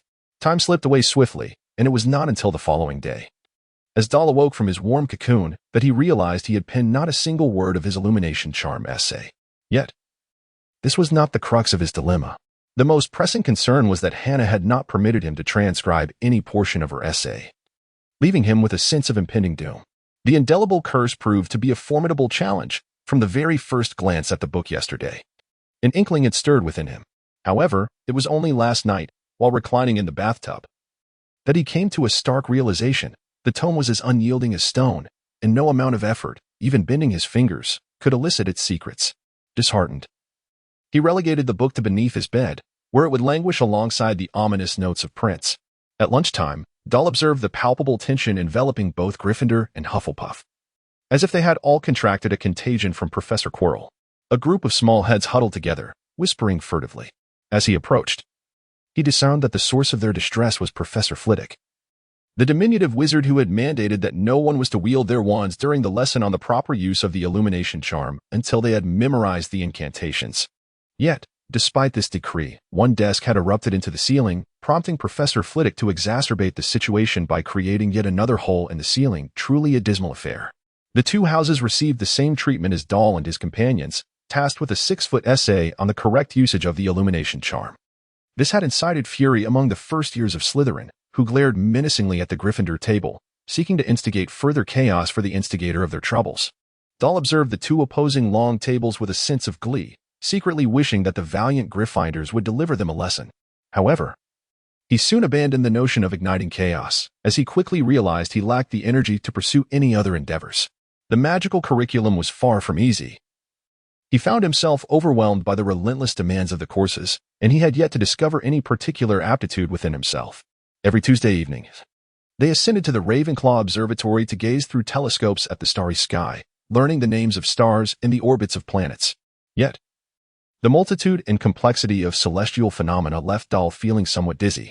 He even suspected that his telescope was malfunctioning, as it consistently revealed a star that was not marked on the celestial chart, flickering in and out of visibility. For a brief moment, he took delight in this anomaly. However, when he earnestly inquired with Ernie and Justin, they assured him that they had not discovered any novus, insisting that he must have misperceived it. This revelation plunged Dahl into yet another bout of despondency, though he soon regained his spirits, convinced that the troubles he faced were sufficiently ample and not worth lamenting. 3 times a week, they were led by a short, stout witch-named Sprout to the greenhouses behind the castle to study herbology. Learning how to cultivate peculiar plants and fungi, and understanding their uses. He found himself somewhat allergic to this subject, struggling to derive any joy from the filthy soil. Nevertheless, he had heard Hermione mention that Neville excelled in this area. Dahl soon found himself lost amidst a plethora of courses, feeling akin to a ticking clock. Each time the hands aligned with a designated hour, a headache would ensue, causing him great discomfort. Nevertheless, he swiftly acclimated to the life within the wizarding realm. Sauntering through the halls of Hogwarts Castle, which became one of his few pleasures, he also discovered various delightful secret passages within the castle, allowing him to avoid the vexatious staircases and reach different classrooms with remarkable speed, one of his rare accomplishments. Professor McGonagall was unlike anyone else. Dahl had not misjudged her from the moment he first laid eyes upon her. She was astute and stern. As they settled in for their inaugural Transfiguration lesson, McGonagall swiftly established her authority. Transfiguration is the most intricate and perilous spell you will encounter in your studies at Hogwarts, she declared. Any mischief in my classroom will result in immediate expulsion, and you shall never return. Consider this a warning. With that, she transformed her lectern into a pig, and then back again. The students were captivated, eager to begin their lessons. Yet they soon came to realize that transforming furniture into animals would require considerable time and effort. After diligently taking extensive and complex notes, she distributed a matchstick to each student, instructing them to attempt to transfigure it into a needle. Under McGonagall's piercing gaze, Dahl lacked the courage to even grasp his wand until Hannah, noticing his anxiety and unease, offered him a rather dubious piece of advice. You can envision them as adorable creatures. That way, you won't have any troubling thoughts, she said, brandishing her wand as she struggled with a matchstick. Then turned to Dahl with a light-hearted remark. Dahl promptly complied, and as Professor McGonagall approached, his thoughts were consumed by his pet, the turtle adorned with a crimson shell. Suddenly, his wand emitted a brilliant spell. However, to Dahl's astonishment, the matchstick remained unchanged. Instead, his desk transformed into a colossalized turtle. He was certain that his wand had deviated in his grasp, and the incantation indeed struck the desk. Yet, the ensuing events were rather undignified. Justin leapt from the table, only to trip over his own desk, resulting in the unfortunate loss of half a tooth. It was evident that he recalled Dahl's performance in their spells class. Oh dear. He ought to belong to Gryffindor. Ernie covered his face with his hands, too embarrassed to glance at the floor, his exaggerated expression prompting a sharp glare from Hannah. The Gryffindors erupted into hearty laughter, which persisted until Professor McGonagall sternly deducted several points from their house. Their merriment eventually ceased. But poor Justin was still whisked away to the infirmary. Dahl only breathed a sigh of relief once he was assured that the lost tooth would eventually regrow. In his leisure moments, Dorr often reminisced about his performance in Transfiguration class. Although he had not followed Professor McGonagall's instructions during that lesson, she still awarded 5 points to Hufflepuff. Her stern gaze lingered on Dorr for quite some time as she candidly remarked, "You are one of the few students I have encountered with a natural aptitude for transfiguration. However, I hope such an incident does not recur." Her near praise left Dorr in a state of elation, marking the first occasion he had contributed points to Hufflepuff, and one of his few achievements. He even contemplated bringing the transformed desk, which had taken the shape of an ice turtle, home as a keepsake, though that endeavor proved fruitless. The class had devolved into chaos, as each student secretly attempted to alter their desks into various forms. By the end of the lesson, only Hermione's matchstick had undergone a transformation, eliciting Professor McGonagall's rare smile as she demonstrated how it had morphed into a needle, with a notably sharp tip. The Gryffindors regarded the event with disdain, believing they had squandered too much time on their desks, which left Hermione feeling somewhat disheartened. Dorr sensed their envy towards her talents, and as they exited the classroom, he even wished to offer her some comfort, but Hermione merely tossed her hair and turned away. Dahl stood in the corridor, momentarily taken aback, seemingly unaware of any wrongdoing on his part. Chapter 20. The Marvelous Potion. Last night, he experienced a surreal dream in which he beheld a boy, identical to himself, gradually traversing through the darkness. The boy's obsidian eyes appeared to yearn for something, yet the sacred white slipped past him, entwining with the black, creating a brilliant interplay of colors that formed a dazzling vortex, too radiant to gaze upon directly. As Dower opened his eyes, he discovered that the sea turtle, which had laboriously crawled to his bedside the previous night, appeared somewhat listless, languidly retreating into its shell. Its snow-white underbelly resembled that of a creature turned upside down, while its strikingly red shell seemed to have deepened in hue. Doll opened a package of pet food ordered by Owl and slowly rose to his feet. He was confident that his pet was clever enough to feed itself, as he had never witnessed the tortoise going hungry. Its appetite was rather considerable, and Doll pondered whether he could afford to keep it in the future. Thursday was a pivotal day for Doll. He had finally discerned the patterns governing the Hogwarts staircases. No longer losing his way midway, he wanted to give it a try, although it was not as convenient as the secret passage he had discovered. It still represented a commendable improvement. "What classes do we have today?" Doll inquired, glancing at Justin, who was already donned in his school uniform.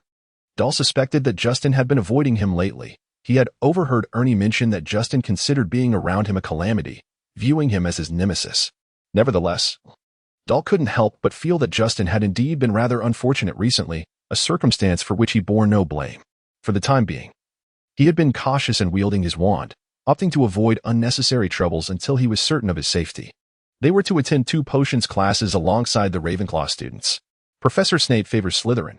No Hufflepuff ever emerges unscathed from potions class. "You'd best be careful, Doll. I do not wish to consume that repugnant potion again," Justin warned. "Very well, I shall do my utmost," Doll replied, feeling his face twitch slightly. He sensed that Snape would likely seek to trouble him today, as he felt a distinct aversion emanating from the professor, which left him bewildered. He could not fathom how he might have offended a perilous adult wizard. Perhaps it was simply his affiliation with Hufflepuff. Aubrey had claimed it was not his fault, attributing it to the workings of a magical contract, though Doll was unsure what that peculiar contract entailed. He had not given it much thought until now, when the mention of potions class reminded him of Prince.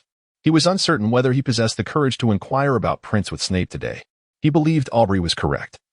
He should not probe into any matters concerning Prince at this time, as it could lead him into danger. Thus, he comfortably set the matter aside, thinking perhaps Hermione could uncover something. Doll mused that Hermione did not seem to be faring well in Gryffindor. Her penchant for seeking attention might serve her better in Ravenclaw. While having breakfast, he was so preoccupied with Hermione's situation that he inadvertently added a heaping spoonful of salt to his porridge. "We must hasten. Snape is no easy foe. If we are late, we shall forfeit a significant number of points," Ernie urged, clearly having gathered some intelligence that propelled the 4 young wizards to race down the stairs. They had mistakenly gone the wrong way, which nearly caused Doll to tumble down the towering staircase. "Blast it.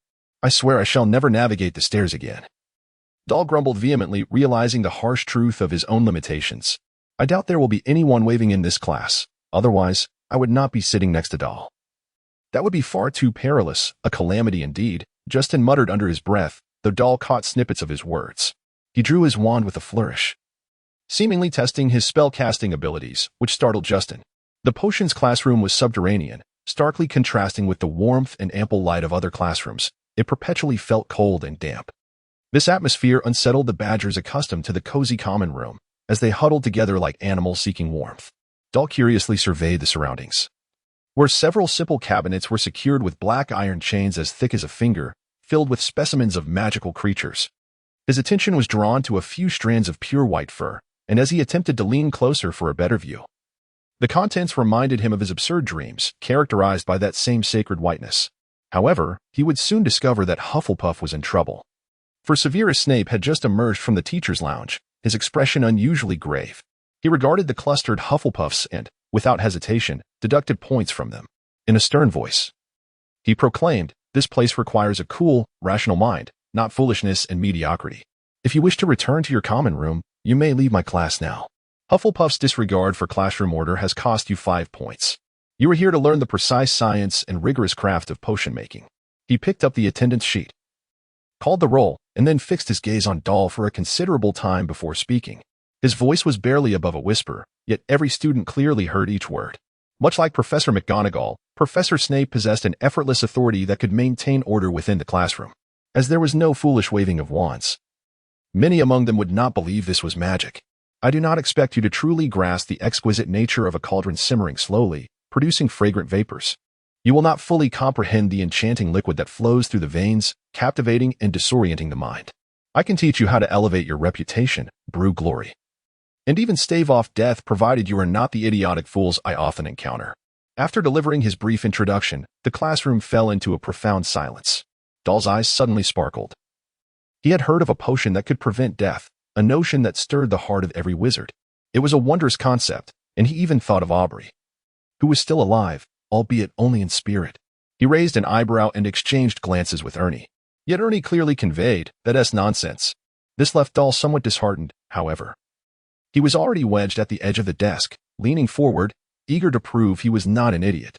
Ernie and Justin exchanged a knowing look and subtly increased the distance between themselves and Doll. It became evident that Doll would stir up new trouble in every class. He was akin to a walking troublemaker, though no one openly acknowledged it. Yet Ernie, Justin, and even Hannah were fully aware. Doll had not realized that he hoped his performance in potions class would help Hufflepuff reclaim the lost points, and the bonus points from Transfiguration had bolstered his confidence. Unfortunately, his aspirations were not fulfilled. The potions class continued, yet the plight of Hufflepuff students remained unchanged. Snape, with his wand, cleared the chaotic scrawl from the blackboard and inscribed new notes, urging them to take diligent notes. Occasionally, he would roar at Hufflepuff, and even the slightest lapse in attention would result in significant point deductions, which left the Badgers feeling quite uneasy, their hearts racing in fear during potions. Even Doll, who usually kept to himself, had never encountered such a stringent professor. Even the notoriously strict Professor McGonagall merely assigned a heavy load of homework without arbitrarily deducting points. Snape divided them into two groups, instructing them to concoct a simple potion to treat scabies. Doll and Ernie were not placed in the same group. He was uncertain whether this was a deliberate act by Snape or if he simply regarded him as a fool. Instead, he found himself teamed with a Ravenclaw, a petite girl with ebony hair and azure eyes, her rosy cheeks reminiscent of a porcelain doll.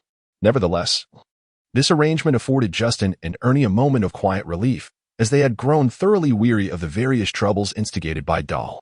Doll observed the Ravenclaw girl before him, feeling somewhat at a loss for what to do. He watched as she meticulously arranged her cauldron, then tidied the workbench, ensuring each ingredient was neatly organized for easy access. It was only when Snape bellowed at him that he realized he had been idly standing by. In a flurry, he organized his own workspace, nearly toppling a vial of snake venom, a perilous mishap he could not afford, as he could not guarantee that some careless individual would not tread upon it. Young Green, Ravenclaw, she stated succinctly, her words flowing rapidly yet distinctly into Doll's ears, creating a sense of discomfort mingled with distance, as if she were deliberately keeping him at bay. He noticed young weighing nettles, and it dawned on him. Dorr-Prince, Hufflepuff. He murmured his name to Young, before embarking on his own tasks. He trusted Snape's words. This was a precise science and a rigorous craft. He could even discern the seriousness in Snape's approach to potion making.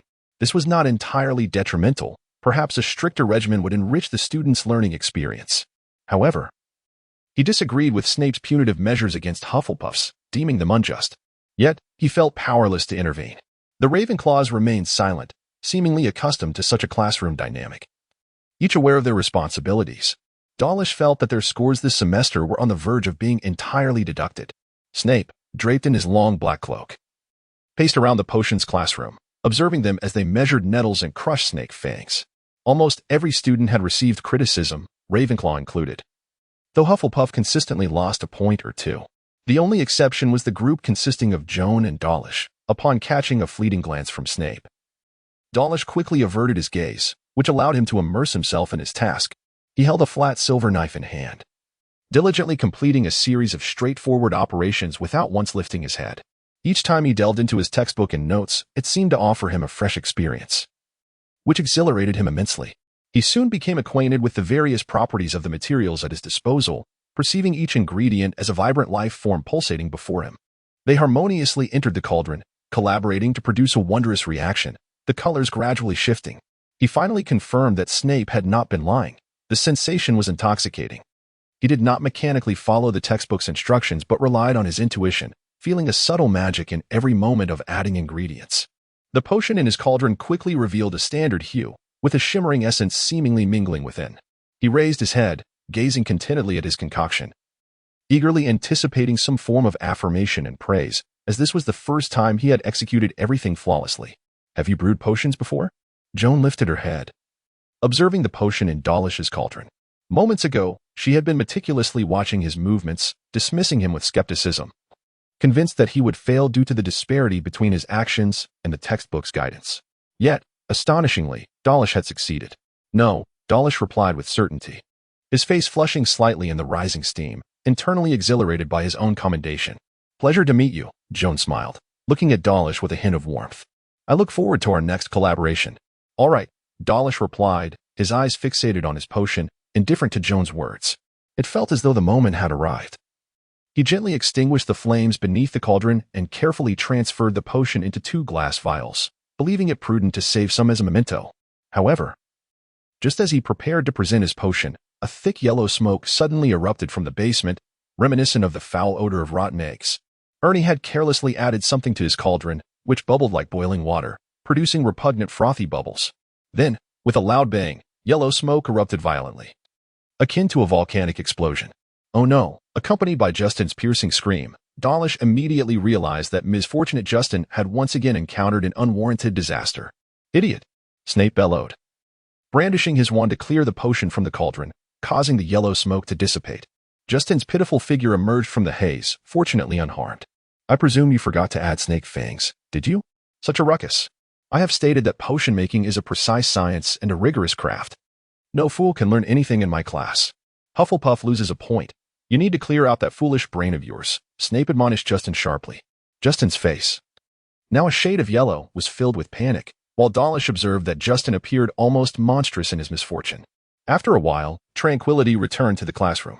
Just as Dawlish hesitated about submitting his assignment, Snape approached him, inspecting the glass vial in his hand before stating in an almost inaudible voice, Hufflepuff gains a point, thanks to Dawlish's potion.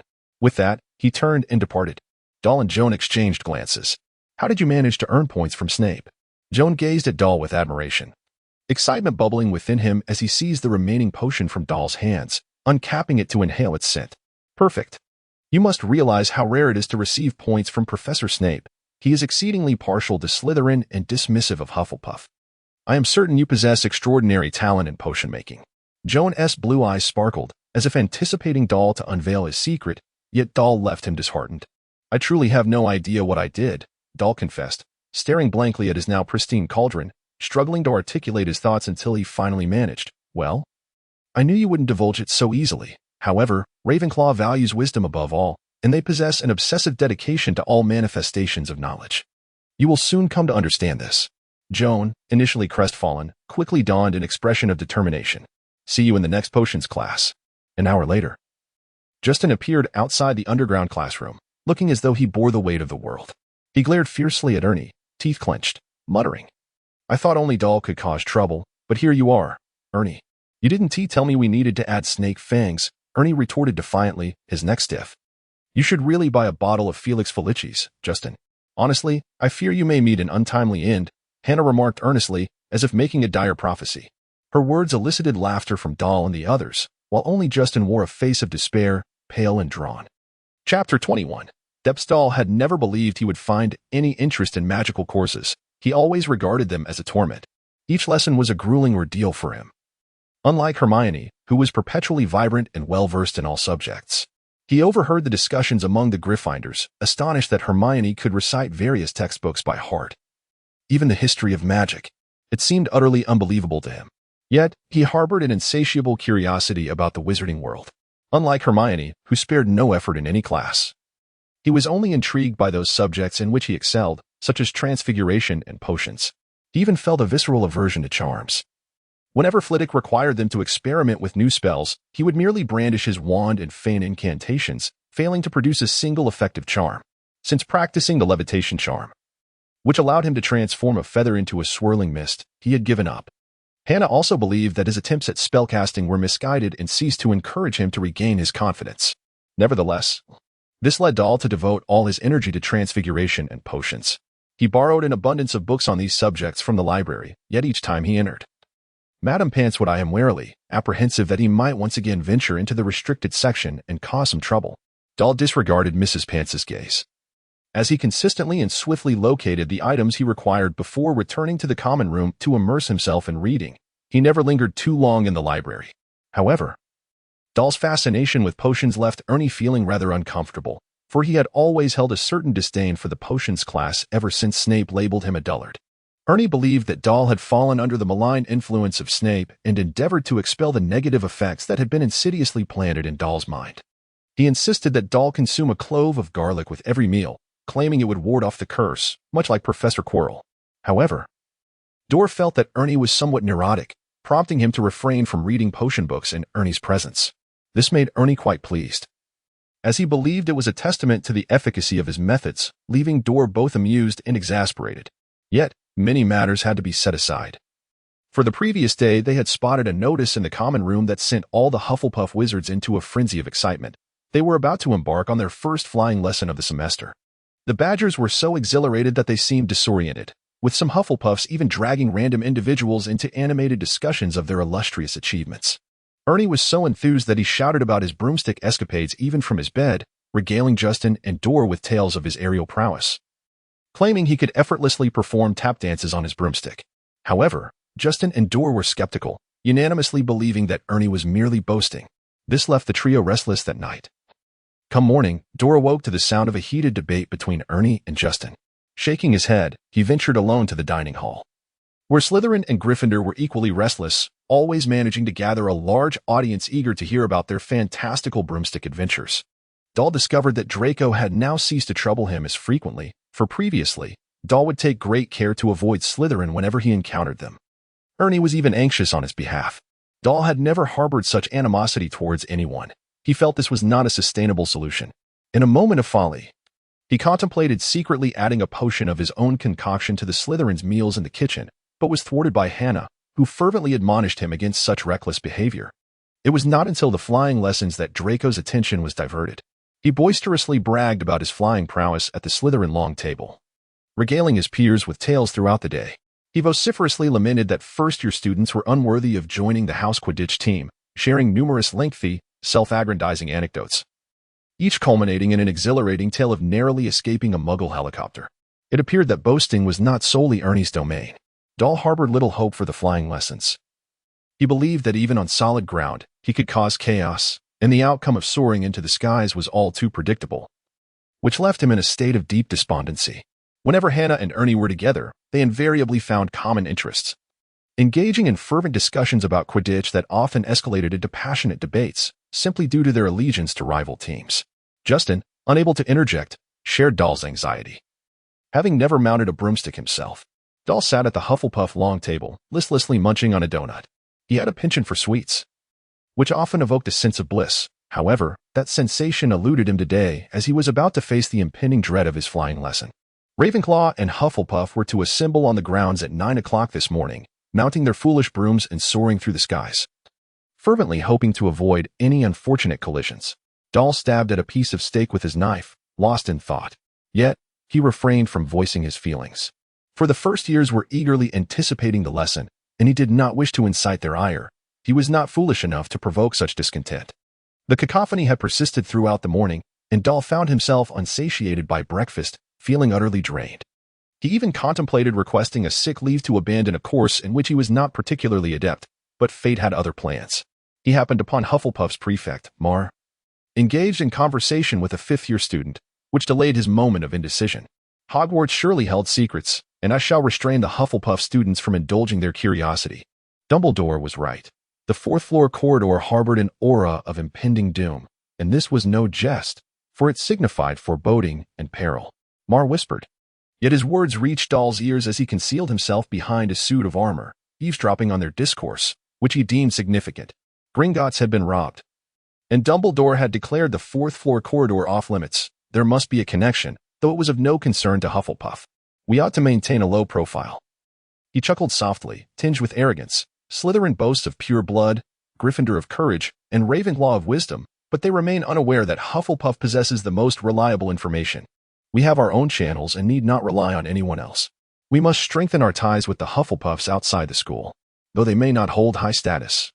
Their positions are pivotal. Within the Ministry of Magic, Diagon Alley, Hufflepuffs are abundant. If we unite, we shall be invincible. Mar exuded confidence, as if his unassuming frame radiated boundless strength. However, whispers of Hagrid's recent exit from Gringotts, shortly before the heist, accompanied by Harry Potter, lingered in Dahl's mind. Something felt amiss. The calamity of a decade past had inflicted grievous losses upon them. Purebloods were rare. Yet Ravenclaw had suffered little and seemed intent on seizing control of certain matters. Perhaps the families of Gryffindor and Slytherin had borne the brunt of the devastation, and they needed to gather useful information. A sense of foreboding loomed. That individual appeared troubled. We must turn our attention to Ravenclaw. They will surely know the way forward. I wish not for us to become cannon fodder, repeating the lessons of the past. An unfortunate choice it is. Mar's eyes sparkled as he surveyed the surroundings. Perhaps we should consider Hufflepuff's gold cup. It serves as the most secure and effective means of relaying messages. This is the essence of Hufflepuff, and we have inherited certain traits that are worthy of appreciation. Now, let us depart. With that, Mar hastily left with the fifth-year Hufflepuff. After a considerable duration, the corridor fell silent, and Dahl emerged from behind the armor, taking a deep breath. The conversation had illuminated the foundations of the four houses for him. Each student possessed their unique characteristics and channels, none of whom could be deemed ordinary. Dahl found this rather startling. A Hufflepuff concealed so deeply that not a whisper reached him even in the common room. He had always perceived the unremarkable Hufflepuffs as mere satellites to the other three houses, their understated nature rendering them nearly invisible. They resembled droplets of water merging into the vast ocean, contributing subtly yet significantly in myriad ways. Perhaps it was the disdain from the other houses that allowed Hufflepuff to truly appreciate the value of unity. Perhaps the newcomers would soon grasp this profound understanding. Doyle calmed his inner self, finally grasping certain truths. The fourth floor corridor, Hagrid, Harry Potter, Gringotts, each element was interconnected like a thread in a tapestry. He even pondered the possibility that the boy protected by the hand magic mentioned by Aubrey could indeed be Harry Potter. Moreover, every piece of information conveyed by Mar was of considerable significance. He would not casually reference Harry Potter, that boy who had miraculously survived. Dahl quietly exited the castle, pondering his next course of action. The most pressing concern was his utter lack of support, compounded by the inherent dangers surrounding him. As a first-year student, he had yet to truly integrate into Hufflepuff, rendering him insignificant in their eyes. Furthermore, seeking assistance from other professors was not an option. They would never allow the malevolent Aubrey to remain in his possession. This was a notion he could not entertain. For Aubrey was intrinsically linked to the Prince family, an illustrious lineage that possibly held a library rivaling that of Ravenclaw, along with an abundance of potion recipes that could bestow upon him immense power. Surrendering Aubrey would equate to relinquishing the legacy of the princes, a prospect that Dahl found utterly unacceptable. Doyle is neither short-sighted nor dull-witted. After careful contemplation, he comes to perceive that Aubrey's suggestion appears to be the sole viable path before him.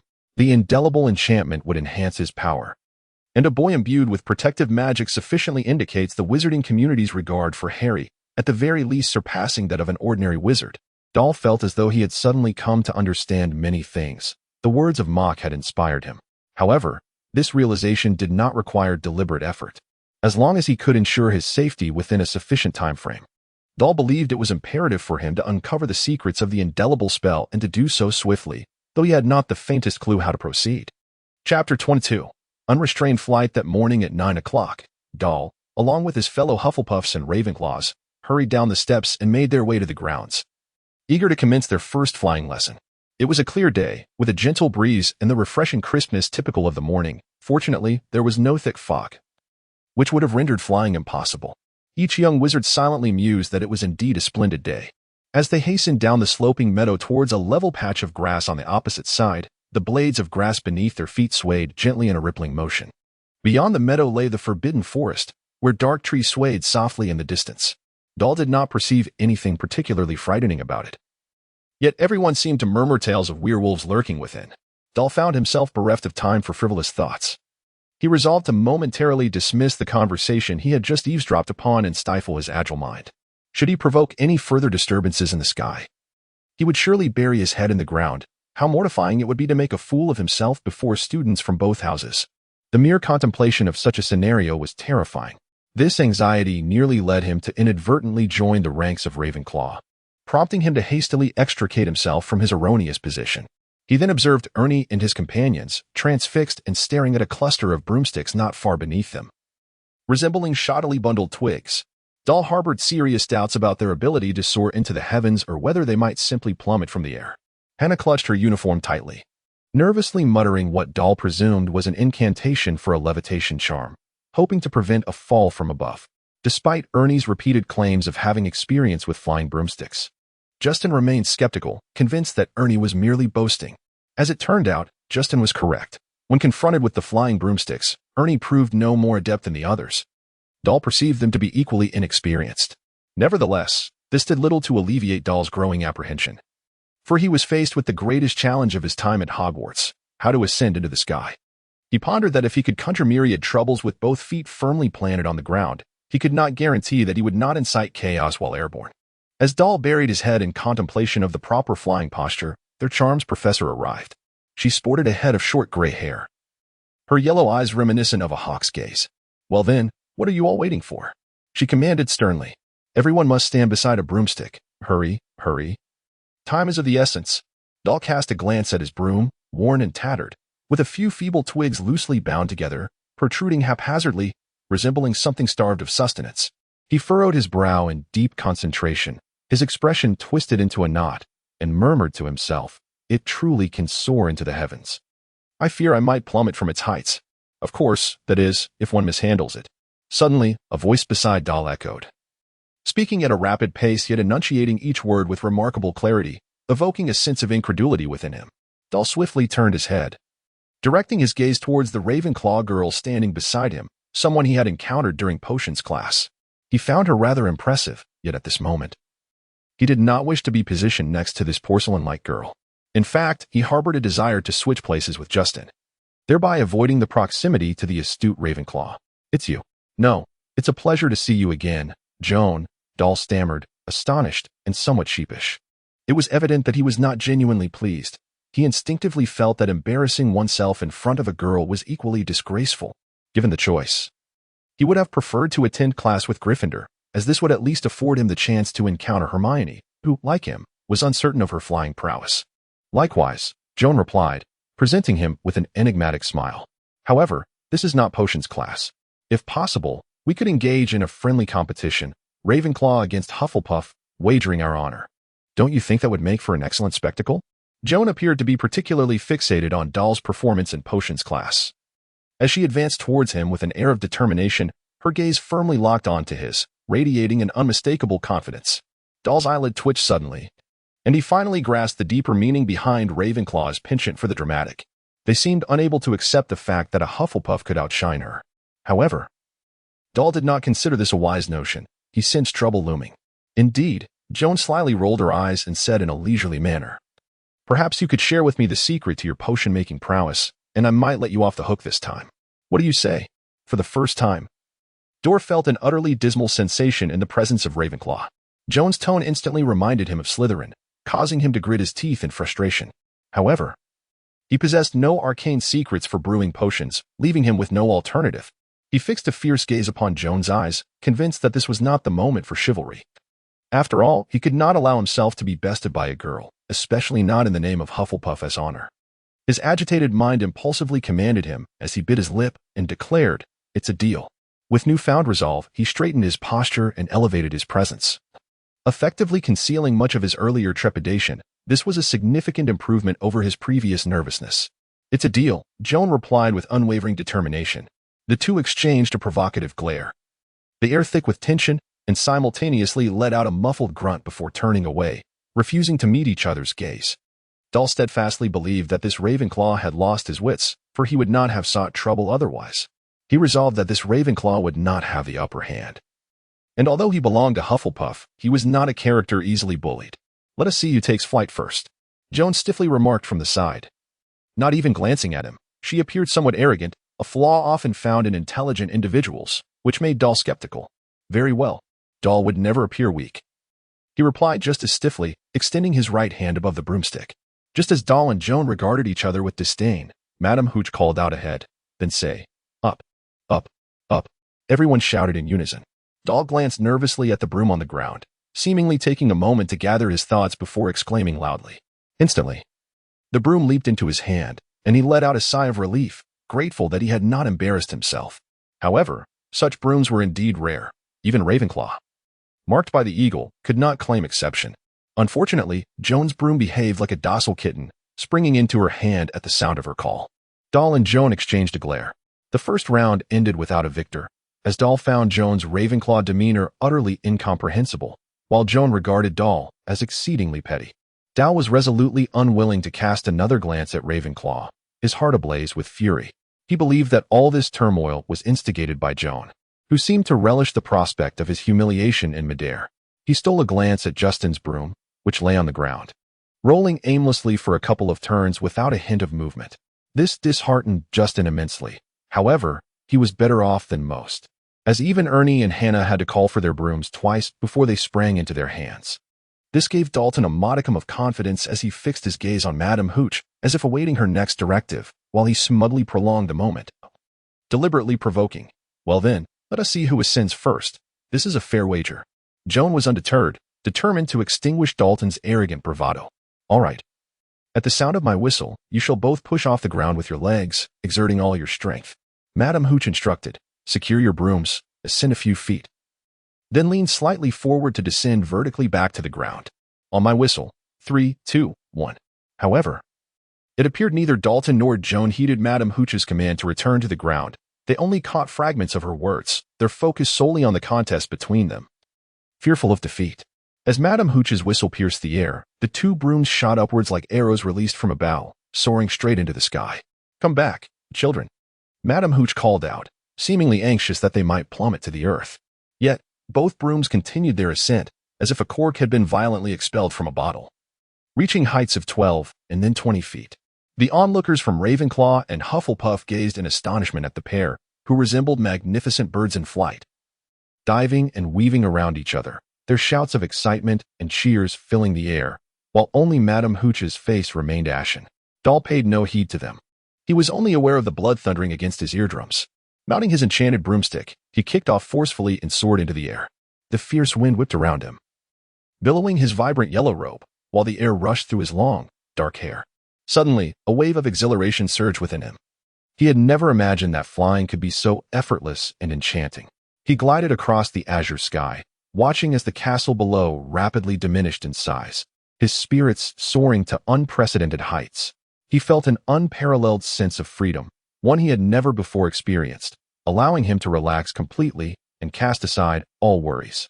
He savored this rare encounter, sensing his heart lift alongside the broomstick, embodying a yearning for liberty.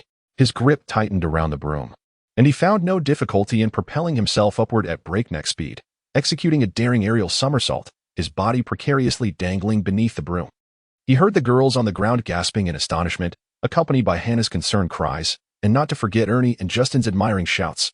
Suddenly, he turned the broom and spotted Joan in the distance, her long hair whipped by the wind, her cerulean eyes sparkling with excitement. Dal raced towards her, matching her pace. "This feeling is exquisite. I've never experienced anything like it," he shouted to Joan. "Is this your first time riding a broom?" Joan replied, her blue robe billowing in the breeze as she turned to face him. "Indeed, I believe we are both equally matched this time," Dal exclaimed joyfully, his spirits lifted by this revelation. "Well, I suppose that is true, but we can be friends," Joan declared after a moment of silence in the wind, her own happiness evident in her voice.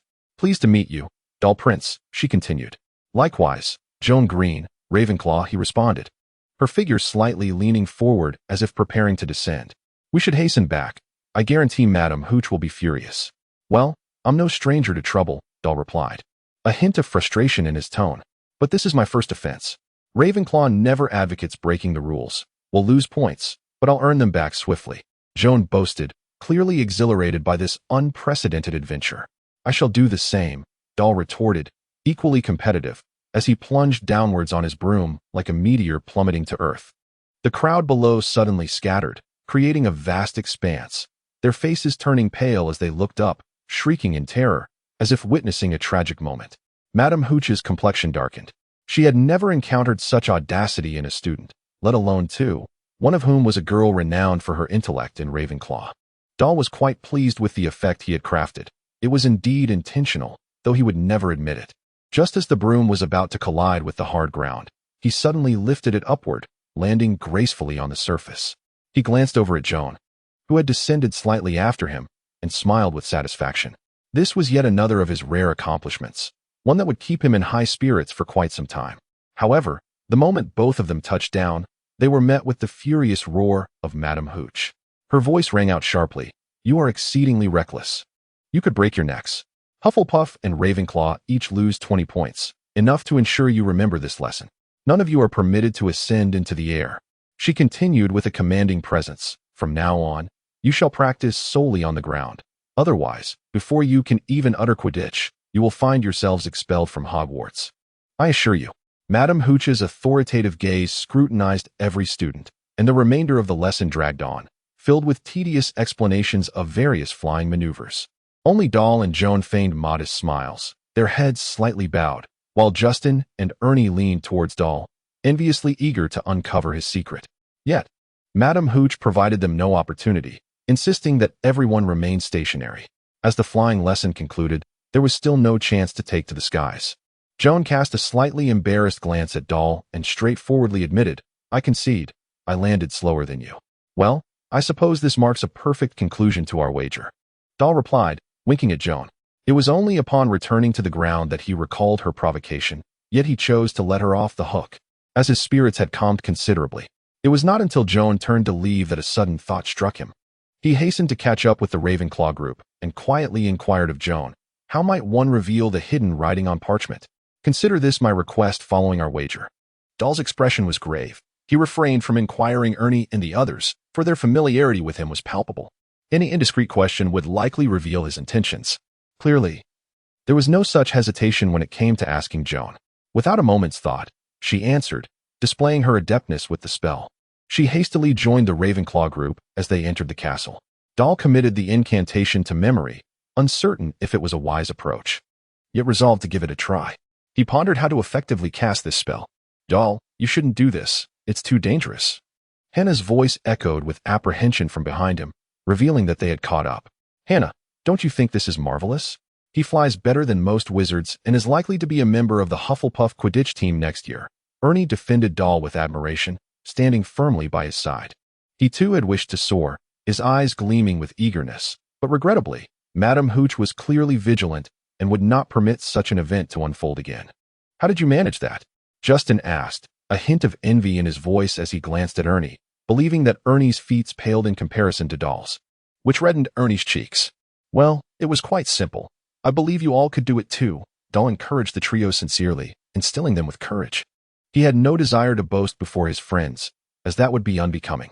The sole person he wished to impress was Draco, intent on delivering a sharp blow to that arrogant platinum-haired rival, a thought he harbored in silence. Chapter 23. The Celestial Chart. Throughout the afternoon, conversations swirled around Doll and Joan's aerial performance. Wherever Doll went, he encountered admiring glances. Though Hufflepuff was not ostentatious, they were eager to share their latest news with others, resulting in a rather chaotic atmosphere in class. However, soon enough, the spotlight shifted from them to Gryffindor. Gryffindor boisterously proclaimed their illustrious Harry Potter's achievement of catching Neville's memory ball from 50 feet in the air without a scratch. The red-haired twins, Fred and George, pounded their chests, vowing that Harry would become the finest seeker in all of Hogwarts. Their captain, Wood, radiated pride as well. Poor Neville, who had broken his arm, became merely a backdrop to Harry Potter's glory. Doll had visited Neville in the hospital wing that afternoon, relieved to find that his injury was not severe. Madame Pomfrey had swiftly healed him, though he needed some quiet time to recover from the fright. Doll held no resentment towards Harry Potter, especially upon witnessing Draco's discomposure after having been thoroughly reprimanded by Harry, a sight that amused him greatly. Unfortunately, this did not mean Hufflepuff harbored no grievances.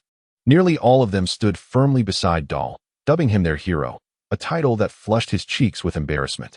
As Doll quietly traversed the corridors, one or two Hufflepuffs would suddenly leap out, exuberantly praising him and asserting that he would undoubtedly become a valuable member of the Quidditch team. They fervently guaranteed that he would never be outdone by Harry Potter, prompting him to hastily cover his face in retreat. He had never anticipated such attention. Even when he encountered Ernie and Justin, he would deny them the opportunity to speak, finding their enthusiasm somewhat cloying, sending shivers down his spine. He yearned for a peaceful afternoon, ideally in a quiet place where he could practice spells. In fact, he did not reappear in Hufflepuff's sight until dinner, opting to hide in a secret passage he had recently discovered. His wand unleashed a myriad of brilliant spells until the passage was adorned with hanging icicles. Disappointed, he was unsure if his hasty transformation spell had been effective. He longed to experiment with that elusive incantation, but regrettably, it was not within his possession. After dinner, he emerged from the secret passage, observing the tranquility outside. He stealthily approached the entrance to the Hufflepuff common room adjacent to the kitchen. As he opened the entrance, a cacophony of noise startled him, momentarily distracting him from his growling stomach. Doll has returned. Several quick-witted Hufflepuffs instantly spotted him at the door, calling out excitedly and pulling him into the common room without hesitation. You must possess extraordinary flying talent. We are Hufflepuff. Hello, it's a pleasure to meet you. You will undoubtedly join our Quidditch team. Trust me, I guarantee it. We will surely outshine the other houses because we have Doll. All the Hufflepuffs jubilantly leaped onto the tables, raising their drinks in exuberant cheers, splashing liquid everywhere in their excitement. Doll had never witnessed such a jubilant scene. He merely stood there in a daze, casting a puzzled glance at Ernie, who was still frolicking not far away, as if seeking some clarification. We are Hufflepuff, Doll, and we rejoice for you. You must know that it has been many years since we savored the taste of the Quidditch Cup. We have languished at the bottom of the Quidditch teams, and discovering a wizard with flying talent is no easy feat. Ernie rushed over, exuberantly lifting Doll's hand in celebration. As cheers surged like waves, their eyes sparkling with enthusiasm. Quidditch is an indispensable source of entertainment for wizards, and they find it utterly irreplaceable. Naturally, when one's own house team is so feeble, every Hufflepuff feels the weight of disappointment. Very well, let us cheer to our heart's content. As Doll observed the Hufflepuffs still reveling around him, he soon understood that Gryffindor's success with Harry had indeed placed some pressure on Hufflepuff. They needed an outlet to express their joy and to find renewed hope, which had culminated in the present jubilation. Nevertheless, Doll did not dwell on this. A rare smile broke upon his face as he swiftly joined in their festivities. It was only when he dizzily climbed into his soft bed that he realized he had been unwittingly coaxed into consuming 2 hearty gulps of ale, with his yellow robe trampled upon by others. Just moments ago, Mar and their Quidditch team captain, Abner, had shared a few joyous words with Doll, which made him feel somewhat sheepish for eavesdropping. However, Abner soon reassured him that he would have the opportunity to join the Quidditch team next year, igniting a flicker of hope within Doll. Yet he did not allow himself to become overly elated. There were more pressing matters at hand. By midnight, the young wizards had retired early to bed, having exhausted themselves. Lying in bed, Doll suddenly opened his eyes wide, cautiously surveying his surroundings. In the darkness, 2 bluish-gray eyes seemed to glimmer ominously. Doll swiftly crawled beneath the bed, rummaging through his belongings until he unearthed the tattered tome imbued with indelible enchantments. Its weathered surface bore no signs of change. He reached under his pillow and grasped his silvery wand crafted from silver fur, nervously aiming it at the book. He swallowed hard, uncertainty gnawing at him about what might transpire next. Yet, this did not diminish his resolve to open the book without delay, a task he had prepared for all afternoon. He pondered briefly whether to venture outside, reasoning that any unforeseen and grave consequences would not disturb the young sorcerer resting within. However, he quickly dismissed this notion. After a long afternoon of practice, he had gained a clear understanding of the spell's potency, though it occasionally faltered. It was unlikely to conjure any disastrous mishaps. Urgent manifestation, Doll whispered almost inaudibly. Suddenly, the tip of his wand erupted with a luminous incantation, illuminating the space beneath the bed as if a beam of light had struck, directly impacting the surface of the tome. A frigid aura emanated from beneath the bed, as though it sought to freeze all in its proximity. Doll remained utterly still, fixated on the book before him, as if he were anticipating some profound transformation. The rhythmic thumping of his heart resonated clearly in the silence. He gazed, albeit vaguely, as the tome was struck by a spell, its surface rapidly crystallizing into delicate layers of frost, vanishing in the blink of an eye. What is this? Doll lifted the book that emitted a silvery luminescence. The lines upon its cover flowed like quicksilver, swiftly morphing into an intricate celestial map, suggesting the stars in the sky moved in a harmonious rhythm. Doll stared at the book in astonishment, pondering whether any incantation might provoke a change within its pages. He did not sense that his previous spell had succeeded.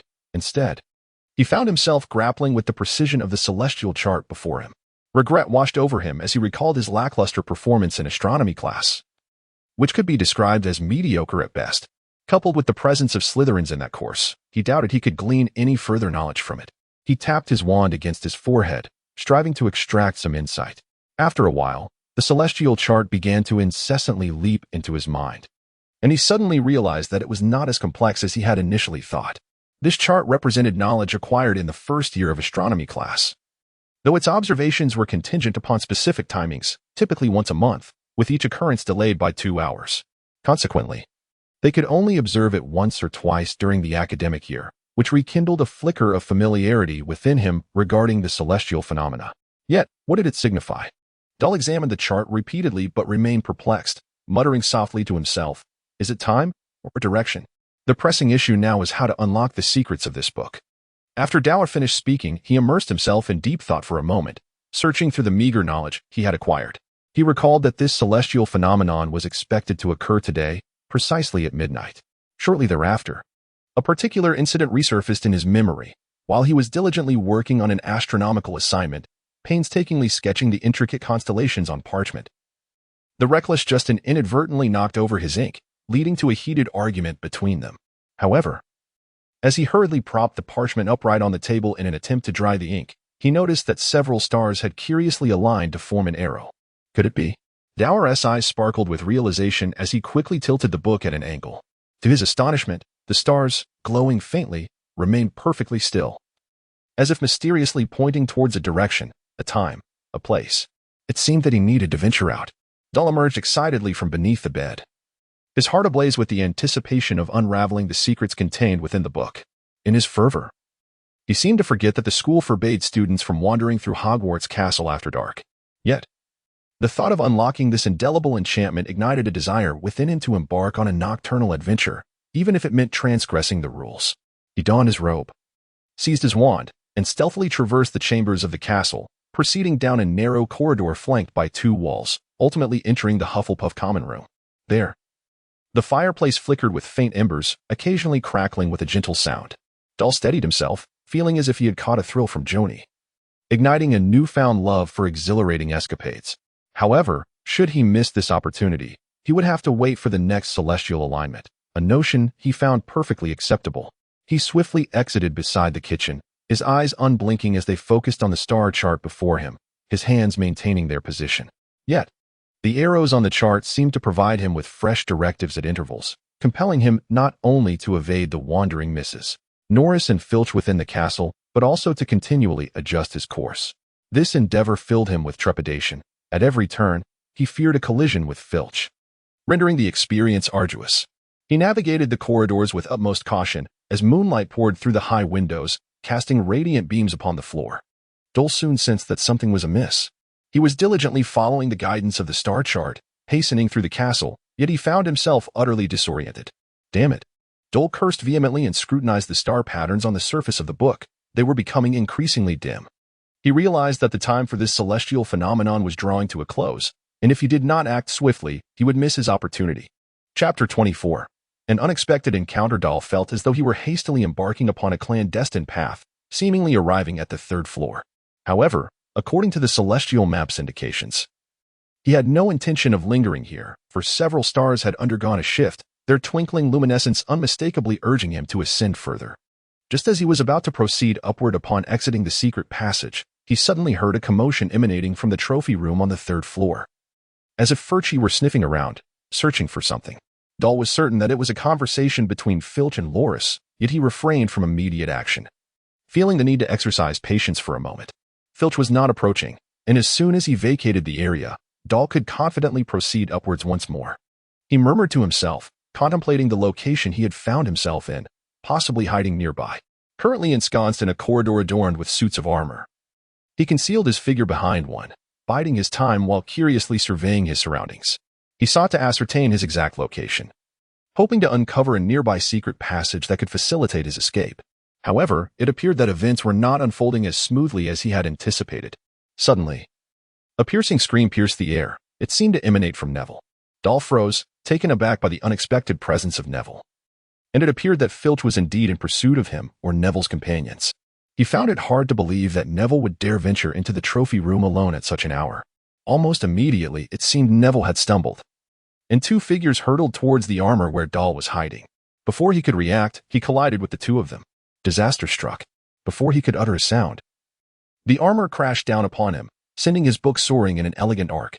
The cacophony echoed loudly enough to awaken the entire castle. "Run!" one voice shouted. And as Doll lifted his head, he witnessed 4 figures sprinting down the corridor in a frenzy, oblivious to whether they had collided with anyone. They dared not look back to see if Filch was in pursuit. Doll felt utterly unfortunate, his frustration mounting rapidly. He never anticipated that his laborious efforts would be thwarted by a group of reckless Gryffindors. Had those 4 been standing before him, he would have sworn to unleash several curses upon them. As Filch's heavy breaths drew nearer, Doll scarcely had time to retrieve his book. He scrambled out from behind the armor and dashed away, questioning whether misfortune had truly befallen him, as that irreplaceable spellbook lay beneath the pile of armor. He was convinced it would inevitably fall into Filch's hands, uncertain of when he might reclaim it. Overwhelmed by anger, he pursued the silhouettes of the four with fervor. They weaved around pillars, traversing corridor after corridor, until they finally halted beside the spell classroom, certain they were several miles away from the trophy room. "I think we've lost him," Harry gasped, leaning against the cold wall while wiping sweat from his brow. "I told you so," Hermione panted, clutching her chest. "We must return to Gryffindor Tower. The sooner the better," Ron insisted. "Malfoy tricked you," Hermione said to Harry. "You realize that, right? He never intended to meet you there." Filch must have been informed by Malfoy that someone was headed to the trophy room. Harry concurred with Hermione's assertion, but just then, Neville bent over, panting heavily, his eyes widening in alarm. He nearly shouted, "Filch!" However, Hermione seemed to sense Neville's distress. She swiftly clamped her hand over his mouth, and the four of them, filled with trepidation, followed Neville's gaze, spotting a small figure emerging from the shadows. They were terrified, yet when they beheld the figure's face, relief washed over them. It was not Filch. "You fools, you've ruined my plans, reckless, foolish lions." Dorr fumed, his eyes reddening with rage, resembling an enraged bull as he shouted at the four. "Do not insult Gryffindor."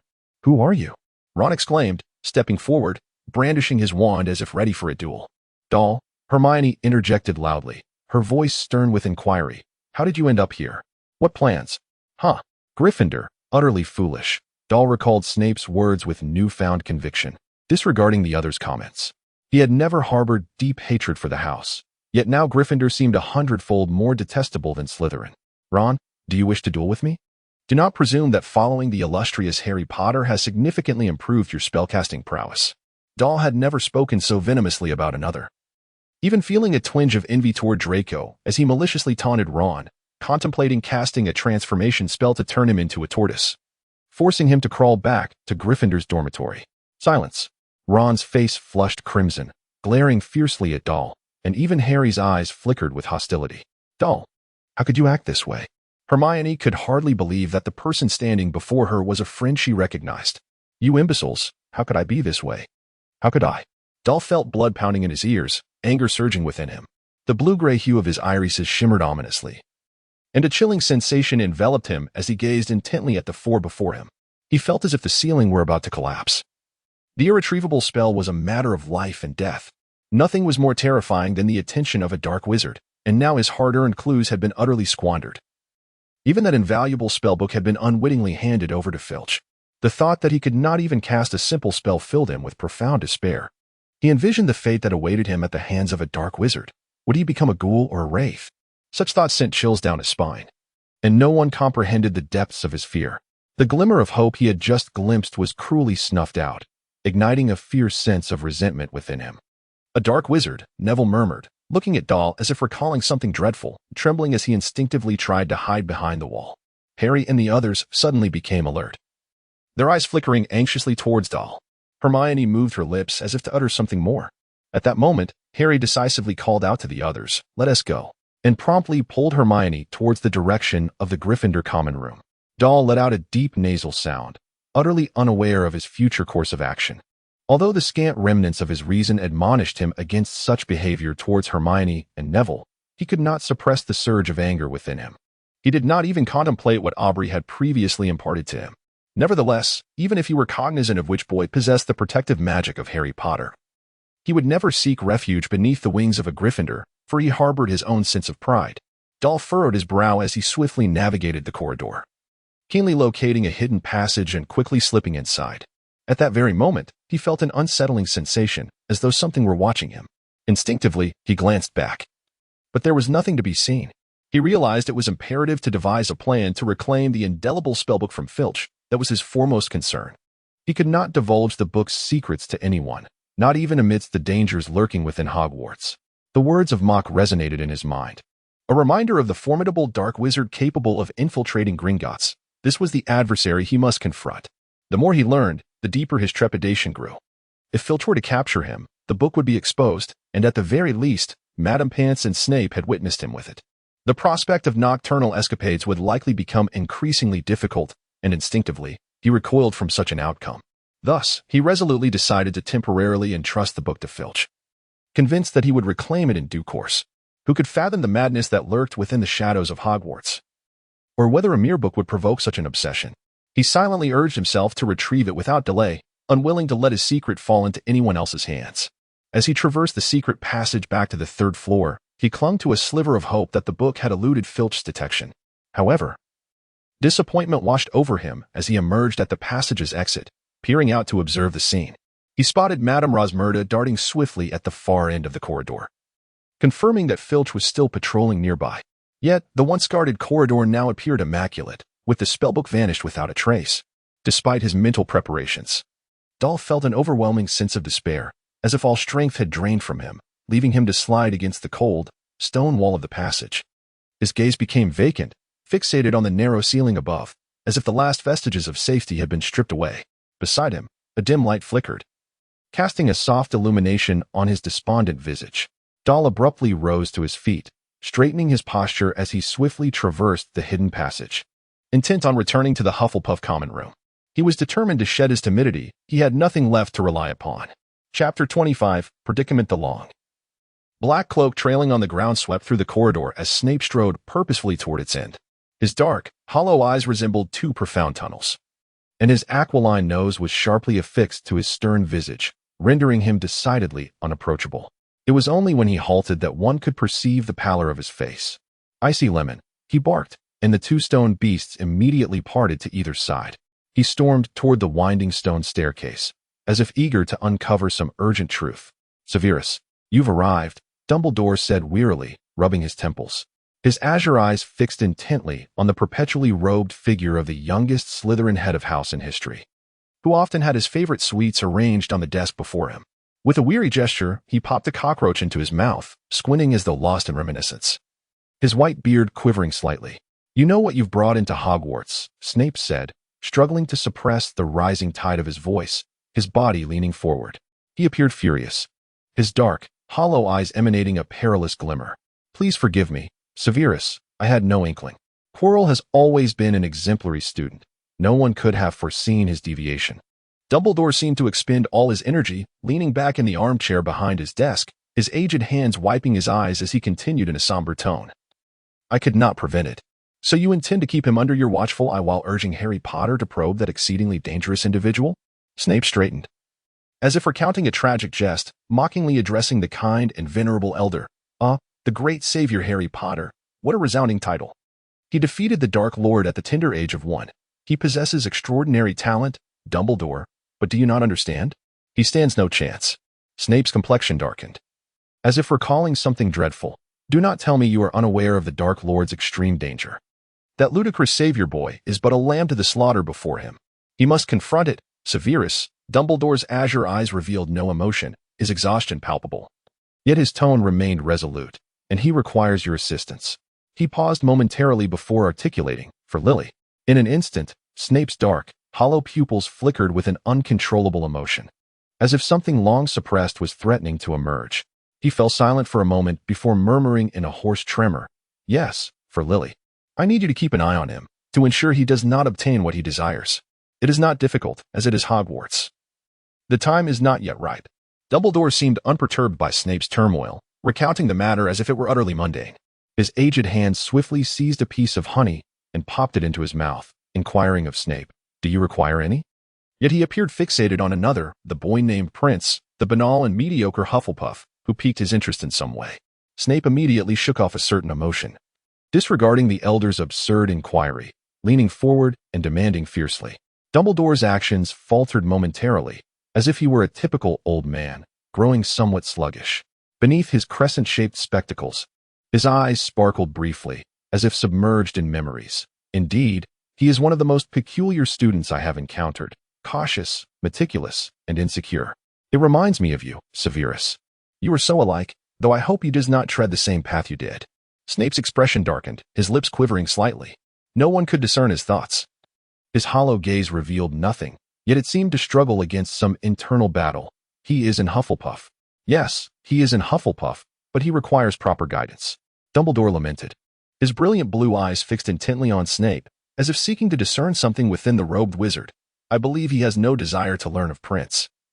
Nick Miller informed me they sought him out, and Doll is a Hufflepuff.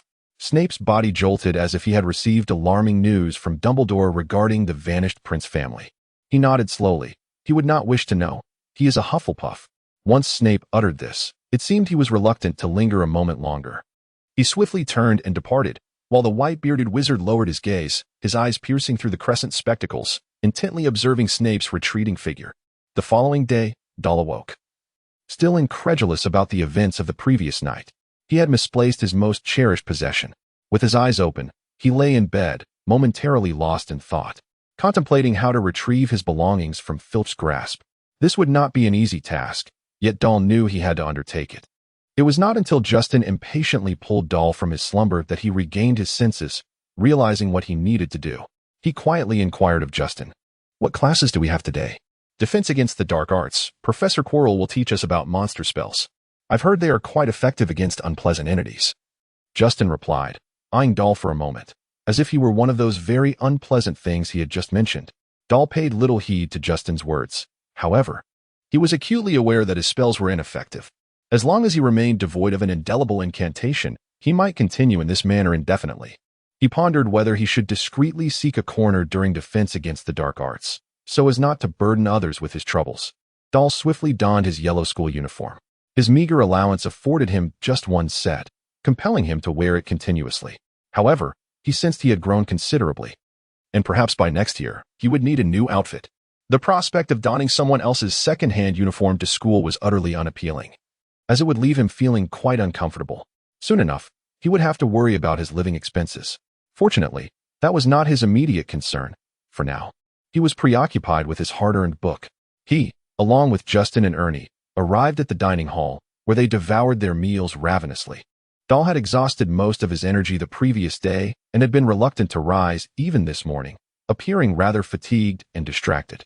His gaze fell upon the Gryffindor table, where he spotted the two boys he had encountered the night before, Harry and Ron, animatedly discussing something, their faces alight with joy, as if they had stumbled upon a marvelous adventure and were eager for more.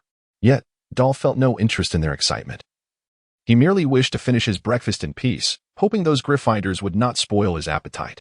Compared to Ron and Harry, he found himself harboring less animosity towards Draco, though he still felt a gnawing irritation towards them all.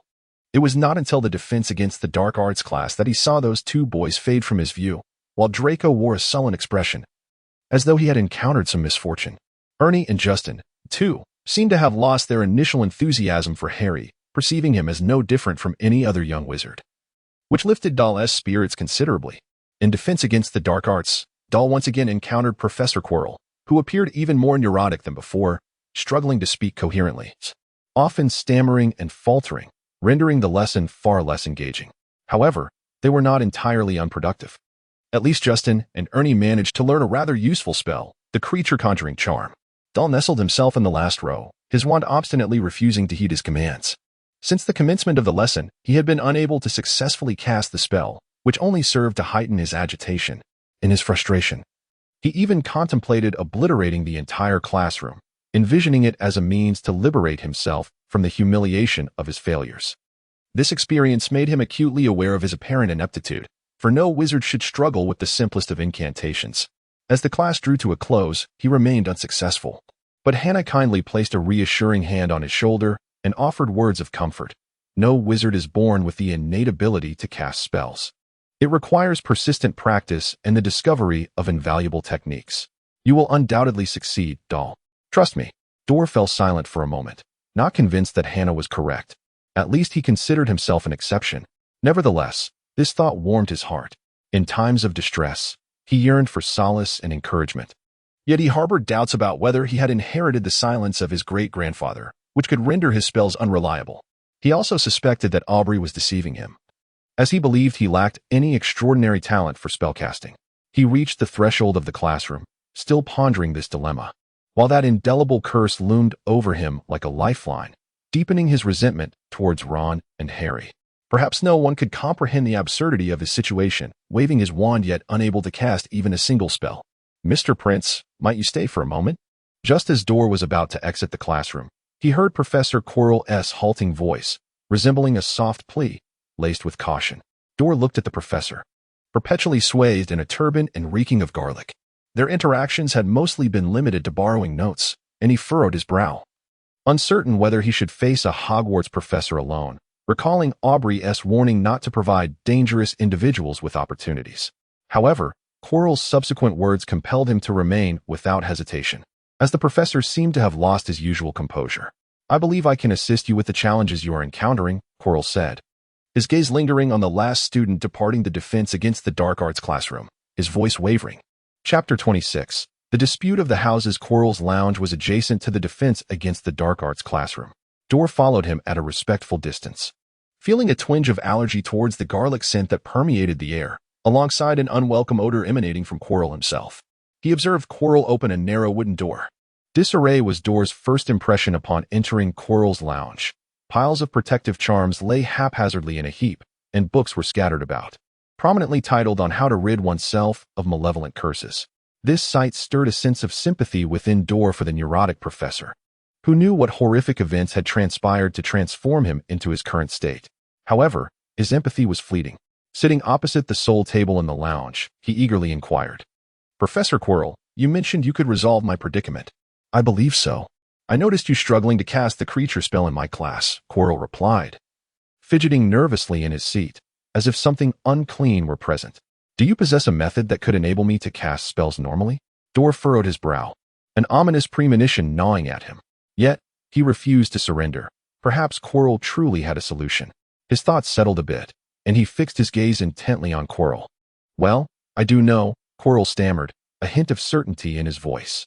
However, the moment he spoke, Dorr perceived Quirrell's eyes transforming into a vast vortex, ceaselessly pulling at him, causing him to momentarily lose all rational thought, staring vacantly as if petrified. In Dorr's blue-gray eyes, a grayish hue surged upward, and a cold, lifeless gaze emerged, one devoid of humanity, emanating an eerie chill that enveloped him. Suddenly, Quirrell let out an anguished, chilling whisper, his eyes vortex abruptly ceasing, as if frozen by the frigid aura that had stilled his thoughts. He leapt from his chair, reaching for his wand, and a brilliant flash struck Dorr's head. "What are you saying, Professor Quirrell?" Time seemed to resume its flow as Dorr regarded Quirrell in confusion, sensing that something crucial had slipped from the professor's mind. He felt as though he had forgotten their earlier conversation entirely, and he questioned whether he had zoned out once more. "I believe so, Mr. Prince. You are currently unable to cast the creature spell." Quirrell seemed to dread something, leaning back as if to distance himself from Dorr. His speech grew increasingly disjointed, to the point that Dorr would have missed it if he hadn't been attentive. "You must possess the courage to resist dark magic, and you need to control the emotions tied to your spells. Is that so?" Dorr remained perplexed by Quirrell's statements, which left him somewhat disheartened. He had hoped Quirrell would provide a solution to his spellcasting woes, but it was evidently not the case. He blinked, pondering whether he ought to have placed his hopes in this neurotic professor, who seemed unreliable beyond his stammering speech. Quirrell appeared equally bewildered by his own words, rambling and anxiously surveying his chaotic desk, seemingly eager for Dorr to depart. Dahl observed Professor Chilo's actions and realized that he might not glean any further information from him. Thus, he stood up decisively and remarked, "Professor Chilo, perhaps it is time for me to take my leave." He could hardly endure the pervasive scent of garlic that permeated the room. "Very well," Chilo replied hastily, rising to his feet and watching Dahl's retreating figure, a flicker of concern evident in his eyes. That boy possesses what I require." A cold, hoarse voice suddenly broke the silence, prompting Chilo to instinctively shrink back. Fear etched across his countenance. Yes, my master." As Dorr stepped out of the classroom of Dark Arts Defense, he felt a subtle disquietude. He pondered over his conversation with Professor Chilo in the common room, sensing an imperfection in his memory, as if something had slipped through the cracks. He glanced suspiciously at the door of the classroom, where a figure in a yellow robe swiftly darted down the corridor. Approximately a week later, Dorr remained in a state of melancholy, finding no opportunity to approach Filch's common room. Each time he attempted to draw near, Madame Rollis would suddenly materialize from nowhere, as if guarding her territory, which left Dorr in deep frustration. He was certain that the moment he stepped inside, he would be caught red-handed, resulting in a significant loss of points for Hufflepuff, and he would face detention. The indelible curse might linger permanently within Filch's common room or be confiscated by some professor. Such dire consequences rendered him hesitant to act impulsively. He continued to seek an opportunity, hoping for a singular success, while meticulously devising his plans in his mind. However, Ernie and Justin had begun to notice Dorr's changed demeanor. He had grown somewhat reclusive, reluctant to engage in conversation, often finishing his breakfast in silence before heading to class. They assumed that Draco was once again causing trouble for Dorr, which led them to appear perpetually irate. Dahl found himself unable to elucidate anything to them, resigning himself to their wild speculations. However, soon at breakfast, they were captivated by a slender package, and even Hannah was no exception. Their eagerness to discern its contents was palpable. Unfortunately, the package soon landed with a thud before Harry and Ron at the Gryffindor long table, causing Dahl to immediately lose interest. He swore he had no desire to know what lay within. It could potentially be a broomstick. But how could a first year have a broomstick? What do you think, Ernie? Hannah inquired leisurely, spearing a piece of bacon with her silver fork and sharing her conjectures with those nearby. How would I know? Ernie replied, his gaze fixed intently on the slender package. He had yet to touch his breakfast and muttered with a hint of envy, it could very well be a broomstick. But who would send Harry a broom? You know, first years aren't allowed to have their own brooms. That would be just too cool. I wish I could have one. Ernie's words tumbled out in a flurry, as discussions about flying or Quidditch always ignited an extraordinary excitement in him. Meanwhile, Dahl merely rolled his eyes, observing the three of them animatedly exchanging ideas. Maybe Harry has been called to the Gryffindor Quidditch team, Justin suggested, sipping his porridge. You know the Gryffindor Quidditch team isn't particularly strong. If they had the Weasley twins, along with Harry Potter, they would surely defeat Slytherin and claim this year's Quidditch Cup. All right, but there are no ifs in this scenario. It is rare for Quidditch teams to recruit first years, Dahl interjected. However, next year our Quidditch team will have Dahl, Ernie proclaimed confidently, casting a glance at Dahl as if his presence alone would ensure Hufflepuff easily lifted the Quidditch Cup. Very well, Dahl replied, mustering a faint smile, though truthfully, he felt no joy. He had never entertained thoughts of Quidditch. His only desire was to reclaim his belongings, a goal that seemed increasingly distant. He bit into a sweet bagel, attempting to recapture a semblance of happiness, yet found no trace of joy within himself. It was only when he spotted the serious expressions on Mar and Abel's faces that he realized the two were approaching him. Before he could ponder what they wanted, Mar called out to him in a hushed tone, Dahl, we hope you can come with us. This prompted a shared glance of curiosity between Ernie and Justin. While Hannah quietly reminded Dahl, the first class is potions. You'd best get to the potions classroom before it starts, or Snape is likely to make things difficult for you. All right, Dahl responded, feeling a sense of trouble looming once more. He overheard Justin curiously asking Ernie, what could the head boy and the Quidditch captain want with Dahl? Dahl was equally curious, yet as the three exited the restaurant, Mar and Abel did not utter a single word to him. It was only when they reached an unoccupied corner that they paused, and Dahl glanced anxiously at the two. Gryffindor had acquired Harry Potter. Abel's tone was rather unpleasant, tinged with indignation. What? Dahl inquired, perplexed. He was aware that Harry Potter had always been a part of Gryffindor. Yet it was evident that Abel's remark pertained to something entirely different. Gryffindor's Quidditch team has gained Potter, enhancing their prowess. If we wish to avoid defeat, we must infuse fresh talent, namely, you, Dahl, to replace other members of the Quidditch team. Our strength is lacking, perhaps even inferior to Gryffindor's. And this is a matter of honor, Mar elucidated earnestly, resembling a fervent Hufflepuff, perpetually mindful of the house's reputation. However, the inadequacies of Hufflepuff left him perturbed and distressed. First-year students are prohibited from bringing flying broomsticks to school, as stated in Hogwarts correspondence, which seems rather unjust. Dahl furrowed his brow slightly, cautiously probing, indeed. But the Slytherin team has long held dominion over the Quidditch Cup, having secured the House Cup for several years. Ravenclaw, Hufflepuff, and Gryffindor are discontent with this situation. They yearn for someone to vanquish Slytherin.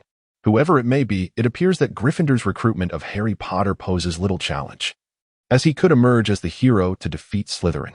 Mar patiently continued, however, with you and Hufflepuff and Ravenclaw possessing Joan, both of your flying talents are equally remarkable, leading us to a divergence of interests.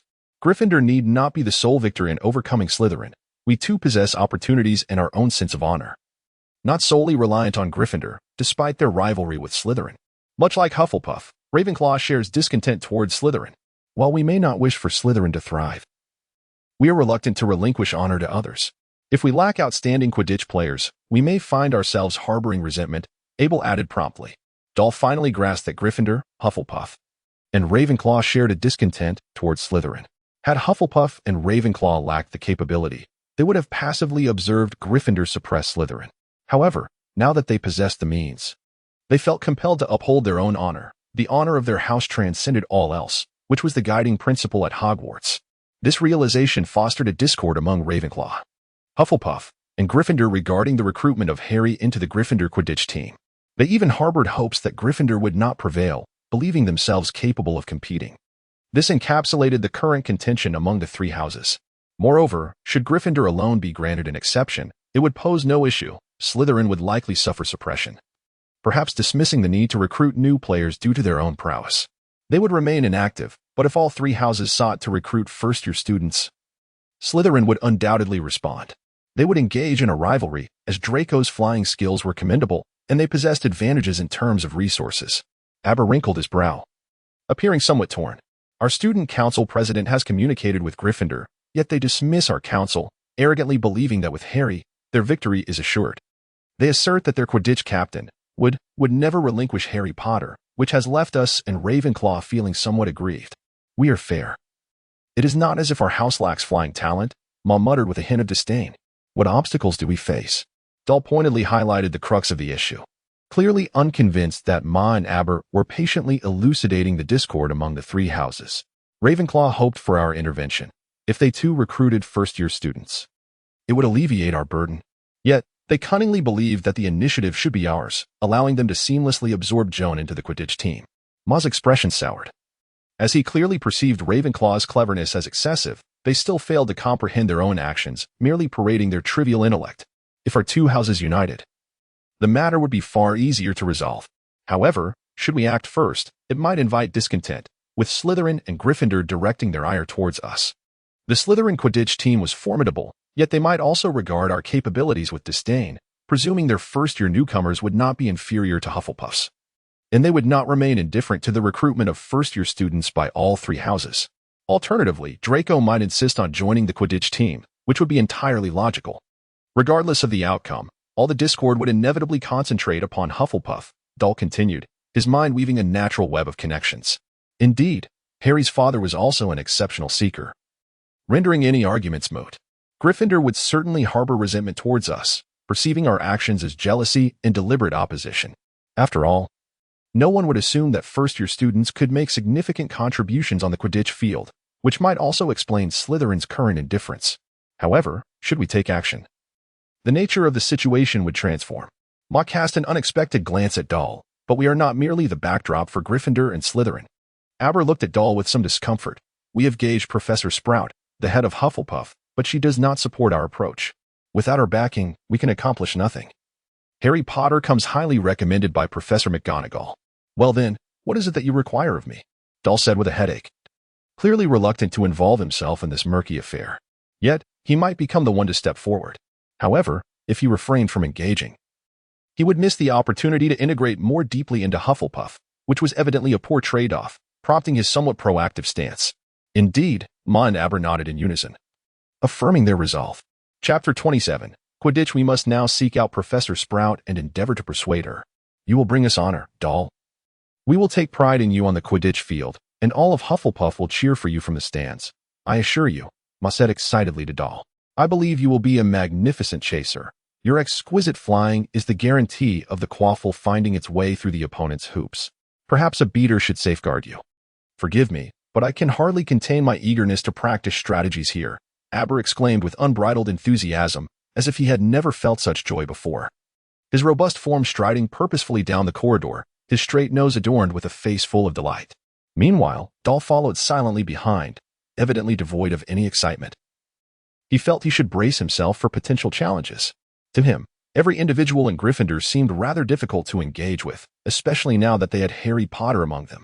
This reminded him of that night with the hostile boy, prompting a wry smile. He could easily disregard unfriendly words and glances. Perhaps one of his innate talents was his indifference to others' perceptions. Dahl sensed that they were making their way out, emerging from the castle of Hogwarts and arriving before a greenhouse, the very place where Professor Sprout conducted her herbology classes, as she seldom remained in her own quarters. Though Dahl had never encountered Professor Sprout outside of herbology class, he had heard the commendations from Hufflepuff regarding her. She was benevolent and optimistic. never concealing her favoritism for her own students. She was a competent head of Hufflepuff, a rarity among heads who do not exhibit partiality. Severus Snape was one such example. And even Professor McGonagall was not exempt, as she had procured a talented player for the Gryffindor Quidditch team. However, upon meeting Professor Sprout for the first time outside the classroom, he felt a twinge of nervousness, as his performance in herbology had been less than commendable. Professor Sprout called gently from within the greenhouse, having chosen a time devoid of herbology lessons to meet with their head. "Oh dear, coming quickly," she exclaimed, bustling about inside. Upon hearing the voice, she looked up to see the silhouette outside, her face breaking into a warm smile. She resembled a true matriarch, genuinely concerned for the growth of each student in Hufflepuff, and Mar felt a deep sense of gratitude towards their head. Mar opened the door to the greenhouse and gestured for Dole, unable to join him, clearly at ease in this environment. As it was evident that this was not his first visit to their head, Dole quietly entered, his gaze lingering on the head of Hufflepuff, a diminutive which adorned with flowing gray hair. She typically wore a heavily patched, thick hat, her attire often soiled from her constant endeavors in the greenhouse, nurturing flora. It was said that she epitomized the essence of Hufflepuff, passionately devoted to her lessons and students. "Is there something you need, Mar? You know my time is limited. I must attend to these little ones." Madame Pomfrey finds them quite useful, as there are always students who inadvertently find themselves injured. Professor Sprout was in the midst of lifting a pot of herbs when she turned to regard the trio, her demeanor warm and assessing. Once she set the pot down and sprinkled a handful of dragon dung fertilizer into it, she dusted off her hands and looked up at Mar, Abel, and Dole. Smiling as she said, "I believe you may speak now. I can assist, provided we do not contravene school regulations. Hufflepuffs are well-behaved students." Mar and Abel exchanged glances, communicating silently until Abel, with his robust physique, stepped forward. His voice, always gruff, resonated as he addressed her. "Headmistress, our Quidditch team requires new recruits, particularly one with remarkable flying talent. We seek your consent. Child, as the Quidditch captain of Hufflepuff, I see no issue with your recommendation. But you must understand that first-year students are not permitted to ride broomsticks unsupervised. That would be exceedingly perilous." Professor Sprout's gaze shifted to Dole, her affectionate look enveloping him in warmth. "You would be at risk, dear. Quidditch is a dangerous sport. Headmistress, we must make strides in Quidditch. We have faith in Dole. He can handle it all. Our Hufflepuff house has not claimed the Quidditch Cup in ages." Mar's expression was one of desperation, as though pleading with Professor Sprout. Even Abel's eyes shimmered with sorrow. Their house indeed lacked gifted students, yet it was their very mediocrity that embodied Hufflepuff's virtues of diligence, perseverance, integrity, and loyalty. They remained true to their efforts, ideals, and honor. "I believe I can, Headmistress. Mar speaks the truth. I am capable," Dole replied, a flicker of determination igniting within him as he seized Mar's words, eager to prove himself. "The Quidditch Cup is part of the House Cup, and we can only truly grasp it through our endeavors. This is the duty of a true Hufflepuff." Abel's assertion was irrefutable, as though he were narrating an everyday occurrence, yet his gaze was resolutely firm. Very well. I believe you have persuaded me.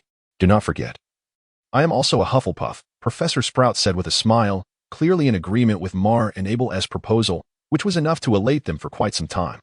Dole found Professor Sprout to be quite amiable. She did not impose any difficulties upon them, did she? "Now, you ought to attend your class, as I do not wish for our college to incur penalties from other professors due to tardiness." Sprout waved her hand, seemingly urging the three individuals to depart. However, Mar and Abel were not perturbed. They exited the greenhouse with cheerful expressions and sincerely thanked their dean. "Thank you, Dean. I believe we shall meet at the Quidditch match."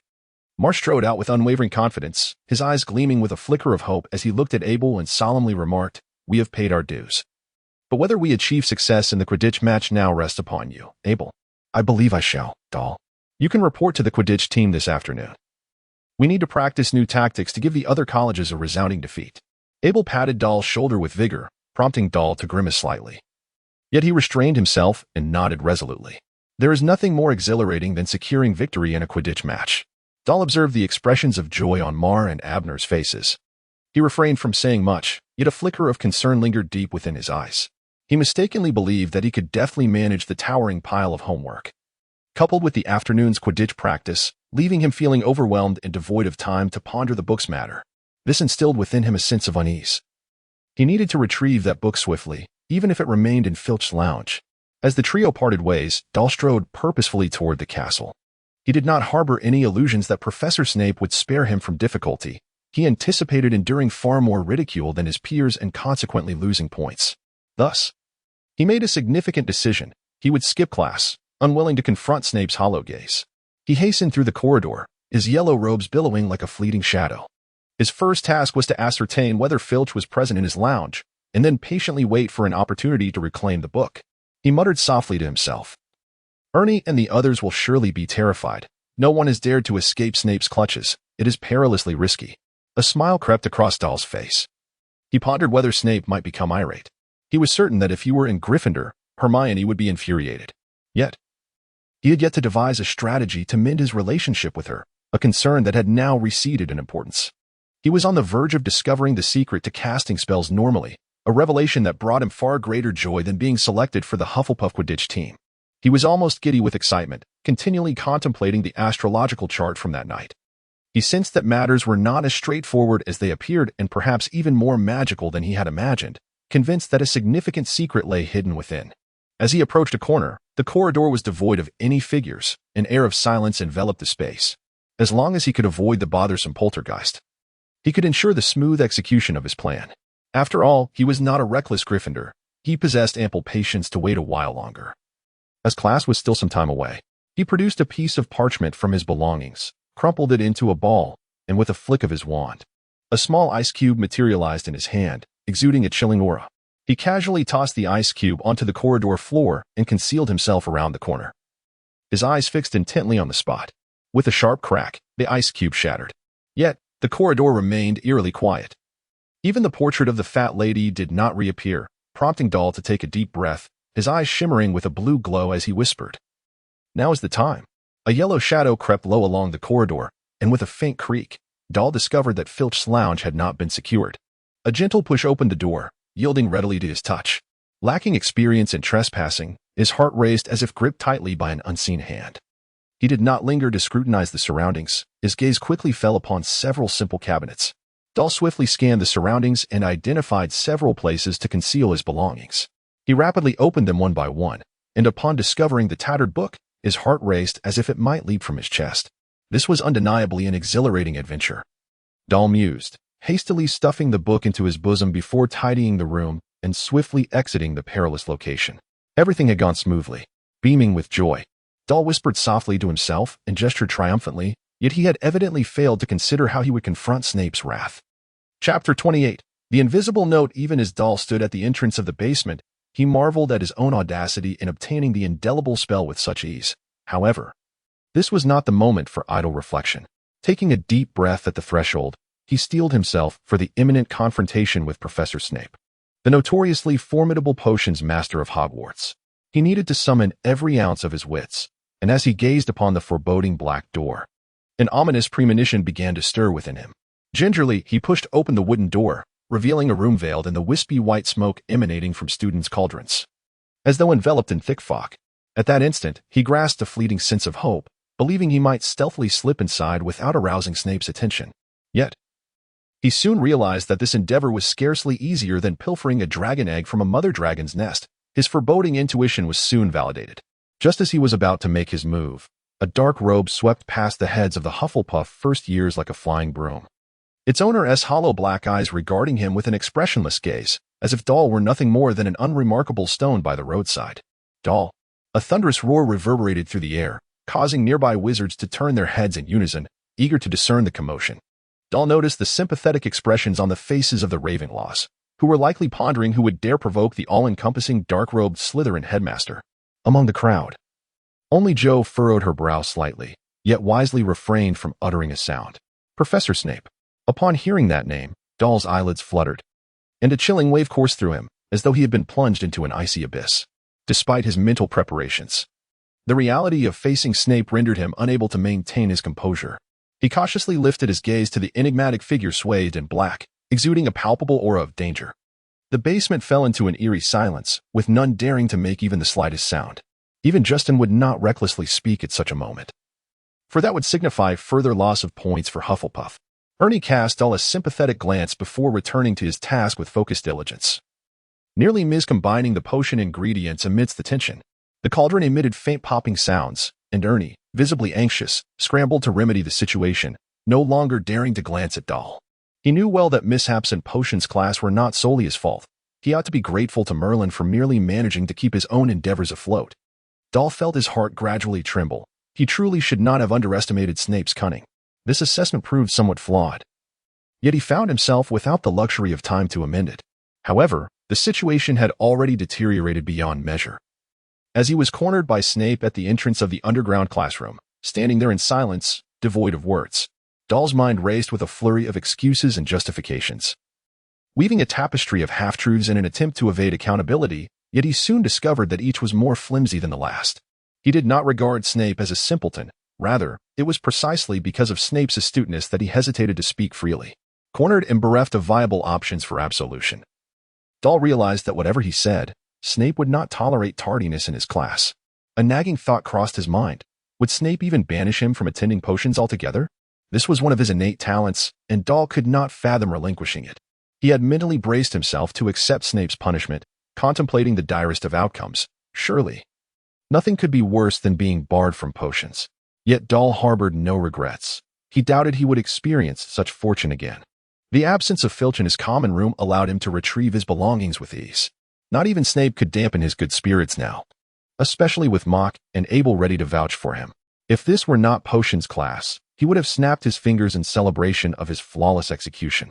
However, he now stared at the tips of his shoes, adopting a posture of contrition, having no intention of disputing with Snape, who was notoriously unreasonable. It was evident that the head of Slytherin had no plans to absolve him. A smirk curled at the corners of Snape's mouth, tinged with derision, as he barked. "Foolish boy, do you think that by believing you are not the imbecile I claim you to be, you can arrogantly skip potions? Your actions warrant a deduction of 30 points from Hufflepuff, and I do not expect that a single warning will suffice for your memory. Professor Snape." "I have obtained permission for Dorr," Hannah blurted out, startled by the impending score deduction. Her interjection, however, was not well thought out. Snape did not deign to glance at her, replying coldly, "Miss Abbott, I do not recall granting you the liberty to speak freely in my class. 30 points from Hufflepuff." With ruthless efficiency, he exacted the penalty, his piercing gaze fixed steadily on Dorr, as if he were tainted with some unseen blemish. No, Hannah was nearly apoplectic with indignation. Yet she refrained from voicing her thoughts. Consequently, no Hufflepuff dared to speak out, their heads bowed in reluctant submission, casting furtive glances of frustration at Snape. They had not anticipated that he would embody the legendary severity attributed to him. His unreasonable nature had cost Hufflepuff 30 points, relegating them to the bottom of the standings. All of which they believed was Snape's doing. Dorr had narrowly escaped a calamity, and now every Hufflepuff harbored a deep-seated resentment towards Snape.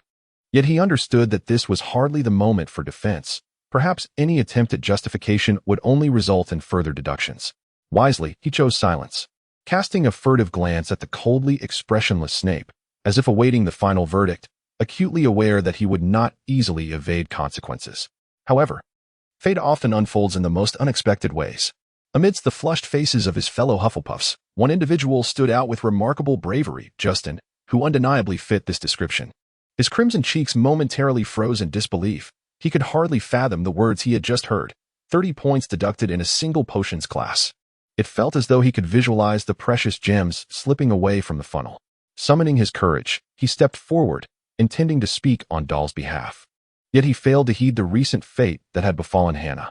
Upon observing the agitated countenance of Justin, Dorr rolled his eyes dramatically, fully aware that the situation was veering into unpredictable territory. If he had the use of his wand, he would undoubtedly render Justin unconscious.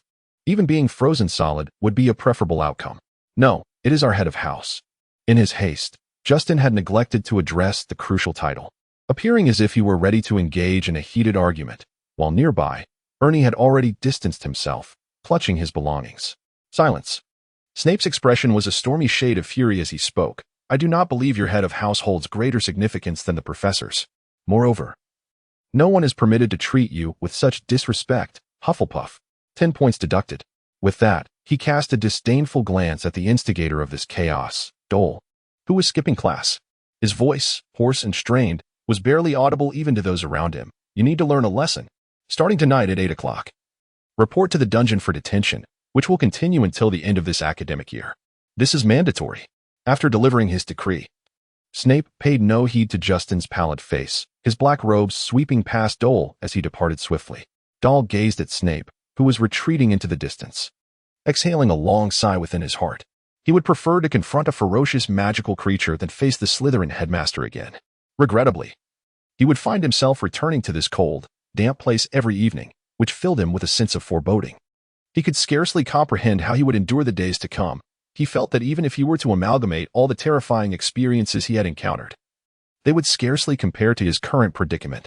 With a faint grimace, he quietly slipped back to his seat, glancing at the somewhat dazed Justin. There was not a trace of sympathy in his eyes. He believed that this courageous individual ought to be in Gryffindor's den of lions rather than causing a ruckus in Hufflepuff. If it weren't for Justin, perhaps the situation would not have been so dire. He had never heard of a student being confined until the end of the academic year. Justin would likely be the first. He suspected that something in Professor Sprout's care had resulted in his head being filled with herbs. Well then, you should have good news to share with me. Dole stood hurriedly at the workstation, diligently organizing his potion ingredients. He was acutely aware that failing to complete the potion assigned by Snape would invite the professor's unforgiving wrath. As he squeezed the venom from a spider's venom sac with a silver knife, a glimmering slip of paper caught his eye. It bore a line of green ink. And upon glancing up, he noticed Joan attentively brewing her potion, feigning indifference. With a hint of curiosity, he picked up the slip, lowering his head to discreetly observe the bustling little wizards nearby. They seemed oblivious to his presence, or perhaps they simply could not see him. A thought suddenly crossed his mind, prompting him to position the paper in a conspicuous yet concealed angle, ensuring it would evade Snape's notice.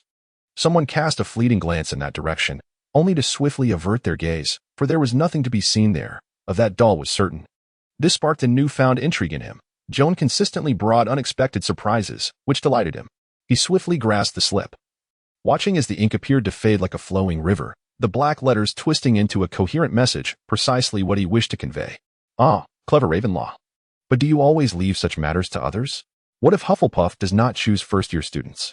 The note was indeed captivating. Joan gradually approached Dole, naturally taking the slip into her hand, a smile gracing her face.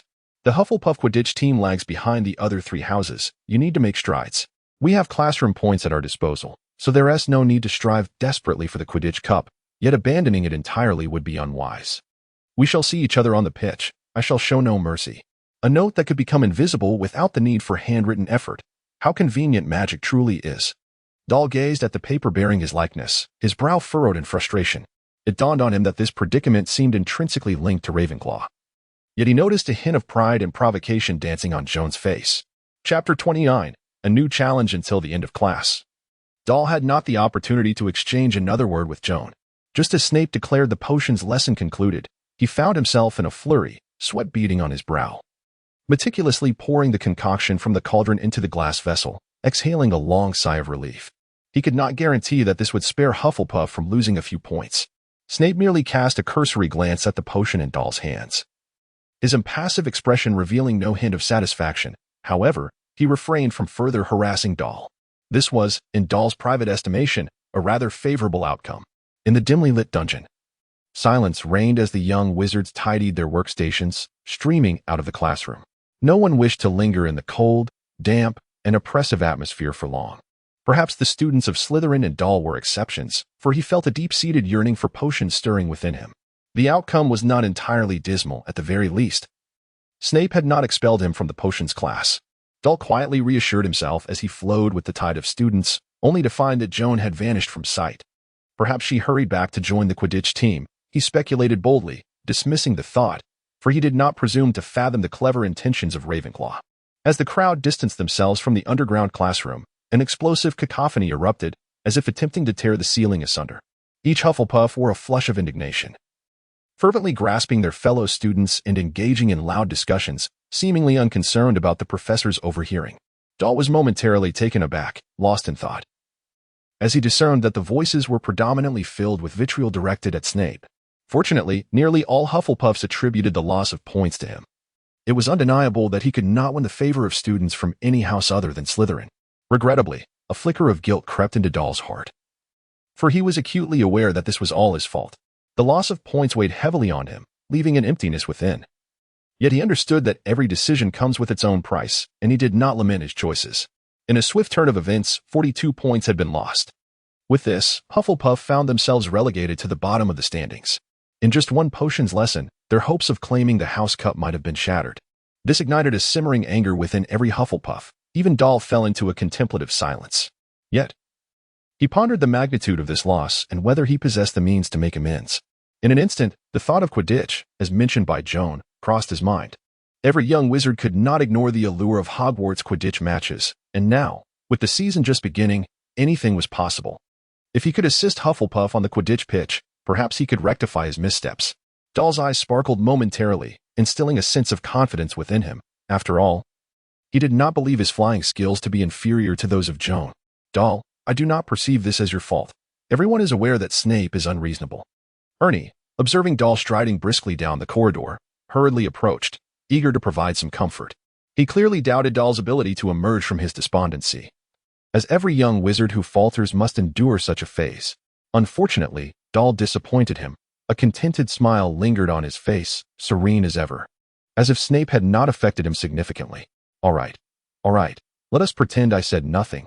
Ernie reluctantly withdrew from the conversation, realizing that Doll did not require his solace, leaving him somewhat disheartened, feeling as though he had not fulfilled his purpose. However, Justin's expression was even more forlorn, for he discovered that no one had come forth to console him. Perhaps this was the price he paid for his folly in potions class. No.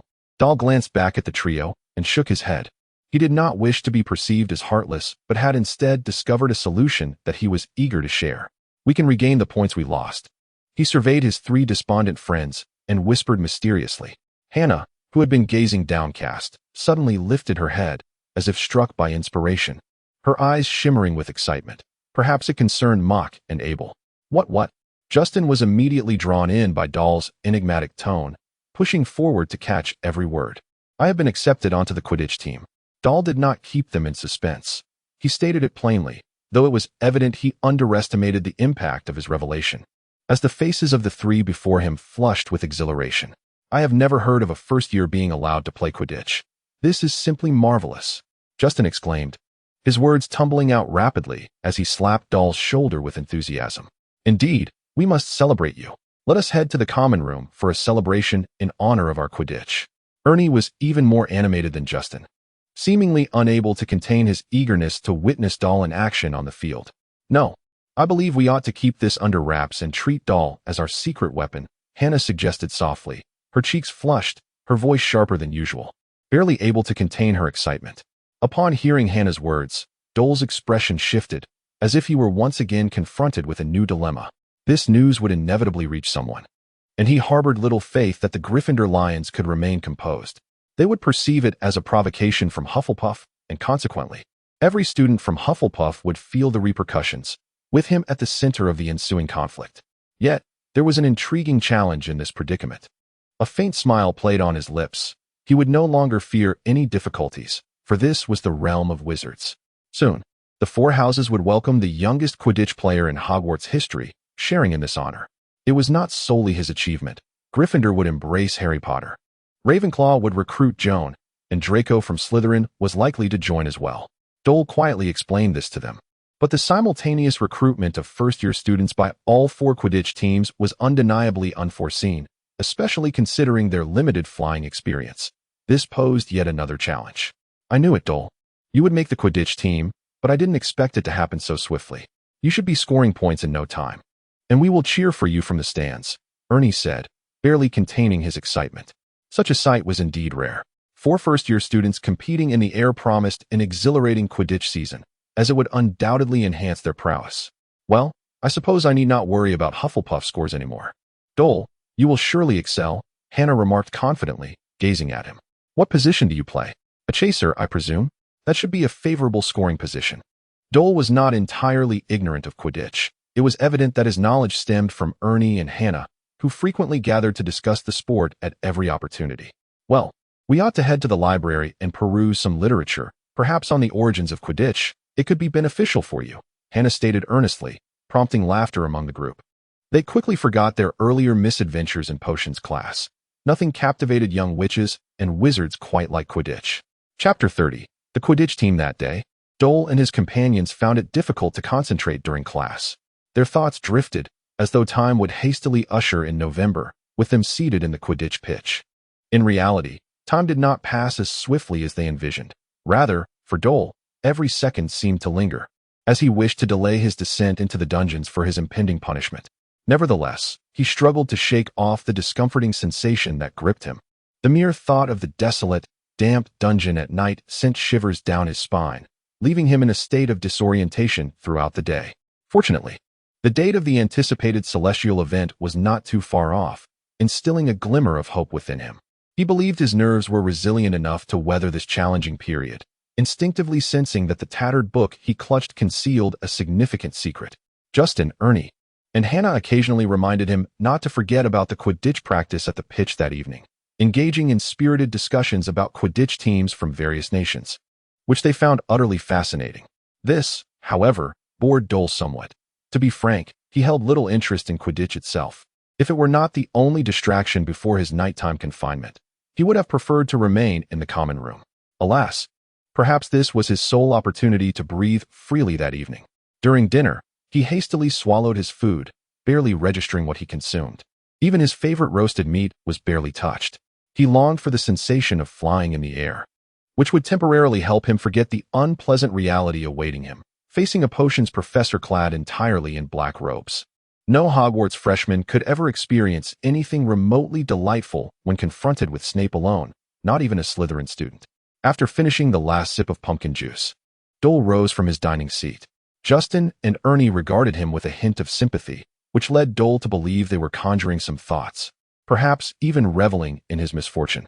His expression darkened slightly as he hastily departed, aware that the hour of 6:30 approached ever closer.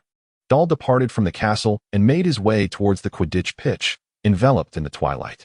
Hundreds of benches were arranged high upon the surrounding stands, affording the spectators a clear view of the happenings on the field.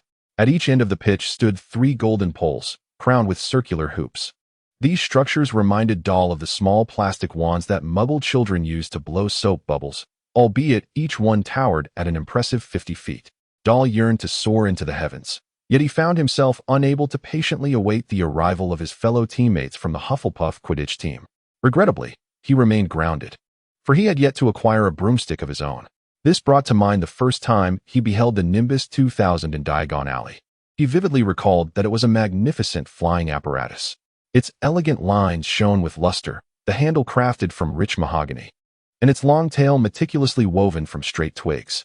The words Nimbus 2000 were embossed in radiant gold at the top of the broomstick.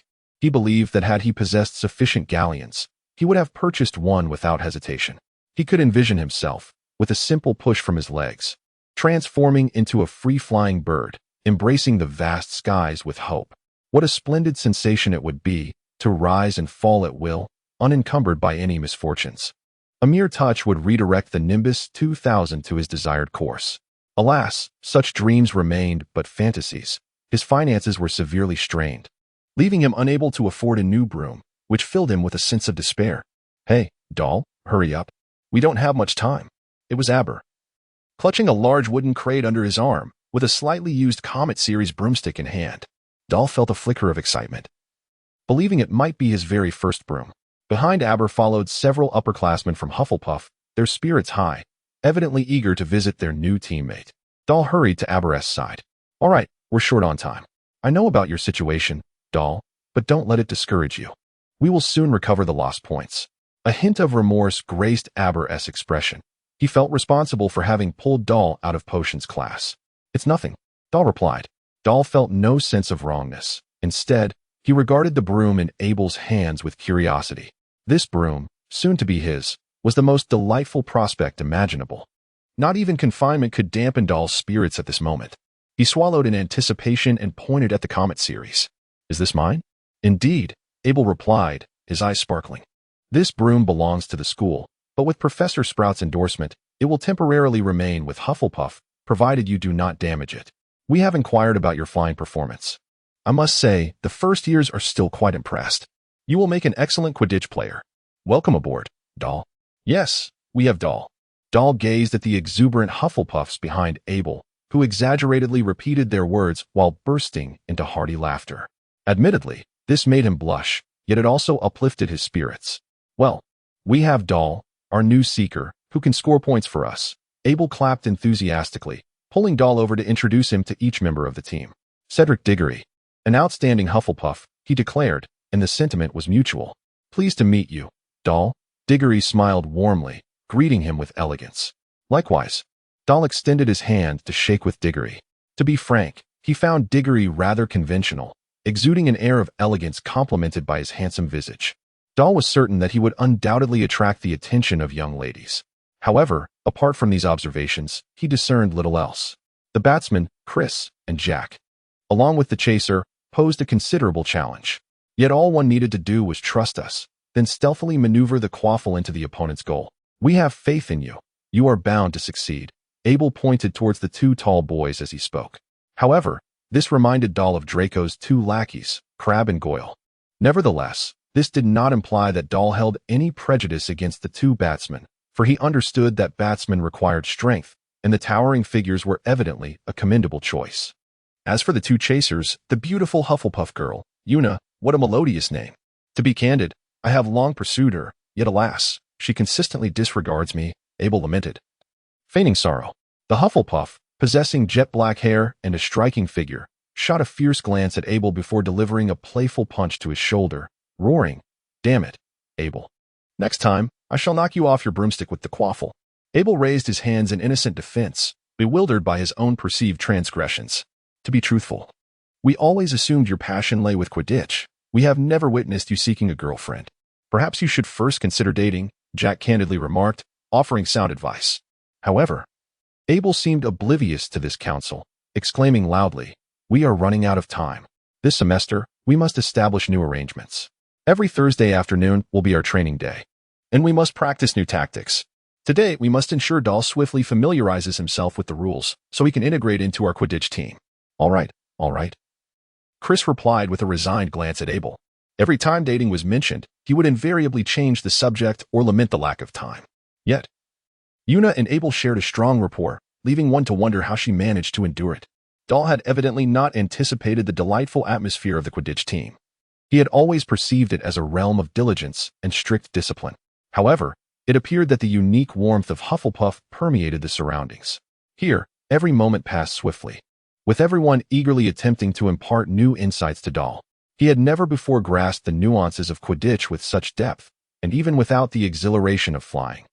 Time seemed to elapse rapidly. It was not until nearly 8 o'clock that Aberforth reluctantly steered the conversation back on track, his expression betraying a mix of regret and frustration, a sentiment echoed by every Hufflepuff.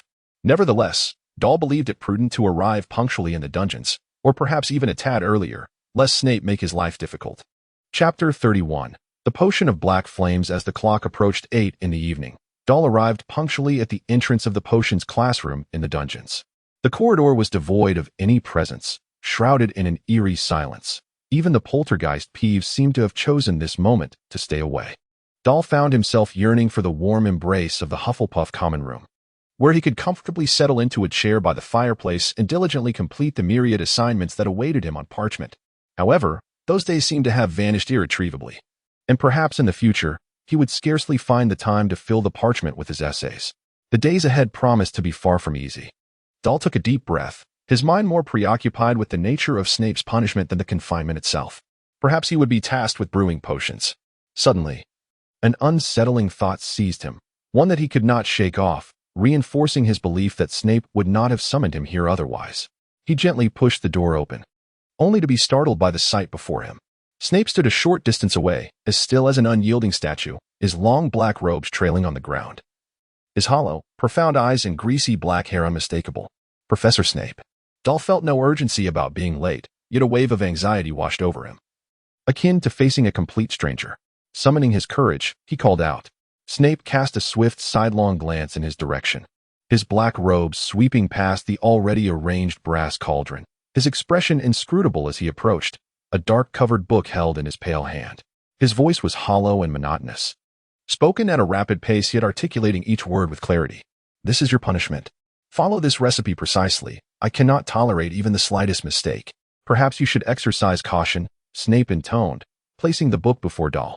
The text within the book loomed larger in Doll's vision, resembling a thick, potent potion.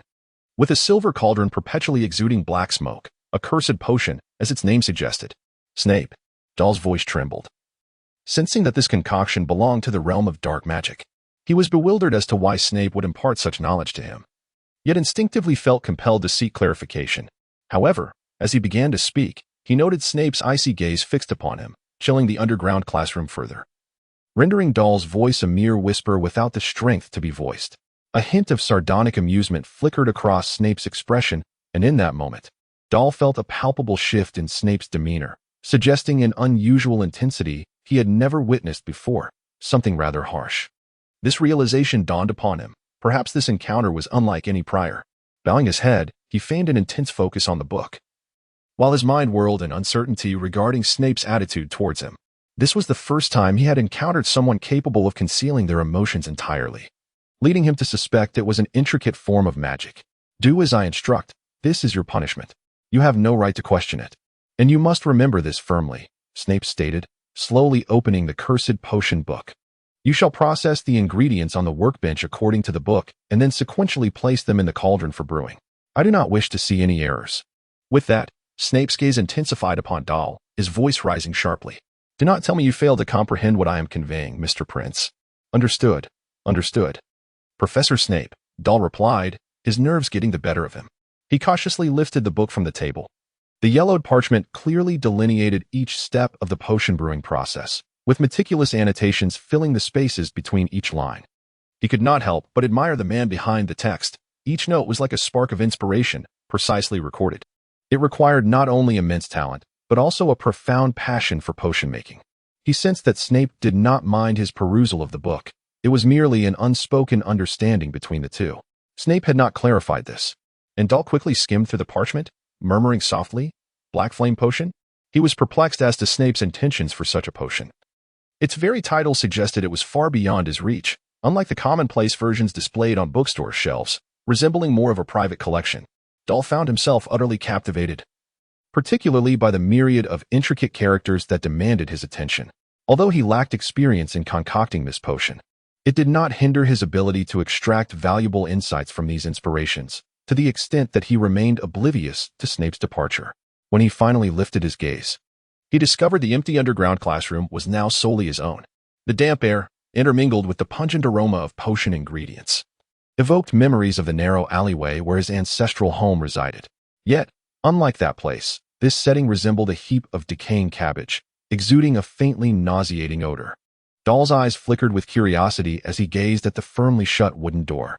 It struck him as peculiar that a professor from Hogwarts would wander about at night. Perhaps this was connected to the conversation he had overheard between Mock and a fifth-year Hufflepuff, hinting at a concealed secret within the castle that had attracted the attention of a formidable dark wizard. Yet, he found himself puzzled, uncertain of which side Severus Snape stood on. The man bore a resemblance to a dark sorcerer, which rendered Doll hesitant to seek assistance from the professors. Despite Snape's unfriendly demeanor, he remained the only Hogwarts professor Doll had trusted thus far.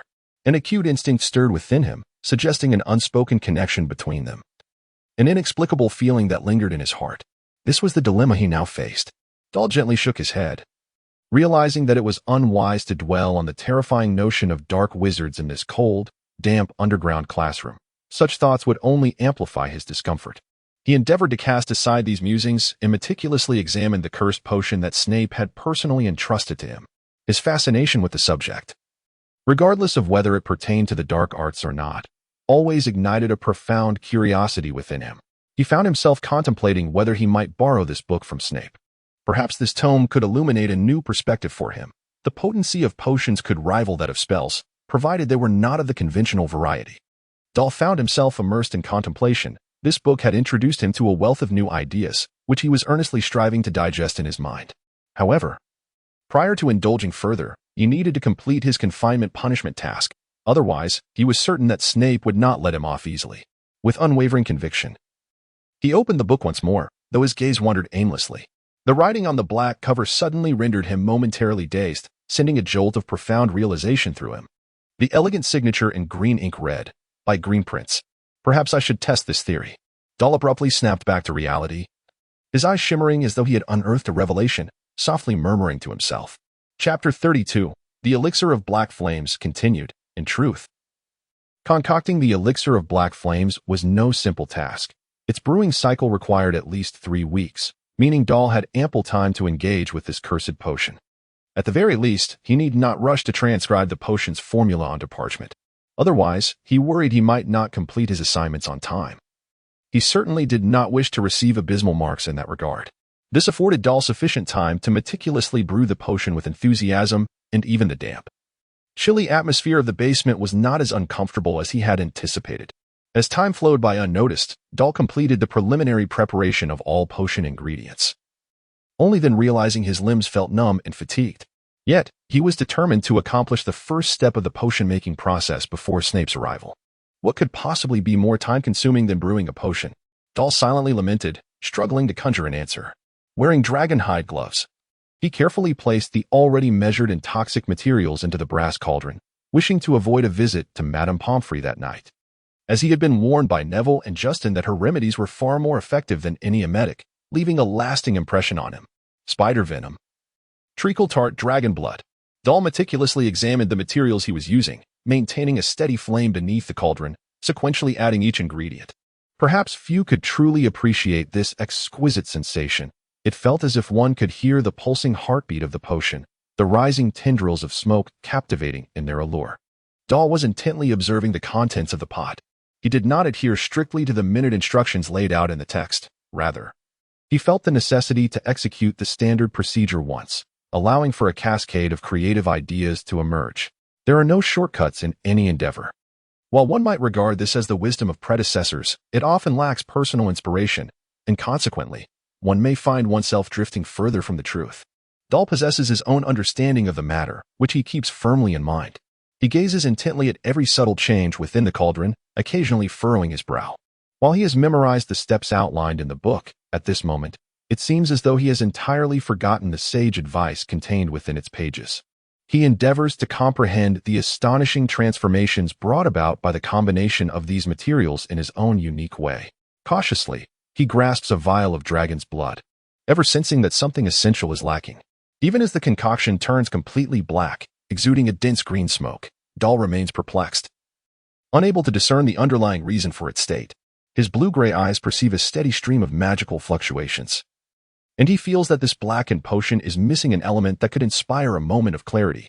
With his eyes closed, he mentally retraces each step he has taken, these actions seemingly etched into his mind.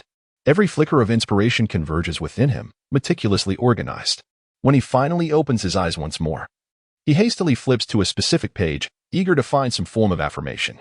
Though not particularly skilled at penmanship compared to the author of the text, he senses that the individual had never contemplated the questions he now ponders. Their lines of thought diverge significantly. What are you thinking, Dahl?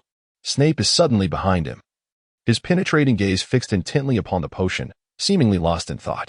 The curse potion, what was its original intent? Dahl pays little heed to the identity of the person beside him, instead articulating his thoughts candidly. His brow remains slightly furrowed, yearning for a precise answer to refine his understanding. Regrettably, no response is forthcoming. As he turns his head in confusion, he finally notices Snape's impassive expression, promptly dismissing what he had considered a rather absurd inquiry. "Professor Snape," Dahl nearly exclaims, though he manages to regain some semblance of composure, certain that Snape would not appreciate any boisterous interruptions. He is uncertain whether Snape has just arrived or has been standing behind him for some time, possibly observing as he meticulously examined the precious tome repeatedly. Dahl glanced anxiously at Snape, quickly falling silent. "You possess talents beyond my expectations, Dahl." Snape's eyes finally flickered with a hint of interest, yet to Dahl, that gaze felt perilously ominous. "However, it seems you have failed to heed my words. Remember, you are forbidden to ask any questions." Snape abruptly snatched the book away with a certain roughness, his gaze sharpening to an almost predatory intensity. His low, gravelly voice resonated once more in Dahl's ear, "Especially such foolish inquiries. You will be grateful to have forgotten them in the future. Now, return to your common room, and do not divulge anything that transpires here to anyone." Dahl turned to glance at Snape, who had already entered the lounge, and without hesitation, he pushed open the door and stepped outside.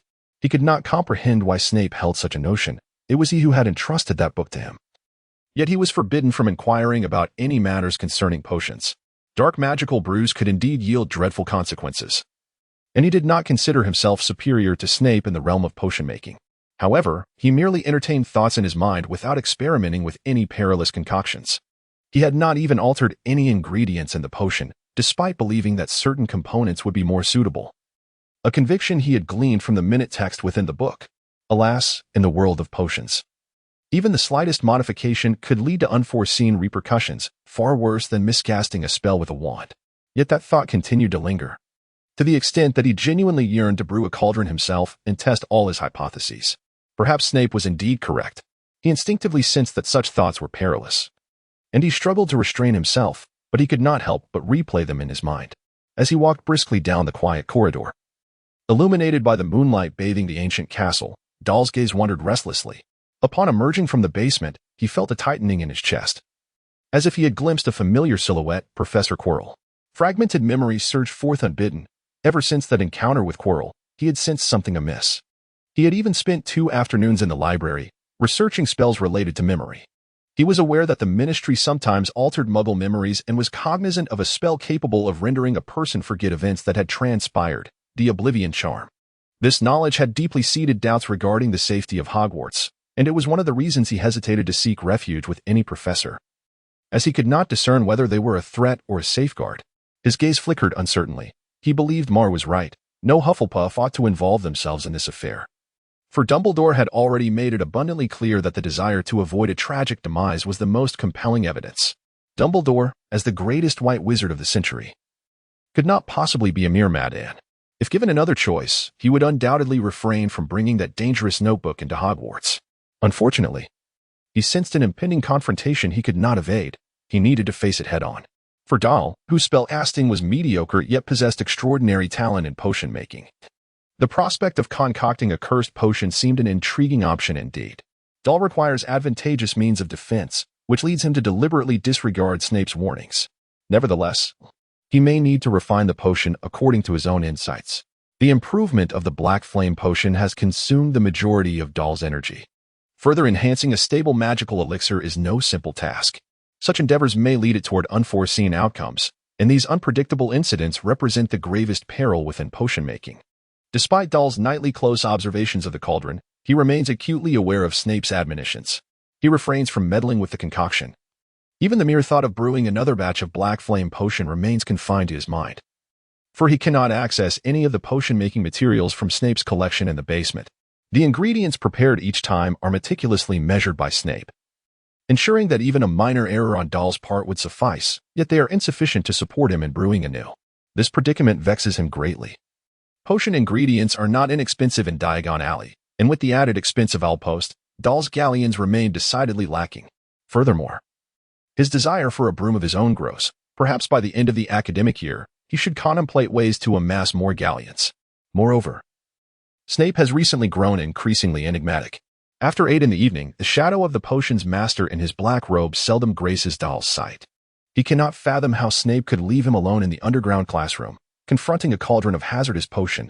Perhaps it is trust in his talent, a notion that only lingers in Doll's mind. He chooses to ignore Snape's actions, having stifled his curiosity early on, as he is reluctant to invite further trouble. Yet, there are matters that bring him immense joy. The arrival of the magical celestial event is imminent. At 2 in the morning, yet another thrilling nocturnal adventure awaits him, granting him a second opportunity to delve into the secrets of that indelible curse, a pursuit that has required considerable preparation. Each day, he traverses the corridors, seeking new hidden passages, akin to a mole in search of burrows, undeterred in his quest. He swears he has no desire to encounter any unforeseen accidents. Thus, upon reaching an unfamiliar corridor, the very next second, Filch, panting, rushes in with his Mrs. Norris, eyes brimming with suspicion as he scrutinizes each student. Following the escapades of Weasley, Hogwarts has encountered yet another troublemaker, though Filch remains oblivious to their identities. He is determined to apprehend this miscreant and present them to the professors, mercilessly deducting points from their house, his singularly ferocious method of punishment. Despite his continual desire to ensnare mischievous students and impose various tortures, such proposals have not gained traction at Hogwarts, inciting deep resentment among the students towards Filch. The struggle between Dorr and Furchie unfolds daily within the castle, and it seems it may persist indefinitely. One cannot deny that Hogwarts Castle harbors more secrets than he ever imagined. The sole source of Dorr's sorrow is Hermione. Since that incident, he has not exchanged a single word with her. Whenever they cross paths in their various magical classes, Hermione always manages to vanish without a trace the moment class concludes, leaving him with no opportunity for explanation. This predicament leaves him with a lump in his throat, as he feels an overwhelming sense of guilt, convinced that he must have committed some grievous error. However, when one loses something precious, emotions often cloud rationality. It is worth noting that Dorr possesses few treasures. Even Prince's notes yield him little. The malevolent spirit within that notebook is nothing more than an extreme madman, and Aubrey has never imparted any truly valuable knowledge to him. After careful reflection, he realizes that the only possessions he can truly deem precious are his wand and the ever-watchful red-eyed turtle. Of course, Hermione's friendship remains invaluable to him. He believes it unjust to blame that unfortunate incident on his first true friend, yet he still cannot devise a means to reconcile with Hermione. On the eve of Halloween, Dorr awakens promptly, gently closing the potion book he had left unfinished the night before. He quickly dons his attire, for there is to be a splendid feast in the Great Hall of Hogwarts this evening. Dorr sees this as a fortuitous opportunity, not only to encounter Hermione but also to offer her a heartfelt apology. This act would surely alleviate some of the guilt that weighs on his heart. The prospect of receiving a Christmas gift from a cherished friend is a delightful thought. It would mark the first time Dorr receives such a gesture, and he fervently hopes Hermione will be present, for otherwise, he fears he might never forgive himself. Doll, Justin, Ernie, and Hannah appeared simultaneously in the corridors of Hogwarts Castle, adorned in pristine yellow robes, walking side by side, enveloped by the sweet, enticing aroma of pumpkin. However, what dampened Doll's spirits was the prospect of attending 2 classes on charms on such a splendid morning. This prompted Justin to furrow his brow in discontent, subsequently opting to distance himself from Doll, whose spells were often unpredictable and subject to astonishing variations, an aspect that Ernie found difficult to accept. He even speculated that Doll's textbooks might be rather unconventional. Otherwise, how could he conjure such peculiar charms? Transfiguration was the sole subject in which Doll excelled. Hannah had once expressed a hint of frustration, noting that Doll's prowess in transfiguration rivaled that of potions, as he could effortlessly transform objects at will, astonishing even Professor McGonagall. Furthermore, transfiguration was Doll's only avenue for earning points for the house, a chance he would never forsake, ensuring he always garnered attention during class. Nevertheless, Ernie and Justin refrained from discussing transfiguration and potions in Doll's presence, preferring instead to converse about the amusing spells featured in a small segment of the Daily Prophet. Doll felt little in the way of emotions, as the rigors of Quidditch practice and the nightly confinement left him somewhat beleaguered. His premonition came to fruition, for the assignments from his magical courses became his greatest adversary. Each day, he immersed himself in study and labored over various essays, and even in history of magic class. He could not compensate for the extreme lack of sleep he suffered, rendering him rather lackluster in appearance. Today, we shall practice the levitation charm, Professor Flitwick announced, his enthusiasm evident. I believe we are ready to make objects soar. Justin spoke with a hint of excitement. Ever since Professor Flitwick had caused Neville's toad to bounce around the classroom, he had eagerly sought to master this spell. Unfortunately, without the professor's guidance, Justin found himself unable to learn the incantation independently, yet he fancied he was slightly better off than Doll. Justin glanced teasingly at Doll, who wore a pained expression, believing it to be a harmless jest.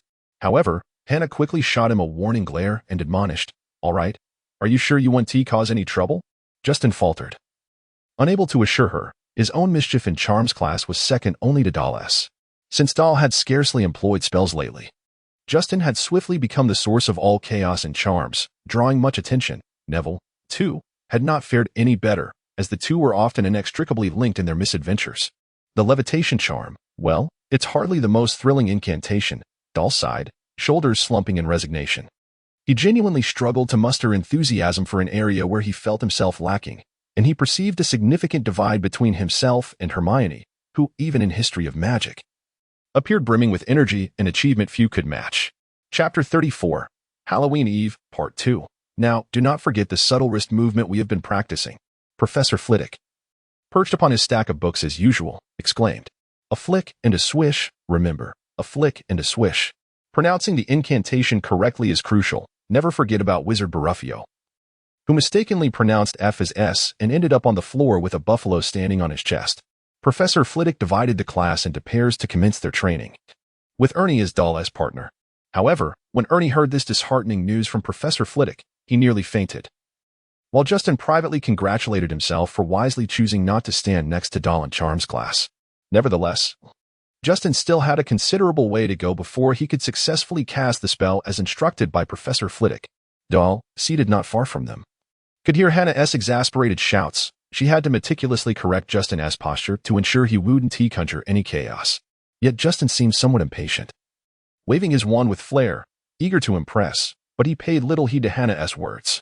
A flick and a swish, pronounce the incantation correctly, Hannah urged. Her expression tense as she anxiously reminded him.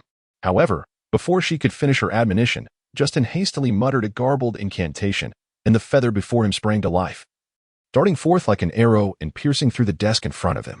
Oh no, Hannah gasped, her complexion paling. She had feared that the feather would strike her.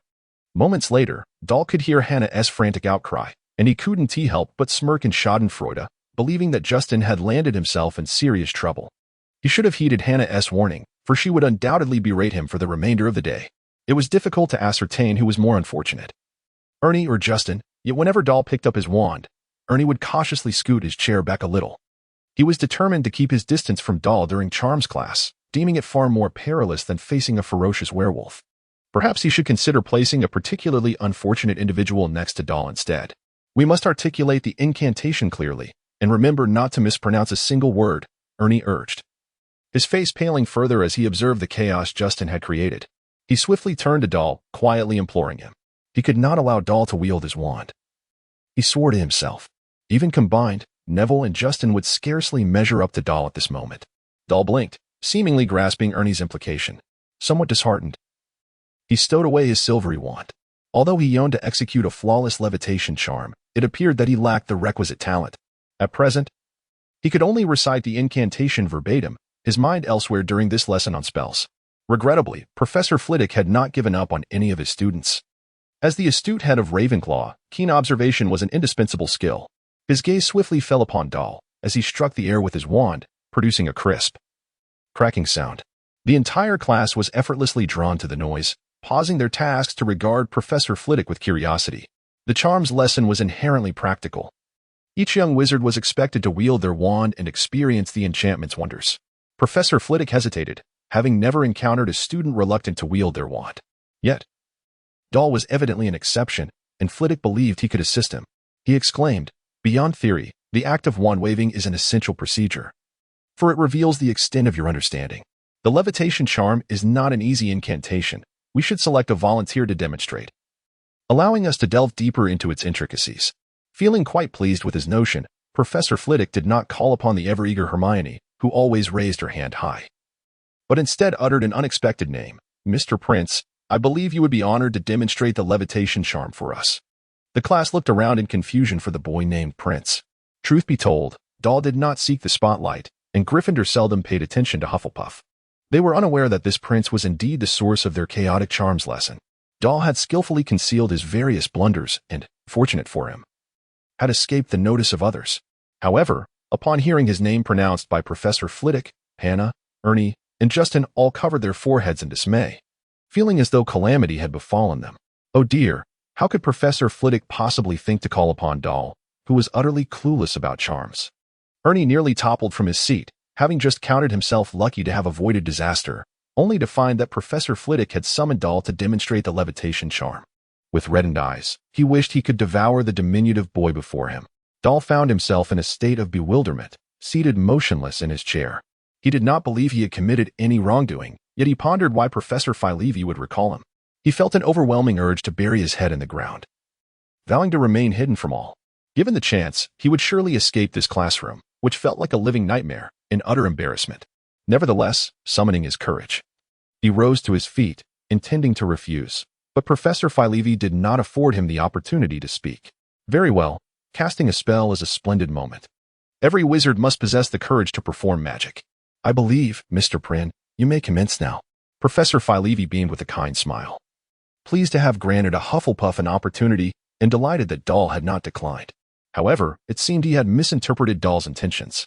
Doll's heart raced violently, as he sensed impending doom. He noticed the curious gazes of both Gryffindor and Hufflepuff directed towards him, rendering him unable to decline. Taking a deep breath, he slowly extracted his wand from his pocket, akin to one approaching the gallows of muggles. Doll furrowed his brow, fixating intently on the feather before him, as if it were an embodiment of deep-seated enmity.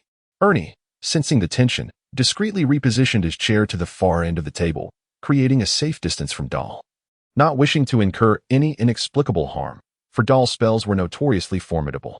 Even Hannah and Justin remained motionless, their gaze transfixed upon the wand in Doll's hand, as though they were witnesses to a miraculous occurrence. With clarity, he articulated the incantation Wingardium Leviosa, each syllable pronounced with precision, akin to the text inscribed in a tome. His wrist flicked gracefully, deftly controlling every nuance of the spell. This elicited a jubilant response from Professor Phileas Flitwick, whose delight was palpable as he effusively praised Doll, exclaiming, "Splendid! Every detail adheres to the standard. This is the most aesthetically pleasing levitation charm I have ever beheld." However, in the very next instant, the feather ascended a few inches, trembling momentarily before emitting a crisp, clear sound, only to vanish entirely, leaving behind a wisp of white smoke, as if the feather had dissolved into thin air.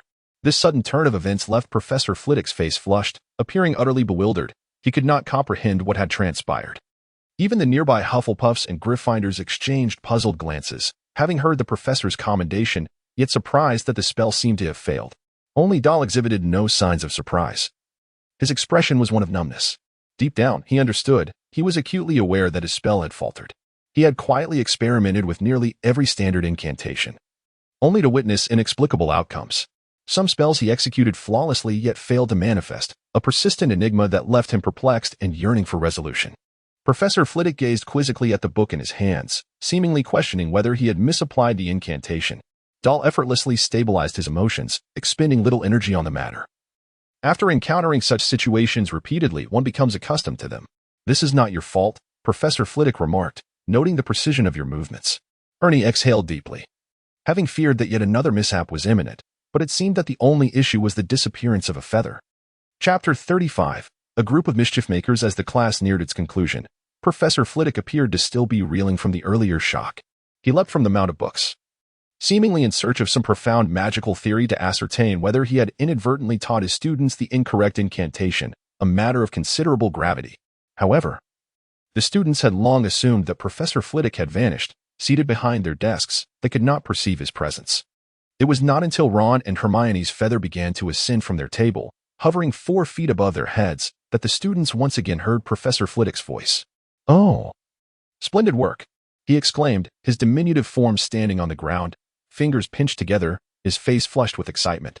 "Look, Miss Granger has succeeded." This revelation assured them that Professor Flitwick had indeed been right beside them all along. Until the end of the class, Dorr could not summon the courage to pick up his wand once more, which filled him with a sense of shame, for after all, no one had ever witnessed a wizard incapable of performing spells. This, in turn, brought a great sense of relief to Ernie. Doll endeavored to expunge the memory of this spell-casting lesson from his mind, convinced that he would no longer foolishly brandish his wand in class. For such folly only served to undermine his confidence, unless he could successfully and correctly perform the incantations. This rather foolish strategy allowed Doll to successfully divert his attention. At the very least, he was spared the burden of self-reproach for his failed attempts at spellcasting. He found himself preoccupied with thoughts of how to earn Hermione's forgiveness and to rekindle their friendship, which had become his foremost priority. He also observed that during the spellcasting class, Ron and Hermione seemed to have an inexplicable quarrel, with Ron's mood plummeting to an all-time low. This presented Doll with an opportunity, as he could avoid the awkwardness of confronting those reckless Gryffindors, although Neville might not be included in that group.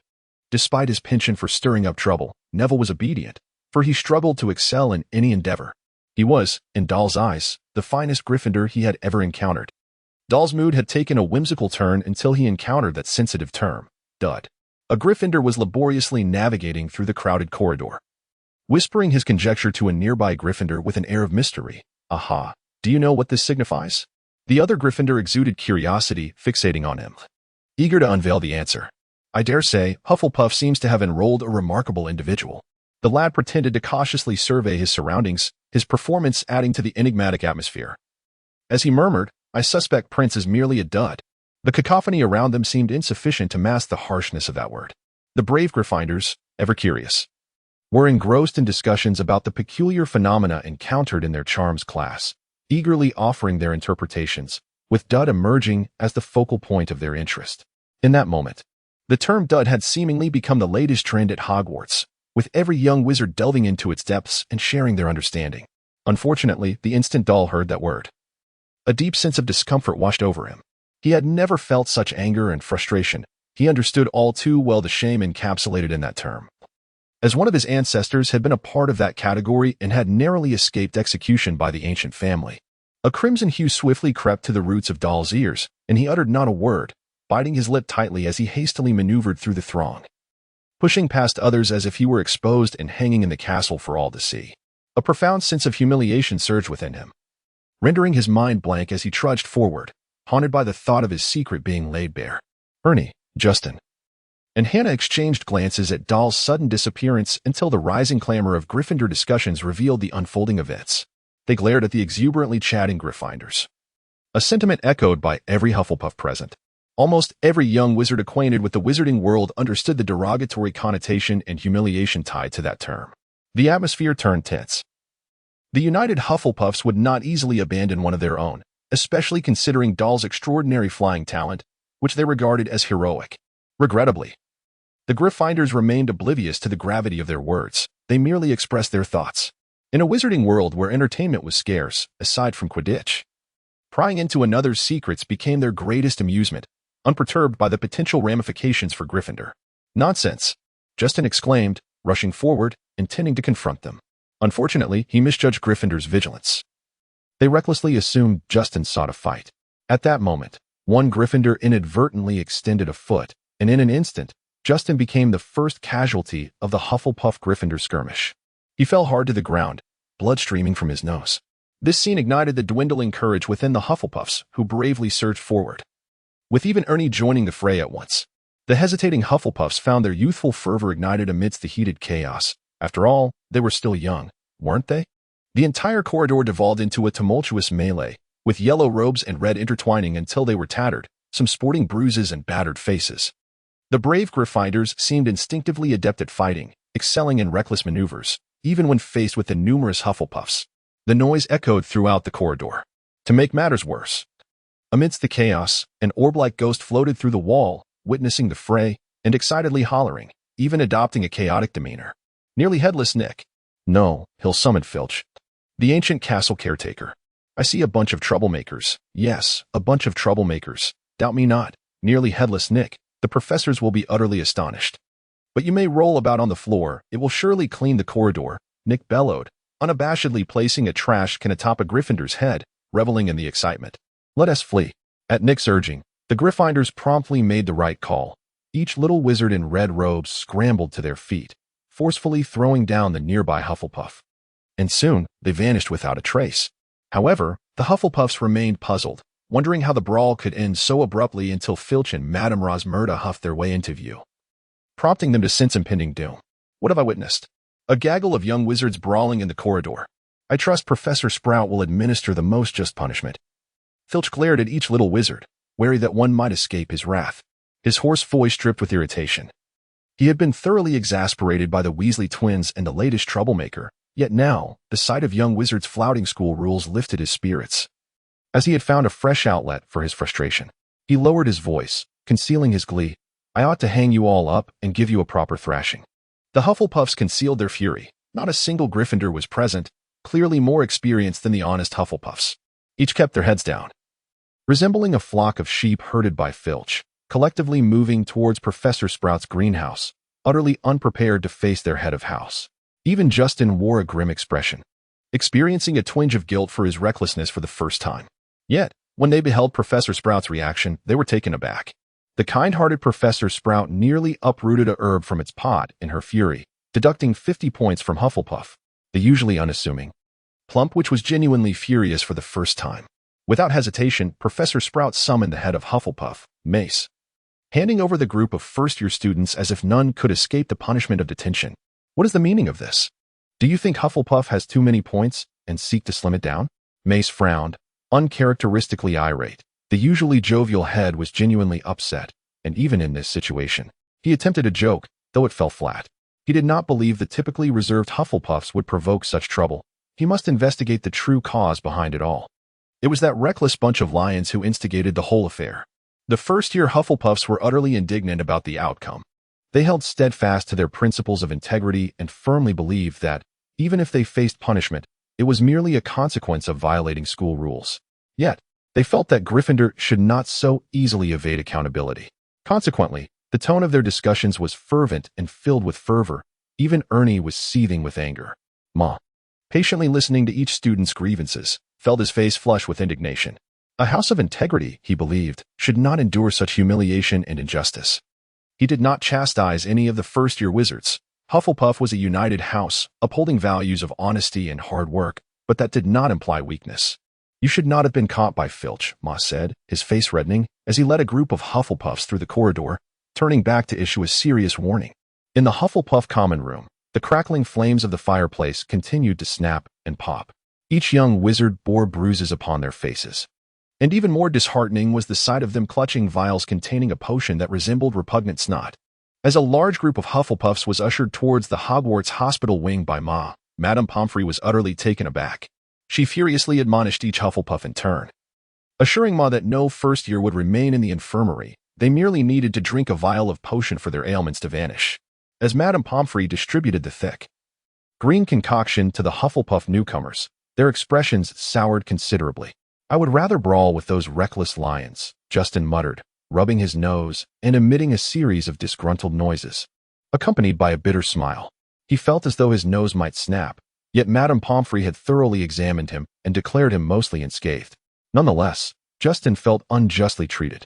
Believing his actions to be heroic and deserving of recognition for his injuries, he demanded that Madame Pomfrey inspect him once more. Finally, in a fit of frustration, Madame Pomfrey handed him a vile yellow potion that emitted a foul odor reminiscent of rotten eggs, insisting he must consume it to ensure his injuries healed properly. Justin, though suffering the consequences of his own actions, would never admit it.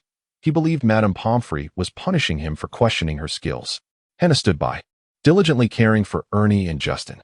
Yet, Ernie remained vehemently furious, restlessly occupying a chair in the common room, shouting, "We should thump those cowards. They lost not a single point, while we lost 50. Yes, those Gryffindor cowards have no understanding of true bravery. We are the real warriors," Justin chimed in enthusiastically, almost leaping onto a chair to display his valor, but Hannah swiftly yanked him down, nearly causing him to topple. He begrudgingly complained to Hannah, "You should honor a warrior. Hannah, we are valiant, like the brave heroes of myth." "Be quiet," Hannah retorted, casting an exasperated glance at him. "You ought to reflect on your behavior, Justin. Furthermore, you had best finish the potion Madame Pomfrey provided. Only then will your injuries be fully healed." Hannah noticed with alarm that Justin was contemplating pouring the potions into the fireplace, a notion that infuriated her. She fixed her gaze on him as he swallowed both vials. Justin felt his stomach twist painfully, as though he had ingested a piece of rotten, foul-smelling salted fish. Meanwhile, the common room descended into chaos, filled with raucous voices recounting tales of their supposed bravery in battle. Shadows flitted about the chairs and tables as no one was willing to admit to cowardice. They wore their actions as badges of honor. The loss of house points was swiftly forgotten. After all, every Hufflepuff had incurred some deductions. They felt exhilarated by the thrill of having chased off the Gryffindors, who had wisely sought refuge at the first sign of trouble. Each Hufflepuff would never acknowledge such retreat. They believed only the weak would flee. It was not until Ma insisted they finish their potions that they quieted down, staring vacantly at the shimmering green vials. None could guarantee whether consuming the potion would lead to dreadful side effects, especially since Madame Pomfrey was notoriously unsympathetic towards injured students. At that moment, they recalled the Gryffindors, untouched and unscathed, who had not lost any points and were spared the necessity of such vile potions. This realization stoked their resentment, as they deemed the situation utterly unfair. Ernie reluctantly gulped down his potion, his face contorting as though he had swallowed a slug. However, Hannah seemed oblivious to Ernie's torment, scanning the vicinity with concern. "Does anyone know where Dorr is?" In the shadowy corridor above, one could reach the stone ceiling with a mere tilt of the head. It was the newly discovered passageway connecting the 7th and 8th floors. There was not a soul in sight, as Dorr focused intently on a standard spellbook, idly toying with his wand and repeatedly casting spells. The unstable waves of magic emanating from his wand were vividly apparent through his pale, gray-blue eyes. The term dud spell did not trouble him as he had anticipated. It was merely a slight prick of pain, akin to a gentle sting. Yet, he was eager to ascertain whether he possessed the ability to cast spells. Unfortunately, upon witnessing stable spells erupting from his wand, akin to a tempestuous blizzard, he found himself captivated by the phenomenon. Dahl harbored some doubts about whether the fault lay with his wand. Yet, one thing was certain, he was far from being a mere bystander. Perhaps he ought to adopt a new moniker. The clumsy wizard would suit him well. He mused with a self-deprecating smile. Rising to his feet, he rubbed his numb legs and gazed quietly at the pristine white wall. The shimmering ice surface appeared almost affixed to the space, reflecting Dahl's silhouette. Two pairs of eyes clashed in a silent confrontation. One must first summon the courage to face oneself. Dahl spoke in a hushed tone. Be a true warrior, rather than a coward who merely evades. Your spells are not without merit. Few possess exceptional talent and transformation, despite the chaos that may accompany other incantations. Yet, this does not alter the fact that you remain an exceptional young wizard.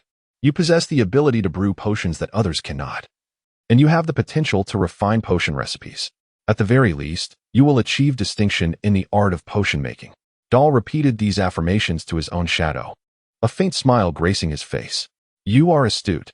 No fool could glean anything of value from Snape's lessons. But you are different. When you step beyond this threshold, you will emerge as a genuine young wizard, brimming with courage and confidence, diligence and integrity, ready to confront all that the wizarding world presents, including the challenges posed by dark wizards. Though you may not be powerful, you are Dahl, and nothing shall prove insurmountable for you. Dahl rubbed his face gently, seeking to relax his features. A new element emerged within his smile. No one could instill genuine fear in a small wizard endowed with power. Their insatiable thirst for knowledge and longing for life in the wizarding world always unleashed a strength that others could scarcely comprehend. Dahl adjusted his yellow robe and gave his wand, his companion in both battle and life, a flick. Stepping forth from the dimly lit tunnel, he embraced a newfound opportunity for rebirth. Chapter 37, The Eve of Halloween, Part 2. Dahl was evidently unaware of the altercation that had transpired between the young wizards of Hufflepuff and Gryffindor in the corridors. He failed to make an appearance for his next class and remained absent throughout the afternoon. However, the atmosphere between Hufflepuff and Gryffindor was thick with tension. They shot each other fierce glares, and wherever Hufflepuff ventured, the smug smiles of Gryffindor could be seen. It was clear that Gryffindor regarded Hufflepuff as a band of foolish simpletons, especially since they were not caught by the castle administrator, whom all students loathed. An indescribable tension permeated the castle, one that could not be concealed even on the eve of Halloween. Nevertheless, Gryffindor's elation was short-lived when they encountered their prefect, Percy Weasley, who approached with a solemn expression and issued a grave warning. They should refrain from causing trouble for the house, for it had been a long time since they had garnered the favor of the House Cup. As prefect, he felt a heavy responsibility for their house. Ron, however, dismissed this with disdain. The red-haired boy regretted not being in the corridor at that moment. He lamented to Harry more than once, stating how utterly thrilling it would have been to witness the confrontation, for such opportunities were rare, perhaps not seen in a century at Hogwarts. Yet, Percy clearly did not view this as a cause for celebration. Harry did not share Ron's enthusiasm. He remained indifferent, acknowledging Percy's authority as prefect. Though Ron was not easily swayed by the fact that Percy was his brother, Mac, wearing an expression akin to Percy's, sat silently by the dining table, his face etched with discomfort. It was evident that he had already sought dialogue with the Gryffindor prefect, but to no avail, as no one would be foolish enough to deduct points from their own house. Each prefect understood that the students of their house constituted their fundamental strength. In contrast, Mac refrained from issuing any warnings to Hufflepuff. He even allowed vengeful sentiments to flourish among them. Every Hufflepuff wizard felt a burgeoning sense of power awakening within them, resolute in their determination not to be perceived as easy targets. Meanwhile, Hannah remained concerned for Dahl, as she had not seen him for quite some time, specifically, the entire afternoon. However, Dahl's situation was not as dire as she feared. He needed to seize this opportunity to traverse the secret passages within Hogwarts Castle once more, ensuring that no detail was overlooked. The arrival of the celestial phenomenon was often unpredictable, potentially occurring days in advance, yet it was anticipated to manifest at the earliest by tomorrow night. Dahl etched this in his memory, laboriously recalling the labyrinthine passages, each diverging route leading to disparate destinations. Some pathways would even transform on special occasions. For instance, an exit might suddenly manifest beside a staircase on a wall, causing one to plummet from above without any forewarning, an undeniably dreadful consequence. It was only upon reaching the top floor that he confirmed the accuracy of his recollections. Yet, this revelation birthed new uncertainties within him, for the celestial chart within that tome resembled a living map. Even amidst the clandestine corridors, The diagram consistently guided him accurately, devoid of any deviation. He was resolute in his belief that the author of that book possessed far greater knowledge of Hogwarts than he did. Dorr paused momentarily on the staircase, for he heard the voice of Joan, the astute Ravenclaw who seemed to have discerned someone weeping sorrowfully in the girls' restroom. Refusing consolation from others, however, he paid little heed to this. With his chest held high, he descended the stairs into the dining hall to partake in the festivities of Halloween Eve. He had not forgotten what he ought to do. Perhaps he needed to extend a sincere apology to Hermione to earn the girls' forgiveness. To be candid, this was no simple task, as he acknowledged that he had indeed been somewhat excessive that day. Yet, had he been aware of prior events, his confidence might have been shaken, for it appeared that every Gryffindor readily harbored animosity towards Hufflepuff. However, a moment later, as he entered the dining hall, he should have grasped the peculiar atmosphere that enveloped the room.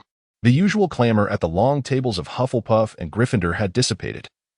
Their gazes pierced the space between them, glaring at one another.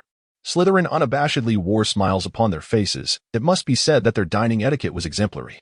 They typically occupied fixed positions, each Slytherin assuredly seated and savoring their meal, engaging in hushed exchanges at the table, a norm they had grown accustomed to. No one would dare raise their voice boisterously at the Slytherin table. Yet today, their conversations overshadowed Gryffindor for the first time, as they seemed to have discovered a newfound amusement, gleefully observing the first-year students of Hufflepuff and Gryffindor openly exuding hostility towards one another. It is worth noting that among Slytherin, Draco, such a pampered child, was a rarity. They adhered to their principles, with caution being one of their essential traits, preferring to undermine others from the shadows. Even the clever Ravenclaws momentarily failed to comprehend the changes at Hogwarts. They dined in silence, as if this turmoil bore little relevance to them, and indeed it was so, as it was a feud between Hufflepuff and Gryffindor. 1,000 bats flitted against the walls and ceiling, while another 1,000 swirled above the dining table like low-hanging clouds, causing the candle flames within the pumpkins to flicker sporadically. Delectable dishes materialized on golden plates, reminiscent of the grand feast at the start of term. Everything in the dining hall was orderly. And this marked Doll's first evening at Hogwarts outside of the opening banquet, yet it did not instill any sense of ease within him. He sat at the table, the feast nearing its commencement, unnoticed by all. He overheard Justin furiously whispering to a nearby first year, "We ought to boldly defeat those cowards once and for all. They do not deserve the title of brave. They lack the courage to face any punishment, utterly disgracing their founder." Justin launched a ruthless critique against Gryffindor. Being the first victim of this conflict, none were more qualified than he to voice such sentiments. Although Dorr was somewhat perplexed, he nearly burst into laughter. No one, when at fault, would foolishly await the arrival of punishment. This transcends right or wrong, merely reflecting human psychology. Yet, the small assembly of young wizards failed to perceive any flaws in this assertion. They were fervently united, convinced by Justin's impassioned rhetoric. As virtuous Hufflepuffs, they believed it was their duty to openly teach those Gryffindors a lesson. However, this task proved daunting, causing each Hufflepuff to fall into a contemplative silence. The recent loss of 50 points had relegated them to the bottom of the 4 houses, with a considerable gap separating them from third place, leaving them despondent. They engaged in animated discussions, yet remained unable to devise a genuine solution, which only added to their frustration. It was then that Justin seemed to recall something, his voice suddenly swelling with enthusiasm. "No, we still have Quidditch. This is a true competition." Realizing the dinner was exceptionally quiet, he lowered his voice, whispering a tantalizing secret to his fellow Hufflepuffs. "Our Quidditch team is about to welcome a remarkable new seeker, who will help us utterly vanquish the Gryffindor team. I assure you." Justin refrained from disclosing the identity of the new seeker, but fervently assured the group of young wizards. This ignited their conversation, propelling it to a crescendo as everyone clamored for precise details. Who exactly was this new seeker? Justin's words had sparked an insatiable curiosity within each young wizard. They employed various tactics to pry information from him, yet he remained tight-lipped, guarding his secret with unwavering resolve. Dorr gazed at Justin, somewhat taken aback. He could not comprehend what sort of conflict could rouse the usually tranquil Hufflepuff. Finally, curiosity compelled him to inquire, "What has happened with Gryffindor?" Hannah, slightly exasperated by Justin's troubles, was the first to turn her attention to Dorr. She looked at him with surprise, nearly exclaiming, as she had always assumed Dorr would remain hidden away. Yet, he stood right before her. "Hello." Ernie greeted Dorr with enthusiasm, unceremoniously taking a seat opposite him. He picked up a handful of pumpkin pasties and began to chatter incessantly about the day's events in the corridor. "We had a scuffle with Gryffindor. We sent those cowards running. No, it cannot be. Doll exclaimed in disbelief, struggling to accept the notion that the Hufflepuffs, who typically cowered from Slytherin, would muster the courage to confront Gryffindor.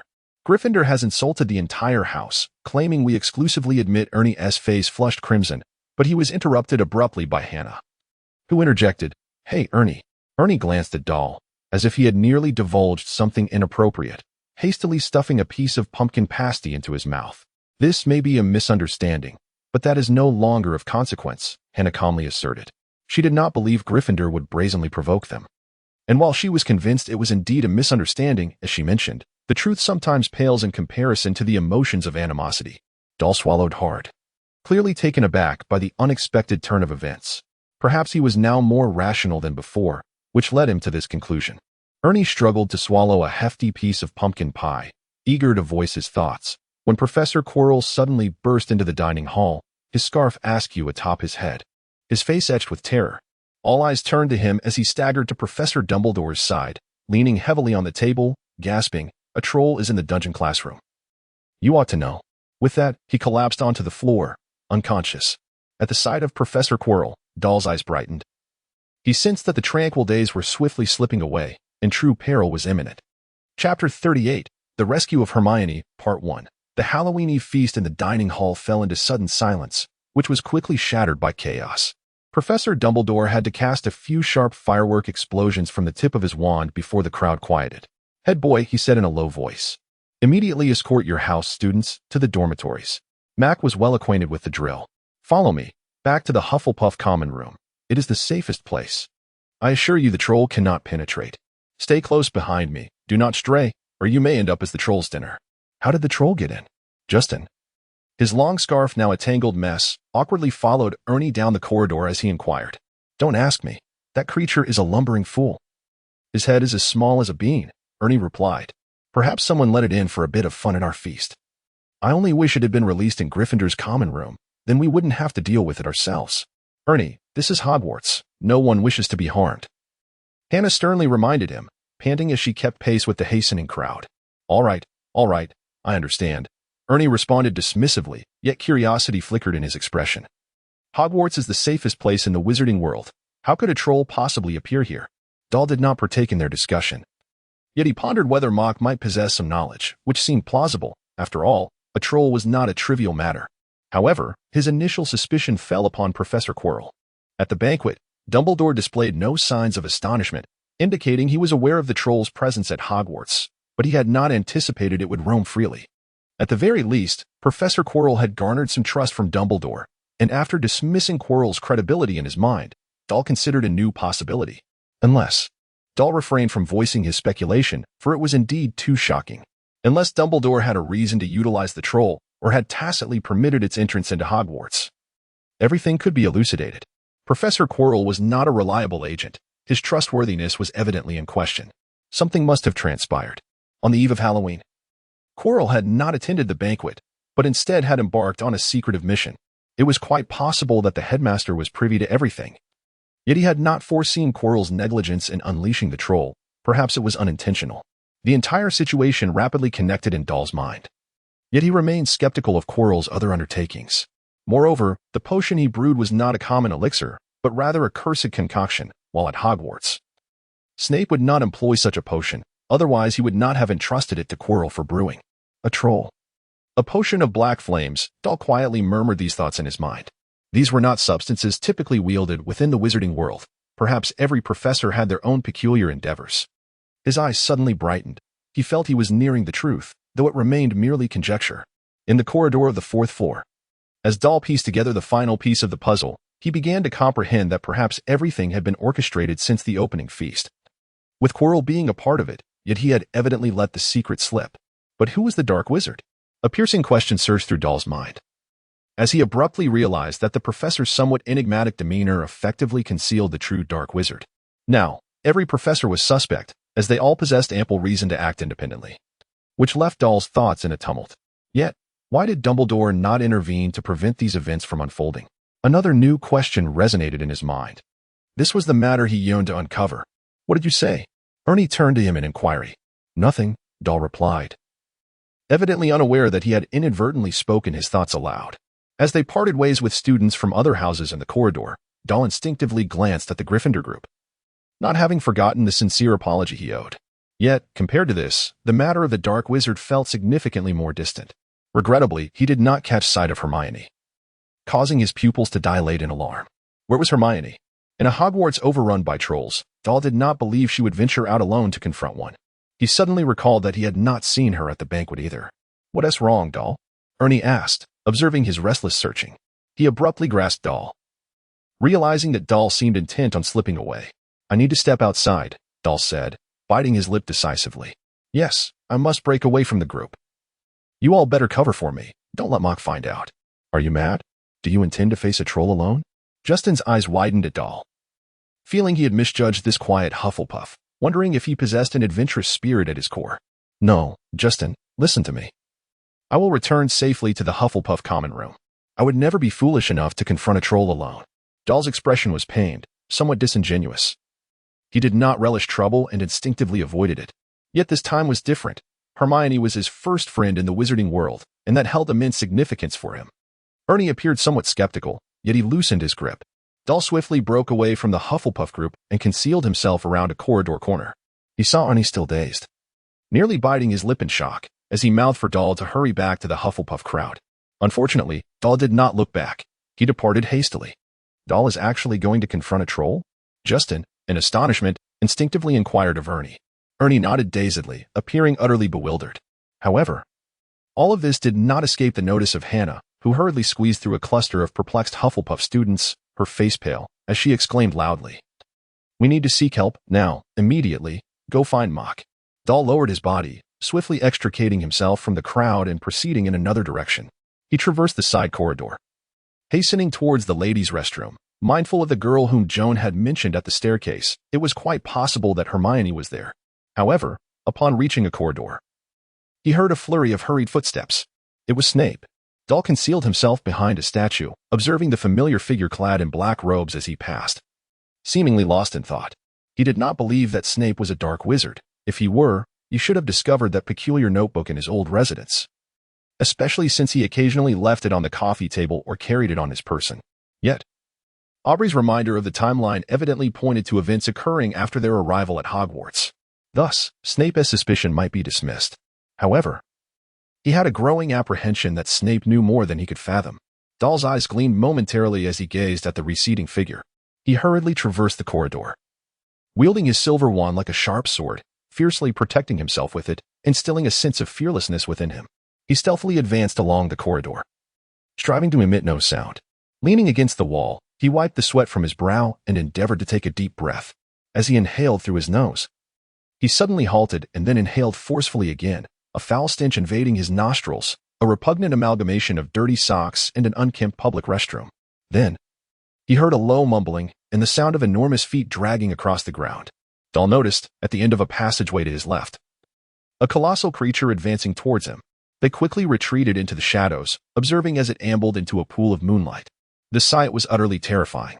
It stood 12 feet tall, its skin dull and lifeless, resembling granite in its grayish hue.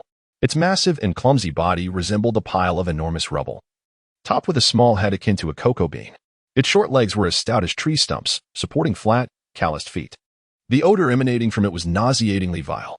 It grasped a thick wooden club in its hand, dragging it along the ground due to the length of its arms. Dorr felt as if his heart was about to leap from his chest. He stood in stunned silence before the monstrous creature. He had never imagined he would find himself alone in the presence of such a giant beast, yet escape was evidently not an option. Hermione might be in the girls' restroom. His palms were slick with sweat as he gripped his wand tightly, feeling as though that slender stick could crush him into a pulp. He watched, transfixed, as the giant halted beside a door, peering inside. With its long ears twitching, it made a decision with its small head before lowering it and slowly entering the room. Then, a familiar whisper reached his ears. "The key is in the lock," someone murmured, audible to Dorr in the corridor. "We can lock it inside." "Good idea." Another voice replied nervously. A slight figure leaped forward, grasping the key, and with a forceful crash, secured the door. Done. The two individuals beamed with exhilaration, their faces flushed with triumph, and began to retreat along the corridor. However, as they rounded the corner, they were met with the sight of Dorr, who looked utterly bewildered. For the first time, he felt his mind was not quite up to the task at hand. They had locked the giant in the girls' restroom. He recognized the two figures. It was Harry and Ron. In an instant, the trio was jolted by a sound that nearly stopped their hearts, a piercing, terrified scream emanating from the very creature that had just entered the restroom. "Oh no," Ron exclaimed, his face as pale as the ghost of Barrow. "That's the girls' restroom." Harry could barely catch his breath. A glance exchanged between Hermione and Ron revealed their shared horror. They were reluctant to return. Yet what other choice did they have? Just as they hesitated, Dorr bolted forward, racing toward the door, muttering unflattering terms under his breath. For the first time, Harry and Ron felt the gravity of the situation. Their foolish actions had been discovered by the one person they least wanted to see. They did not linger long in their hesitation and quickly followed Dorr's lead. "Those fools," Dorr grumbled to himself, yet at that moment, he was far too preoccupied to reprimand the reckless Gryffindors. He dashed down the corridor, feeling the wind whip through his yellow robes. His expression taut as if the very air around him was pressing in, leaving him breathless. His singular focus was to rescue Hermione. Blood surged restlessly through his veins, pounding against his temples, flushing his face a deep crimson. His mind was a blank slate, devoid of any ideas on how to open the door blocking his path. Instinctively, he waved his wand, its silver sheen slicing through the air like a sword. He could not recall the incantation he muttered, but it felt instinctual, propelling him forward. A brilliant spell shot forth, illuminating the corridor like a bolt of lightning slicing through the night, crashing into the door. Boom! The tremendous sound reverberated through the corridor, and Harry and Ron felt the tremor ripple through the ground beneath their feet. The door suddenly gleamed, as if a giant's mallet had struck a sturdy gate. But in the next moment, they watched in shock as the door exploded outward, splintering into fragments that flew like the headsman's axe. They narrowly witnessed a shard slice through Dorr's yellow robes, severing them asunder. Dorr exhibited not a trace of hesitation. He did not even attempt to evade the situation, displaying a fearless audacity. All transpired in an instant, leaving Ron and Harry no time to express their astonishment before they rushed into the ladies' restroom. Dorr's complexion appeared somewhat pallid, beads of perspiration glistening upon his forehead, his hand, clutching the wand, trembling slightly. At the moment he cast the spell, he felt the wand in his grasp radiating an intense heat. The three individuals could easily observe the scene within the room. Hermione Granger huddled against the opposite wall, on the verge of fainting. The troll lumbered toward her, displacing the water basin as it moved, creating a cacophony as it collided with the wall. Just as the door was blasted open by the incantation, the troll halted a few steps away from Hermione. It clumsily turned around, blinking its foolish eyes, attempting to discern the source of the noise. Its grotesque little eyes fell upon the trio of diminutive wizards. After a moment's hesitation, it ambled toward Dorr and his companions, brandishing the wooden club in its hand. "What shall we do?" Ron gulped audibly, his anxiety palpable, for the troll appeared intent on squashing them into a pulp. "Confound it. Then divert its attention," Harry exclaimed desperately to Ron, seizing a faucet and hurling it against the wall with all his might. "Dorr, what are you doing?" However, just as the two were about to spring into action, Ron caught sight of Dorr, who was raising his wand high, resembling a knight poised for a charge, the silvery blade seemingly ready to pierce the troll's heart.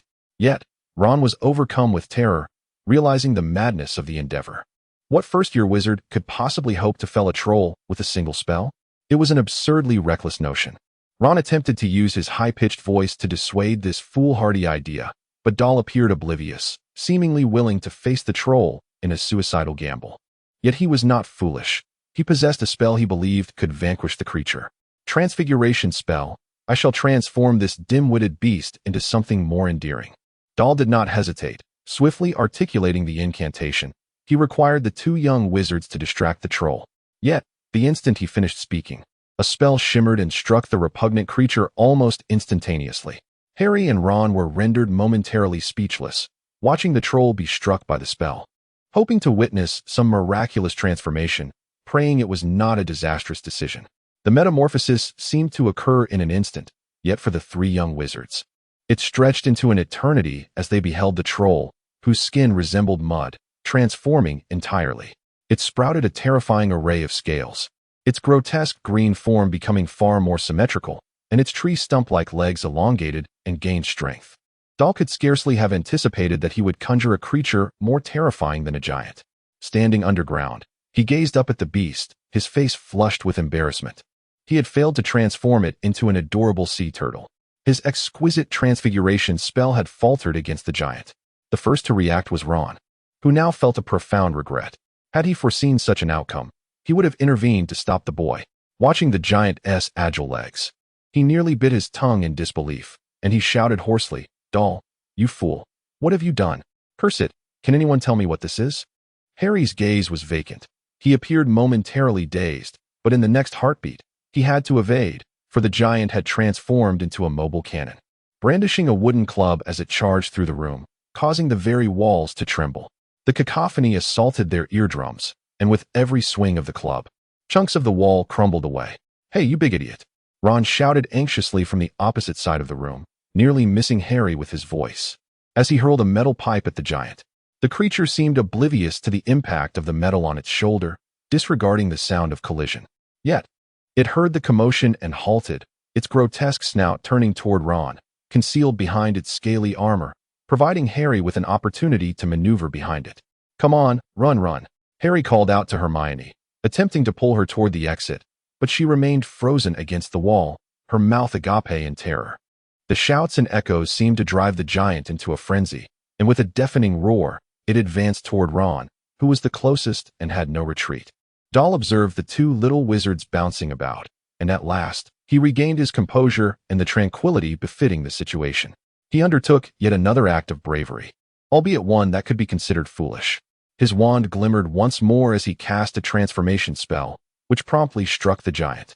However, rather than reverting it to its original form, it merely made its scales shine even brighter. Doll had longed to transform this creature back to what it once was. If the giant had previously resembled a portly farmer, it now appeared as a warrior clad in armor. Yet, once again, his transformation spell proved ineffective. He could never have anticipated that his once praised ability would falter so miserably. Ron, witnessing Doll casting another spell, nearly stumbled into the giant's foot, muttering curses under his breath. Nevertheless, Doll paid him no mind, shouting exuberantly, "Spell, spell, we are wizards." He believed this to be the most prudent course of action, realizing they must find a way to vanquish the giant with their magic. Approaching the fearsome beast would invite unforeseen peril. Who could say when they might be crushed beneath its formidable foot? Regrettably, he loathed his ineptitude with spells, and Ron and Harry seemed resolute in ignoring his ramblings. They perceived Doll as nonsensical and believed he was merely exacerbating the danger posed by the giant. Doll found himself utterly exasperated by the foolishness of the two young lions, resolving to confront the lumbering brute in his own manner. Unfortunately, the giant did not grant him the opportunity. At the very moment Doll's spell struck the creature, it seemed as though it had been jolted by an unseen force. The giant staggered momentarily before resolutely abandoning Ron, turning its beady eyes, resembling cocoa beans, upon Doll with an intent that suggested it might devour him whole. This elicited a profound sigh of relief from Ron, who believed he was no longer to face the terrifying monster alone. Yet, he did not allow himself to relax. He felt compelled to assist the unfortunate Doll. Grasping a scattered hose, he relentlessly pounded it against the giant.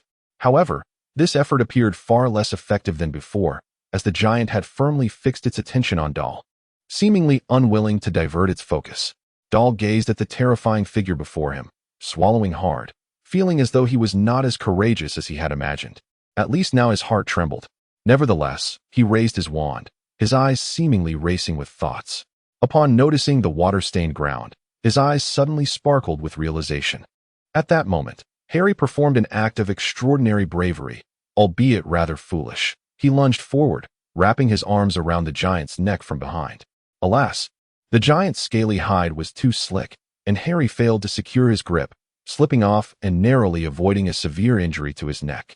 The onlookers held their breath, watching Doll, who appeared momentarily stunned, his heart pounding fiercely in his chest. They could offer no assistance, only praying that Doll might save himself. Suddenly, the giant swung a massive wooden club towards Doll, producing a resounding whoosh. "Oh my!" Ron exclaimed, nearly closing his eyes in dread, unable to bear the thought of seeing Doll torn apart. Hermione was paralyzed with fear, collapsing onto the floor. Harry drew his wand, seemingly struggling to recall the spells he had learned, but it felt as though it was too late. Yet, contrary to their expectations, Doll remained remarkably composed. Just as the giant swung its club, the silvery wand burst forth with a brilliant light. He quickly bent down, thrusting the glowing tip of the wand against the floor. Crack! Crack! The sharp sounds echoed throughout the room, leaving Hermione, Harry, and Ron momentarily speechless as they beheld the surface beneath them, an expanse of ice, smooth as a mirror, exuding a chilling aura, as if it were the dead of winter. They understood clearly that the spell Doll had cast was the illumination charm. Doll slightly raised his head, feeling as though a wooden stick was soaring above him, the sharp wind brushing against his scalp. He observed that the giant was not, as he had imagined, encased in ice, but rather had staggered backward a few steps, its feet slipping beneath it. With no time for contemplation, he swiftly directed his wand towards the wooden stick in the giant's grasp and clearly uttered the spell that had emerged in his mind. Wingardium Leviosa. Suddenly, the stick transformed into a cloud of white mist, and the small head remained perplexedly twisting, unaware of how its weapon had vanished so abruptly. Yet, as Doll waved his wand once more, the distinct white mist surged into the giant's body. Without a sound, the giant swayed slightly before collapsing face first onto the floor, creating a thunderous impact that shook the entire room. Harry rose from the ground, trembling and gasping for breath. Ron stood by, his eyes wide in astonishment at Doll's actions, utterly bewildered by how he had accomplished such a feat, though his wand still held high in his hand.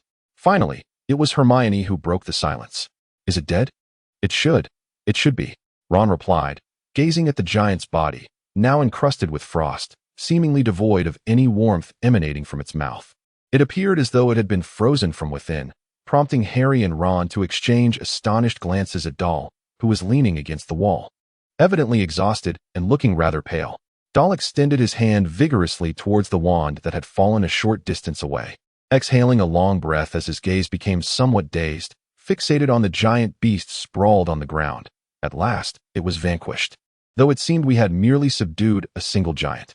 "Indeed, we have subdued a giant," Ron repeated in a daze, instilling within them a sense of having narrowly escaped disaster. However, none of them realized the magnitude of their remarkable achievement. Just as they began to grasp the enormity of having defeated a giant, and Ron was eager to cheer in exhilaration, a sudden cacophony of thunderous footsteps echoed through the corridor, causing all four in the room to lift their heads in alarm. Chapter 40. The eve of a millennial secret. In a fleeting moment, Doll beheld Mar rushing in with a ghostly pallor, closely followed by Hannah, Justin, and Ernie, all biting their lips. Finally, Professors McGonagall, Snape, and Quirrell entered in succession, the four Hufflepuffs instinctively parting to allow the three professors a clear view of the scene before them. Quirrell cast a fleeting glance at the giant, then emitted a feeble whimper, collapsing onto a nearby toilet and clutching his chest tightly. Snape leaned over to examine the giant. Hannah, Justin, and Ernie stood together, motionless, their sharp gazes fixed on Doll, as if perplexed by how he had escaped being crushed into a pulp by the giant. This was Doll's first encounter with Mar in such a state of fury. He had always perceived their head boy as a gentle soul, believing that had the professors not been present, Mar would undoubtedly have bellowed at him with great ferocity. Doll struggled to muster a faint smile, as if to declare his unscathed condition, yet this only fueled McGonagall's ire, for Doll remained oblivious to his own missteps. Professor McGonagall was visibly agitated, her lips pale with fury. "What kind of farce are you playing at?" she inquired, her voice laced with icy indignation. Harry glanced at Ron, then turned to observe Doll, who remained slumped against the wall, seemingly devoid of the strength to rise. "Mr. Prince," Professor McGonagall's piercing gaze fell upon Doll, whose face was still marked by astonishment. He clearly had not anticipated that she would direct her wrath at him first. Meanwhile, Ron and Harry breathed a sigh of relief, feeling as though they had narrowly escaped a perilous situation. "Your head of house has reported to me that you intend to confront a troll alone?" Professor McGonagall's lips were pressed tightly together, concealing the depths of her seething anger. Doll gazed thoughtfully at Hannah, feeling somewhat wronged. Yet he was at a loss on how to respond to Professor McGonagall's inquiry. "You should consider yourself fortunate that he did not end your life. Why not return to your dormitory with Hufflepuff, along with Harry and Ron?" "I have never encountered such audacious students." Professor McGonagall interrogated the three with an aggressive tone, seemingly oblivious to Hermione, who lay slumped against the wall. At that moment, Snape had withdrawn his scrutinizing gaze from the giant's form, emanating an intimidating presence as he remarked with an impassive expression, "Professor McGonagall, you may have cultivated a commendable student, but this is a permanent transfiguration spell. introducing a new perilous species to the wizarding world, and that giant is still alive. I am most intrigued to know who is responsible for this, Doll." As he called out Doll's name, his voice rose sharply, as if intending to pierce the eardrums of all present. Doll could distinctly observe that when Snape mentioned the permanent transfiguration charm, Professor McGonagall appeared momentarily taken aback, though her gaze quickly transformed into one of furious indignation.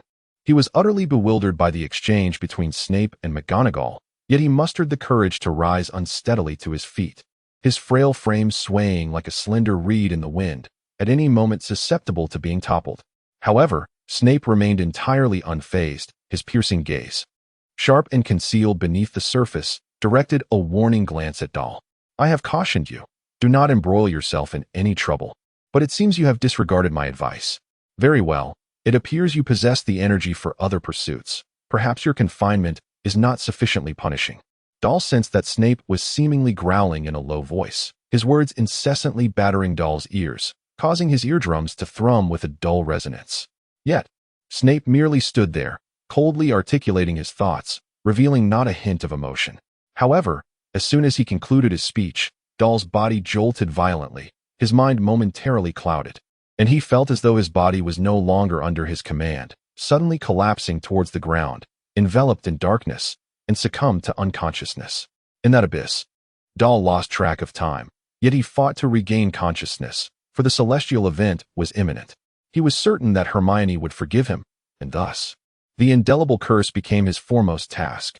He was unwilling to let this precious opportunity slip away. Should he miss it, he would have to wait another month, and his time was growing increasingly scarce, leaving him uncertain if he had sufficient time left. With great effort, he pried open his heavy eyelids, only to find himself lying upon a pristine white sheet, adorned in a tattered yellow robe, half of which was torn away. Doll was momentarily unaware of his surroundings until he caught sight of the various small gifts adorning the bedside. A wry smile crept across his face as realization dawned upon him. He was in Madame Pomfrey's infirmary. The night enveloped the room in darkness, save for the silvery moonlight that poured through the window, illuminating the space beside the bed. "Is anyone there?" Doll called out cautiously, but the silence that followed confirmed his solitude within the ward. Supporting his heavy head, he felt an urgent desire to ascertain how long he had been unconscious. Eagerly, he reached for the card resting on the bedside, saturated with the aroma of assorted candies. The vibrant card sparkled with a myriad of patterns. Bathed in moonlight, he could discern the handwriting upon them, and a wave of relief washed over him as he recognized that the ordeal with the giant had finally passed. Harry and Ron's cards eagerly recounted the events of that fateful day, their previous animosity seemingly dissolved. While they might not be considered bosom friends, they could certainly be regarded as companions. Shared experiences inevitably foster a bond, and defeating a 12-foot giant was one such moment.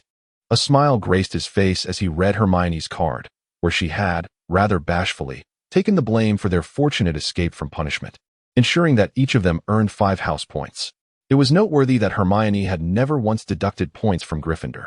Ron's card exaggeratedly lauded her bravery, and despite Professor McGonagall's lingering skepticism, even Snape had chosen not to probe further. Yet, Doll sensed that his nightly experiences would not be without their challenges in the days to come. Nevertheless, Hermione's evident forgiveness lifted his spirits considerably. He carefully opened each card, absorbing the warmth they imparted. Hermione had penned a brief note, expressing her promise to visit him once he had recovered. Justin, on the other hand, bore some unwelcome news. Mar sought to speak with him privately. However, he and Ernie speculated that Mar intended to penalize him by assigning solitary duties to clean the common room. After all, he had thoroughly vexed his prefect. Mar continued to grumble about him all the way to the common room, branding him a bold Hufflepuff. Henna's card, adorned in yellow and featuring the distinctive Hufflepuff emblem, urged Doll to adhere to Madame Pomfrey's directives, cautioning him against taking matters into his own hands. She also mentioned that Justin had brought her a fresh source of distress, as upon his return to the common room, he had relentlessly proclaimed Doll's heroic deeds, incessantly recounting the tale as though he had witnessed it firsthand. Doll merely smiled at this, convinced that it was undoubtedly a misguided notion conceived by Justin, likely intended as retribution for Hannah's incessant prattling. The majority of the cards were from Hufflepuff, each inquiring about Doll's recent experiences and expressing genuine concern for his well-being. He had never been the center of such attention. leaving him somewhat flustered. Ultimately, he discovered an invisible note, upon which Joan had inscribed a single line, suggesting that Dorr ought to express his gratitude to her, as she had unearthed a secret about someone, concluding with a cheeky little face. This brought to mind the proud Ravenclaw, who seemed to perplex Dorr, especially since that flying lesson when Joan had developed a keen interest in provoking him. Chapter 41, The Eighth Floor. Dorr will likely never comprehend how he unwittingly consumed the dreadful concoction prepared by Madame Pomfrey in his slumber. He noticed, on the table, not only the recovery cards, but also a massive, robust glass vial, large enough to engulf his frail arm entirely. Within it remained half a bottle of a viscous silver elixir, which resembled a metallic solution of silver. This sight rendered him apprehensive for the majority of the time spent reflecting on the recovery cards, constantly on guard against Madame Pomfrey's potential intrusion, compelling him to ingest that repulsive draught. However, as time gradually elapsed, it seemed he remained reclined upon his sickbed, with not a soul in the entire infirmary. It was only when the moon ascended high in the sky that Dorr became assured no one would visit him that night. The hour had struck 1 in the morning, and determining the time through the moon's position was no arduous task. They had studied this in astronomy class. The day of the celestial phenomenon had arrived. Dorr murmured softly, the infirmary feeling somewhat desolate, as even the faintest sound reverberated distinctly within the room, startling him. Yet, he was resolute in his plan, having prepared for it diligently over the course of half a semester. He had just languished in the infirmary for an entire day and night, nearly missing the celestial event. Fortunately, his calculations proved accurate, and he had arrived in time. Through the window, he beheld a faint glow illuminating the western sky, the very place where the celestial phenomenon would unfold. Dorr sprang swiftly from his sickbed, still clad in the tattered remnants of his yellow robe, a half-stripped strip of yellow fabric trailing behind him, a testament to his valiant spirit. Dorr was certain that it was no longer a mere cloak. He ought to have Mrs. Mogg reorder a set of Hogwarts robes, perhaps utilizing an owl for convenience. That had been his intention all along, as half a semester had seen him grow significantly taller. Unfortunately, his galleons were running low. He had secretly procured some leftover potion ingredients from Diagon Alley. Although insufficient to brew a full potion, he was still contemplating alternative methods, all while ensuring that Snape remained oblivious to his endeavors. An invisibility cloak would indeed be splendid. Stealthily, Dorr slipped out of the infirmary, observing his reflection on the wall with a mix of trepidation and quiet complaint. Though this was not his first nocturnal escapade, it was undoubtedly the most consequential. He fantasized about acquiring useful knowledge from the book on indelible spells, hoping to master the correct incantation. It was imperative to note that this was no simple task for Dorr. He hunched down, lips pressed tightly as he navigated the corridor with haste. Halting only beside the Hogwarts kitchen, he darted past the large barrels, startled by the crackling sounds emanating from the Hufflepuff common room fireplace. He had not anticipated that anyone would still be awake at such an hour. The position of defense against the dark arts professor had been cursed by the Dark Lord, and Quirrell could not remain at Hogwarts for long. "Is that you, Mar?" came the voice of a fifth-year Hufflepuff seated across from him. To Dorr, this individual seemed more like a liaison for Hufflepuff than a mere student. This was the second instance he had overheard Mar discussing significant matters with this fifth year. He had discreetly inquired about the student, who was known among Hufflepuffs as Hebra. He was rather unremarkable, often overlooked by most of the house. Yet now, Hebra spoke with a vigilant intensity that nearly compelled Dorr to reveal himself. However, he clenched his jaw and remained in the shadows of the common room, listening intently to their conversation. Each common room was enchanted with soundproofing spells. "Hebra, it is now past midnight," Mar said, fatigue evident in his voice. "I do hope Hufflepuff can glean something worthwhile from the defense against the dark arts class, especially since the Ministry has yet to declare that the Dark Lord is truly dead." Hebra chose not to follow Mar's lead, but instead uttered a name more terrifying than any horror novel at the stroke of midnight. This sent a shiver down Mar's spine as he struggled to regain his composure. "You'd best not reveal anything significant at this hour, particularly that name. It'll haunt me with insomnia all night long. Now, we both need rest. Let us not indulge in wild speculation. The Dark Lord has vanished, and all is calm for now." It appeared Mar did not concur with Hebra's viewpoint. He had a lingering suspicion that Hebra had a tendency to invoke that name deliberately, perhaps with ulterior motives. Every wizard harbored their own ambitions, and it would be fair to say they were all driven by their own agendas. The discourse between Mar and Hebra was not particularly cordial, and they concluded their conversation prematurely. Mar, weary, made his way to the prefect's lounge, while Hebra lingered by the fireplace for a moment longer, his gaze ominous. Dorr stood there, observing two figures exit the common lounge, yet he dared not draw a breath until half an hour had passed. Slowly, he emerged from his concealed spot, his gaze flickering as if he had discerned something, perhaps a whisper regarding the trolls. However, this did not hold significance for him. The swiftness with which Hufflepuff acquired such information clearly took Dorr by surprise. He glanced at the enchanted clock in the common room. It was now 2 o'clock. A wave of discomfort surged through his stomach, a reminder that he had consumed nothing all day. The kitchen was conveniently close to Hufflepuff, and he ought to procure something to eat. Swiftly, he darted into his dormitory and retrieved the tattered, indelible spell book from beneath his bed. At that moment, Justin and Ernie were sound asleep.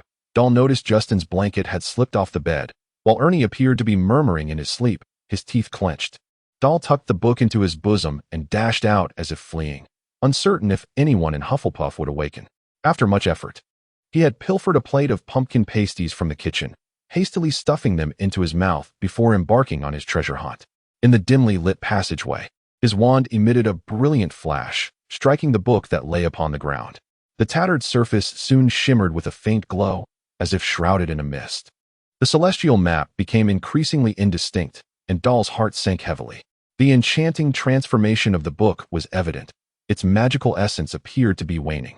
Ascending further, Dorr quickly grasped that his task was to uncover the secret capable of unlocking the tome before the image vanished entirely, for if he failed, it was likely that the book would remain forever closed. With great effort, he propelled himself forward, his legs striding purposefully as he sprinted through the passage, breath coming in ragged gasps. In the haze, he could still faintly discern the direction indicated by the celestial arrows, yet the light rapidly diminished until it flickered out completely. Dorr finally arrived at the destination indicated by the arrow, which was the 8th floor of the castle, right opposite the tapestry depicting the troll bludgeoning the hapless Barnabas. There, a solid wall obstructed his path. What is this? Dorr clutched a pumpkin pastry in his hand and swiftly took a bite, murmuring to himself that he had always believed the book would lead him to a wondrous hidden chamber, yet it appeared to be nothing more than an ordinary wall. After finishing the pastry, he found no remarkable features. Wiping his hands on his school uniform, he grasped the silvery wand and cautiously tapped it against the wall, as he had no desire to engage in another midnight battle with the troll. Thud, thud. To his disappointment, there was nothing. The solid sound indicated the absence of a secret passage or even any hollow space. However, Dorr did not lose heart. He stepped back from the wall, wand in hand, and began to mutter an incantation. This was the only spell he knew that could potentially reveal secrets, though he was uncertain of its efficacy. Nevertheless, he resolved to give it a try. Upon casting the spell against the wall, nothing transpired, leaving Dorr rather astonished. Had he taken a wrong turn? He briefly entertained the notion that the vague star chart had misled him, but soon shook his head. He was certain that the chart pointed to this very place, and he could not have misinterpreted it. Yet now, the book offered no clarity, rendering any verification impossible. He even contemplated opening the book, but it remained as impenetrable as a brick. Faced with this new predicament, Dorr withdrew his wand once more and began to tap the wall inch by inch, convinced that something lay hidden within, perhaps a startling secret waiting to be unveiled. Dorr pondered, a glimmer of anticipation gracing his visage.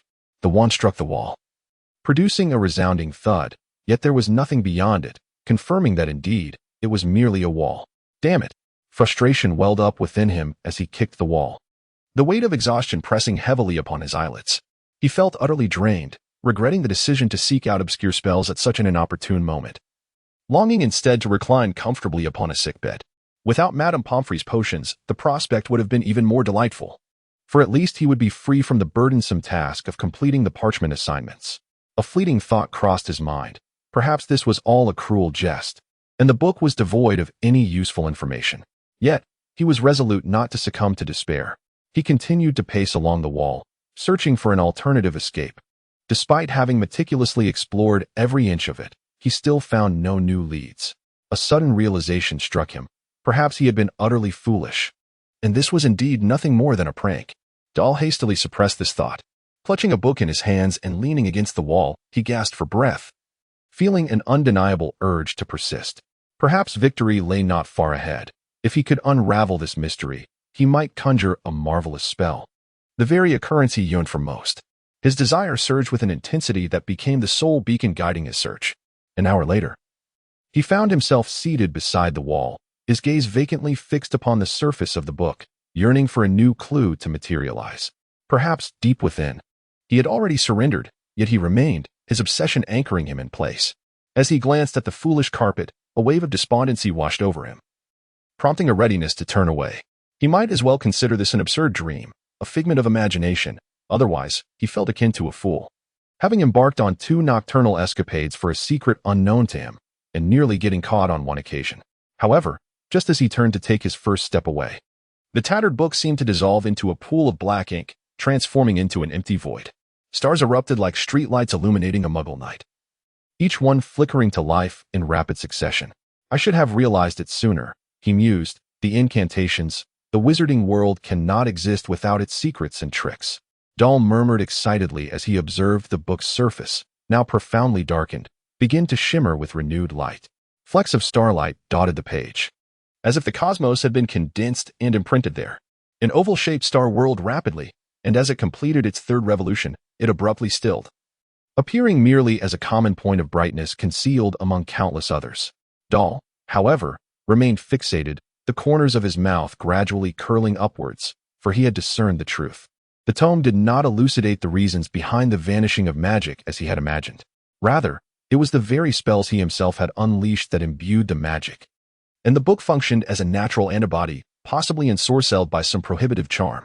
When he cast the spell for the 2nd time, it instinctively repelled him, absorbing a modicum of magical energy. Perhaps by the 3rd incantation, the book would remain utterly unchanged. He would find himself ensnared in the enigma of the tome, unable to unlock its secrets. Fortunately, his 2nd attempt bore fruit. As he meticulously arranged his attire, the anticipation that once surged within him transformed into an overwhelming tranquility just before the secret was to be unveiled. He paced before the blank wall, his mind solely occupied with the celestial patterns adorning the surface of the book. In hushed stillness, an ancient wooden door materialized upon the wall, appearing as if it had always existed, never having shifted from its place.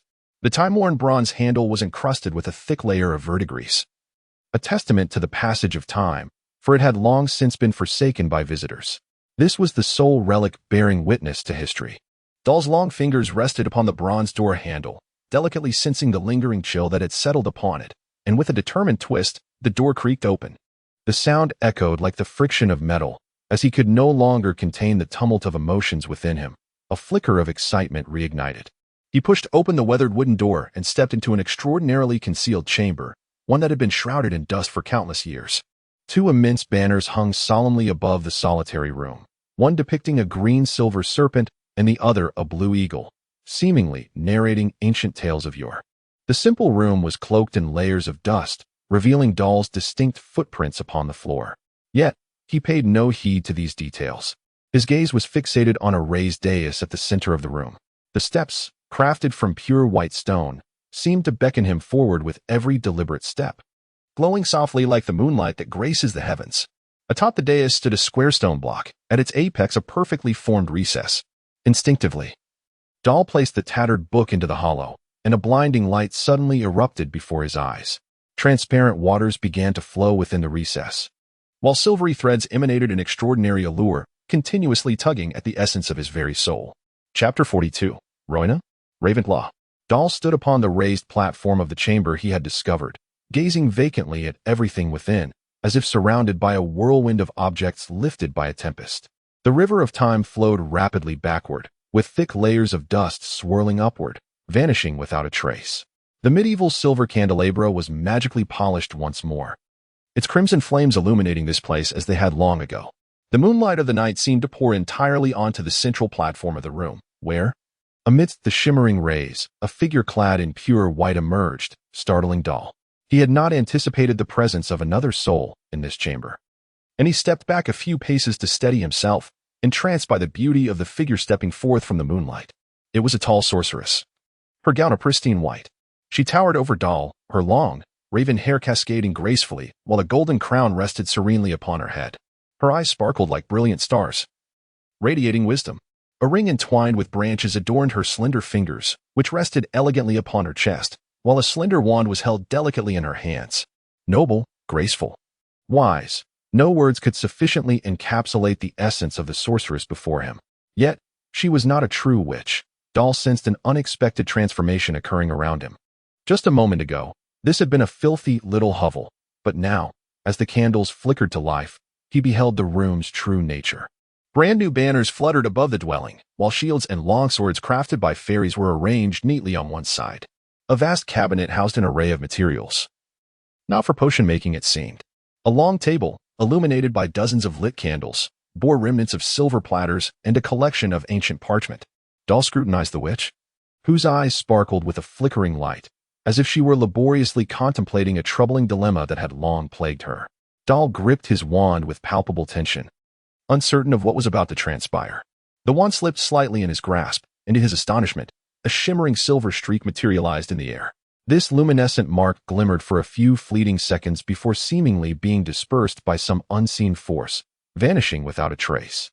The witch's gaze wavered momentarily, as if drawn by an invisible thread, turning in Dorr's direction. Dorr's visage was taut, as though he were on the verge of making a momentous decision. His wand glided swiftly through the air, conjuring a cascade of shimmering silver letters that materialized with haste. I am Dorr-Prince. This inscription flickered momentarily before vanishing without a trace, leaving only his name, which stubbornly lingered, emanating a faint ice-blue glow. Then, at last, a miracle occurred. With a deft wave of the witch's wand, Dorr-Prince dissipated into the ether, while the wand continued its graceful motion, and suddenly, words appeared in the air, words that Dorr had never penned, rendered in the hue of moonlight. Greetings, Dorr, an intriguing name. I am Rowena Ravenclaw. Upon the mention of Ravenclaw, Dorr's eyes widened in astonishment. He had never anticipated encountering one of the founders of the school, a witch from a millennium past.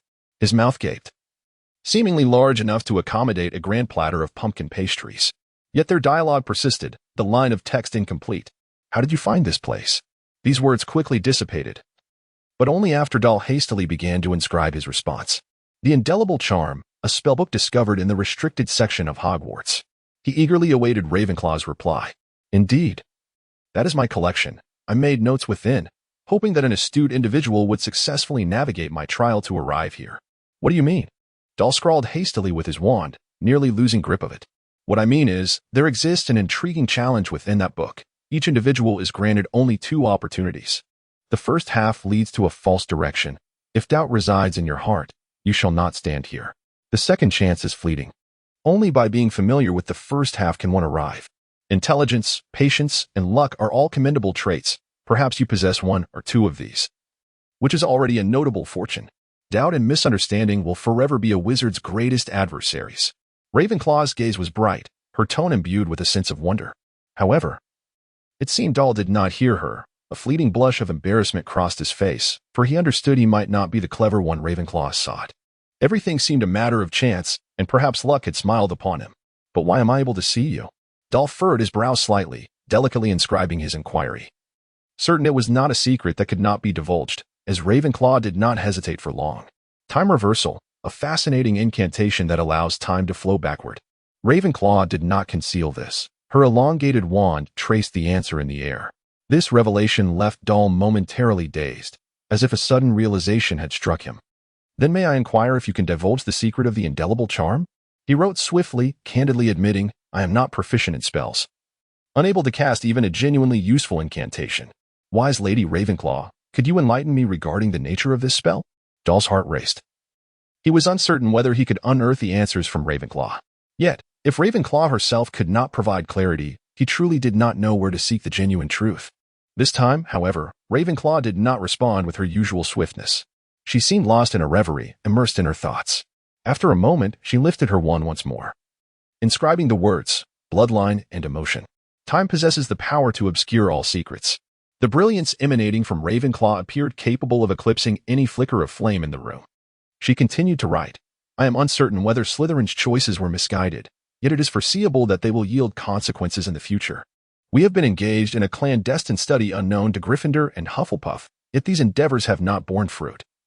To the extent that Slytherin does not even believe my claims, he finds them somewhat absurd, resulting in a rift between us. His ideology has thoroughly entangled Gryffindor and Hufflepuff, and he has departed from the castle and Hogwarts. Gryffindor has even confessed to me regarding this matter. We established this school.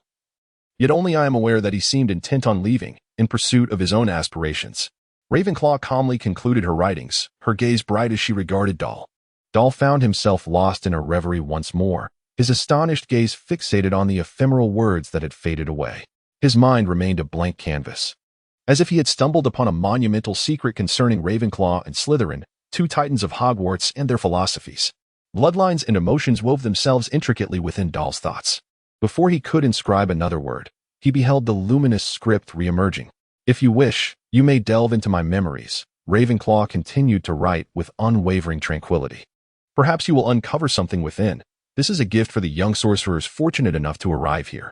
Doll hesitated, his wand suspended in midair. After a moment, he resolved to inscribe. Very well. This might be a singular opportunity. He could not suppress the curiosity bubbling within him. As he lifted his gaze once more, he beheld a dais seemingly filled with cool, flowing water, soft radiance cascading down to the ground, extending to his feet. Ravenclaw appeared to beckon him, and he followed the luminescence to the center of the platform, where the rich moonlight dispersed like fireflies, transforming Ravenclaw's ethereal form into a flurry of glowing orbs. Steeling himself, he scrutinized the water flowing within the square recess. Chapter 43. The Philosopher's Stone. The room felt as though it were caught in a tempest. Resonating with a cacophony of sounds, time suspended at the very moment Doll entered. He stood agape, staring at the square recess, as silver threads violently unfurled, morphing into a colossal vortex. His hands trembled slightly, instinctively resisting the fierce pull as he leaned closer to the recess. Before he could comprehend the unfolding events, he was propelled forward, the square aperture widened, and he felt his body lift, his head plunging into the torrent of water, entering a realm of swirling colors and shadows. He sensed his feet firmly landing on solid ground. Shaking, he steadied himself as the previously blurred surroundings suddenly sharpened into focus. He instantly recognized his location, green banners adorned with a silver serpent, permeated by a chill and damp atmosphere, exuding the musty scent of sunlight-deprived air. This was indeed the Slytherin headmaster's lounge, nestled deep within the ancient castle. Yet, at this moment, the figure seated behind the desk was not Snape, but an impeccably refined wizard. His clean hair cascaded straight down his back, and his green robes bore a striking resemblance to contemporary styles, leading Doll to suspect that fashion within the wizarding world had remained unchanged for a millennium. Emblazoned on his chest was a slender serpent insignia, and on his long, pale fingers rested a delicate ring, set with a large, enigmatic black gemstone. His aquiline nose complemented a handsome visage, and his sharp eyes gleamed with cold detachment as he sat behind the desk, illuminated by candlelight, engrossed in reading an ancient parchment. Doll had never encountered this individual before, yet it was only when Ravenclaw uttered his name that Doll realized he was in the presence of a wizard whose greatness was undeniable, though he was more feared than revered within the magical community. Salazar, what have you uncovered? Ravenclaw, adorned with a diadem, wearily settled opposite Slytherin, her countenance bearing the marks of profound contemplation, yet she appeared significantly rejuvenated compared to moments prior. Fragments of ancient elven lore, Slytherin declared, raising the parchment in his hand, his elongated fingers tapping rhythmically upon the table, producing a crisp sound, as the flickering crimson candlelight danced across his visage. However, none could decipher his thoughts from his expression. He merely curled his lip in disdain, remarking, "These fanciful speculations and assertions are indeed absurd. Roy, have you brought me here merely to peruse these tedious records? Salazar, do not imply that you fail to comprehend the significance of what is inscribed above." Ravenclaw leaned forward, delicately removing a ring entwined with branches from her alabaster fingers, placing it calmly upon the table. The ring sprang slightly upon contact, emanating a soft, ethereal green luminescence, as countless motes of light ignited upon the surface, swirling around the ring. "You must understand, I have unearthed this. I firmly believe in the veracity of its contents. It is not absurd." Doll approached the table, striving to catch every word, yet was startled by Roy's grave tone. The curse ring, a ring that assists in casting spells, was forged by ancient elves. However, I have only discovered one. Roy stated calmly. "Salazar, you cannot deny that you are incapable of casting that spell. Roy, perhaps you have been swayed by such assertions." Salazar narrowed his eyes slightly, a hint of crimson and displeasure flickering within them. his skin quivering as he spoke loudly. Yet Roy remained unfazed, continuing her narrative in a soothing manner. You may find yourself unable to wield spells from the absolute protection system. She fixed her gaze upon Slytherin. You cannot deny this. For you lack a Patronus. Why not peddle your doctrines to Gryffindor and Hufflepuff? Slytherin leaned back, his straight nose swaying gently, peering intently at Ravenclaw, seemingly eager to discern what this astute witch intended to reveal. For I wish to know what you know, particularly regarding the power of bloodlines. Ravenclaw, undaunted by the wizard before her, candidly articulated her desire for knowledge. However, Slytherin's gaze swiftly swept past her, not lingering on Doll, although his tone faltered slightly. Very well. I hope we can unearth something new. A smirk appeared on his face, as if still doubting the accounts inscribed on the parchment. For instance, the influence of emotion on spells. With that, he rose, his tall, green robes sweeping swiftly past Doll, nearly causing him to cry out in surprise, as thoughts of Snape flashed through his mind. Yet, it seemed Slytherin did not notice him, hastily exiting through the wooden door adorned with a silver handle. Doll stood there, seemingly lost in contemplation of the conversation between Slytherin and Ravenclaw. Suddenly, everything before him twisted violently, transforming into a colossal windmill, as if the very room were shattering. He felt as though his body had become weightless, unable to muster even the slightest strength, struggling to maintain his balance. It was as if his soul had been wrenched from his body. When he finally found himself back on solid ground, he discovered that he seemed to be in the forbidden forest, amidst the dark, profound woods. A chill wind rustled through the branches, producing a crisp, whispering sound. He beheld a figure cloaked in black, a wizard wielding a silver sword, who suddenly drew a wand from the hilt of the blade. A beam of green light shot forth, seemingly directed at someone, casting a terrifying spell. Before Doll's eyes, a gnarled, elderly figure emerged, clad in tattered robes, muttering inaudibly. The stones and trees appeared to melt away, transforming into a silvery liquid metal that swiftly traced patterns upon the ground. The wizard's wand erupted with a flickering brilliance, unleashing a powerful surge of magic that left Doll astounded, for it seemed to form a magical circle. A resounding boom thundered against Doll's eardrums as he witnessed two beams of light collide violently, erupting in a dazzling display until the aged figure collapsed. He curled into a ball, pitifully gazing skyward, cursing under his breath. As the scent of charred flesh wafted from him, his eyes grew increasingly vacant. Slytherin approached the fallen figure with palpable disdain, his wand repeatedly extracting something from the shadowy form. Those individuals were a band of lunatics, Slytherin thought. Casting a glance at Roy, who stood not far away, Doll could distinctly hear what was being said, yet he remained somewhat dazed. Gazing at the lifeless body that lay before him, the sight of a person perishing in his presence stirred within him an unsettling turmoil. His stomach felt as if it were convulsing, and a chill enveloped him. Roy, however, appeared unfazed by the gravity of the situation. What were they engaged in? They were concocting the Philosopher's Stone, a miraculous artifact capable of purifying the human body, not only cleansing bloodlines but also emotions. It seemed to promise immunity from all external influences, empowering wizards to cast more formidable spells, whether they be protective enchantments or curses that could harm the very soul. Slytherin spoke candidly, though a glint of fervor flickered in his eyes. Did they aspire to create a deity from Greek mythology? The notion was indeed terrifying. Emotions that ought not to exist in any being left one uncertain of the potential repercussions. A trace of indelible shock marred Roy's features. Their ambition was insatiable. The true essence of a god, immortality and unparalleled power, was what they sought. Alas, their endeavors were futile, for the Philosopher's Stones they produced invariably bore inherent flaws. Slytherin strode briskly, as if a spark of inspiration had ignited within him. Doll gazed at the two figures that had receded into the distance, seemingly inclined to pursue them. Yet his aspirations remained unfulfilled. The sensations of weightlessness and dizziness washed over him once more, but this time he appeared better prepared, which alleviated his overwhelming panic. When he beheld Slytherin again, he resembled a frail wizard, no longer youthful, his balding head gleaming.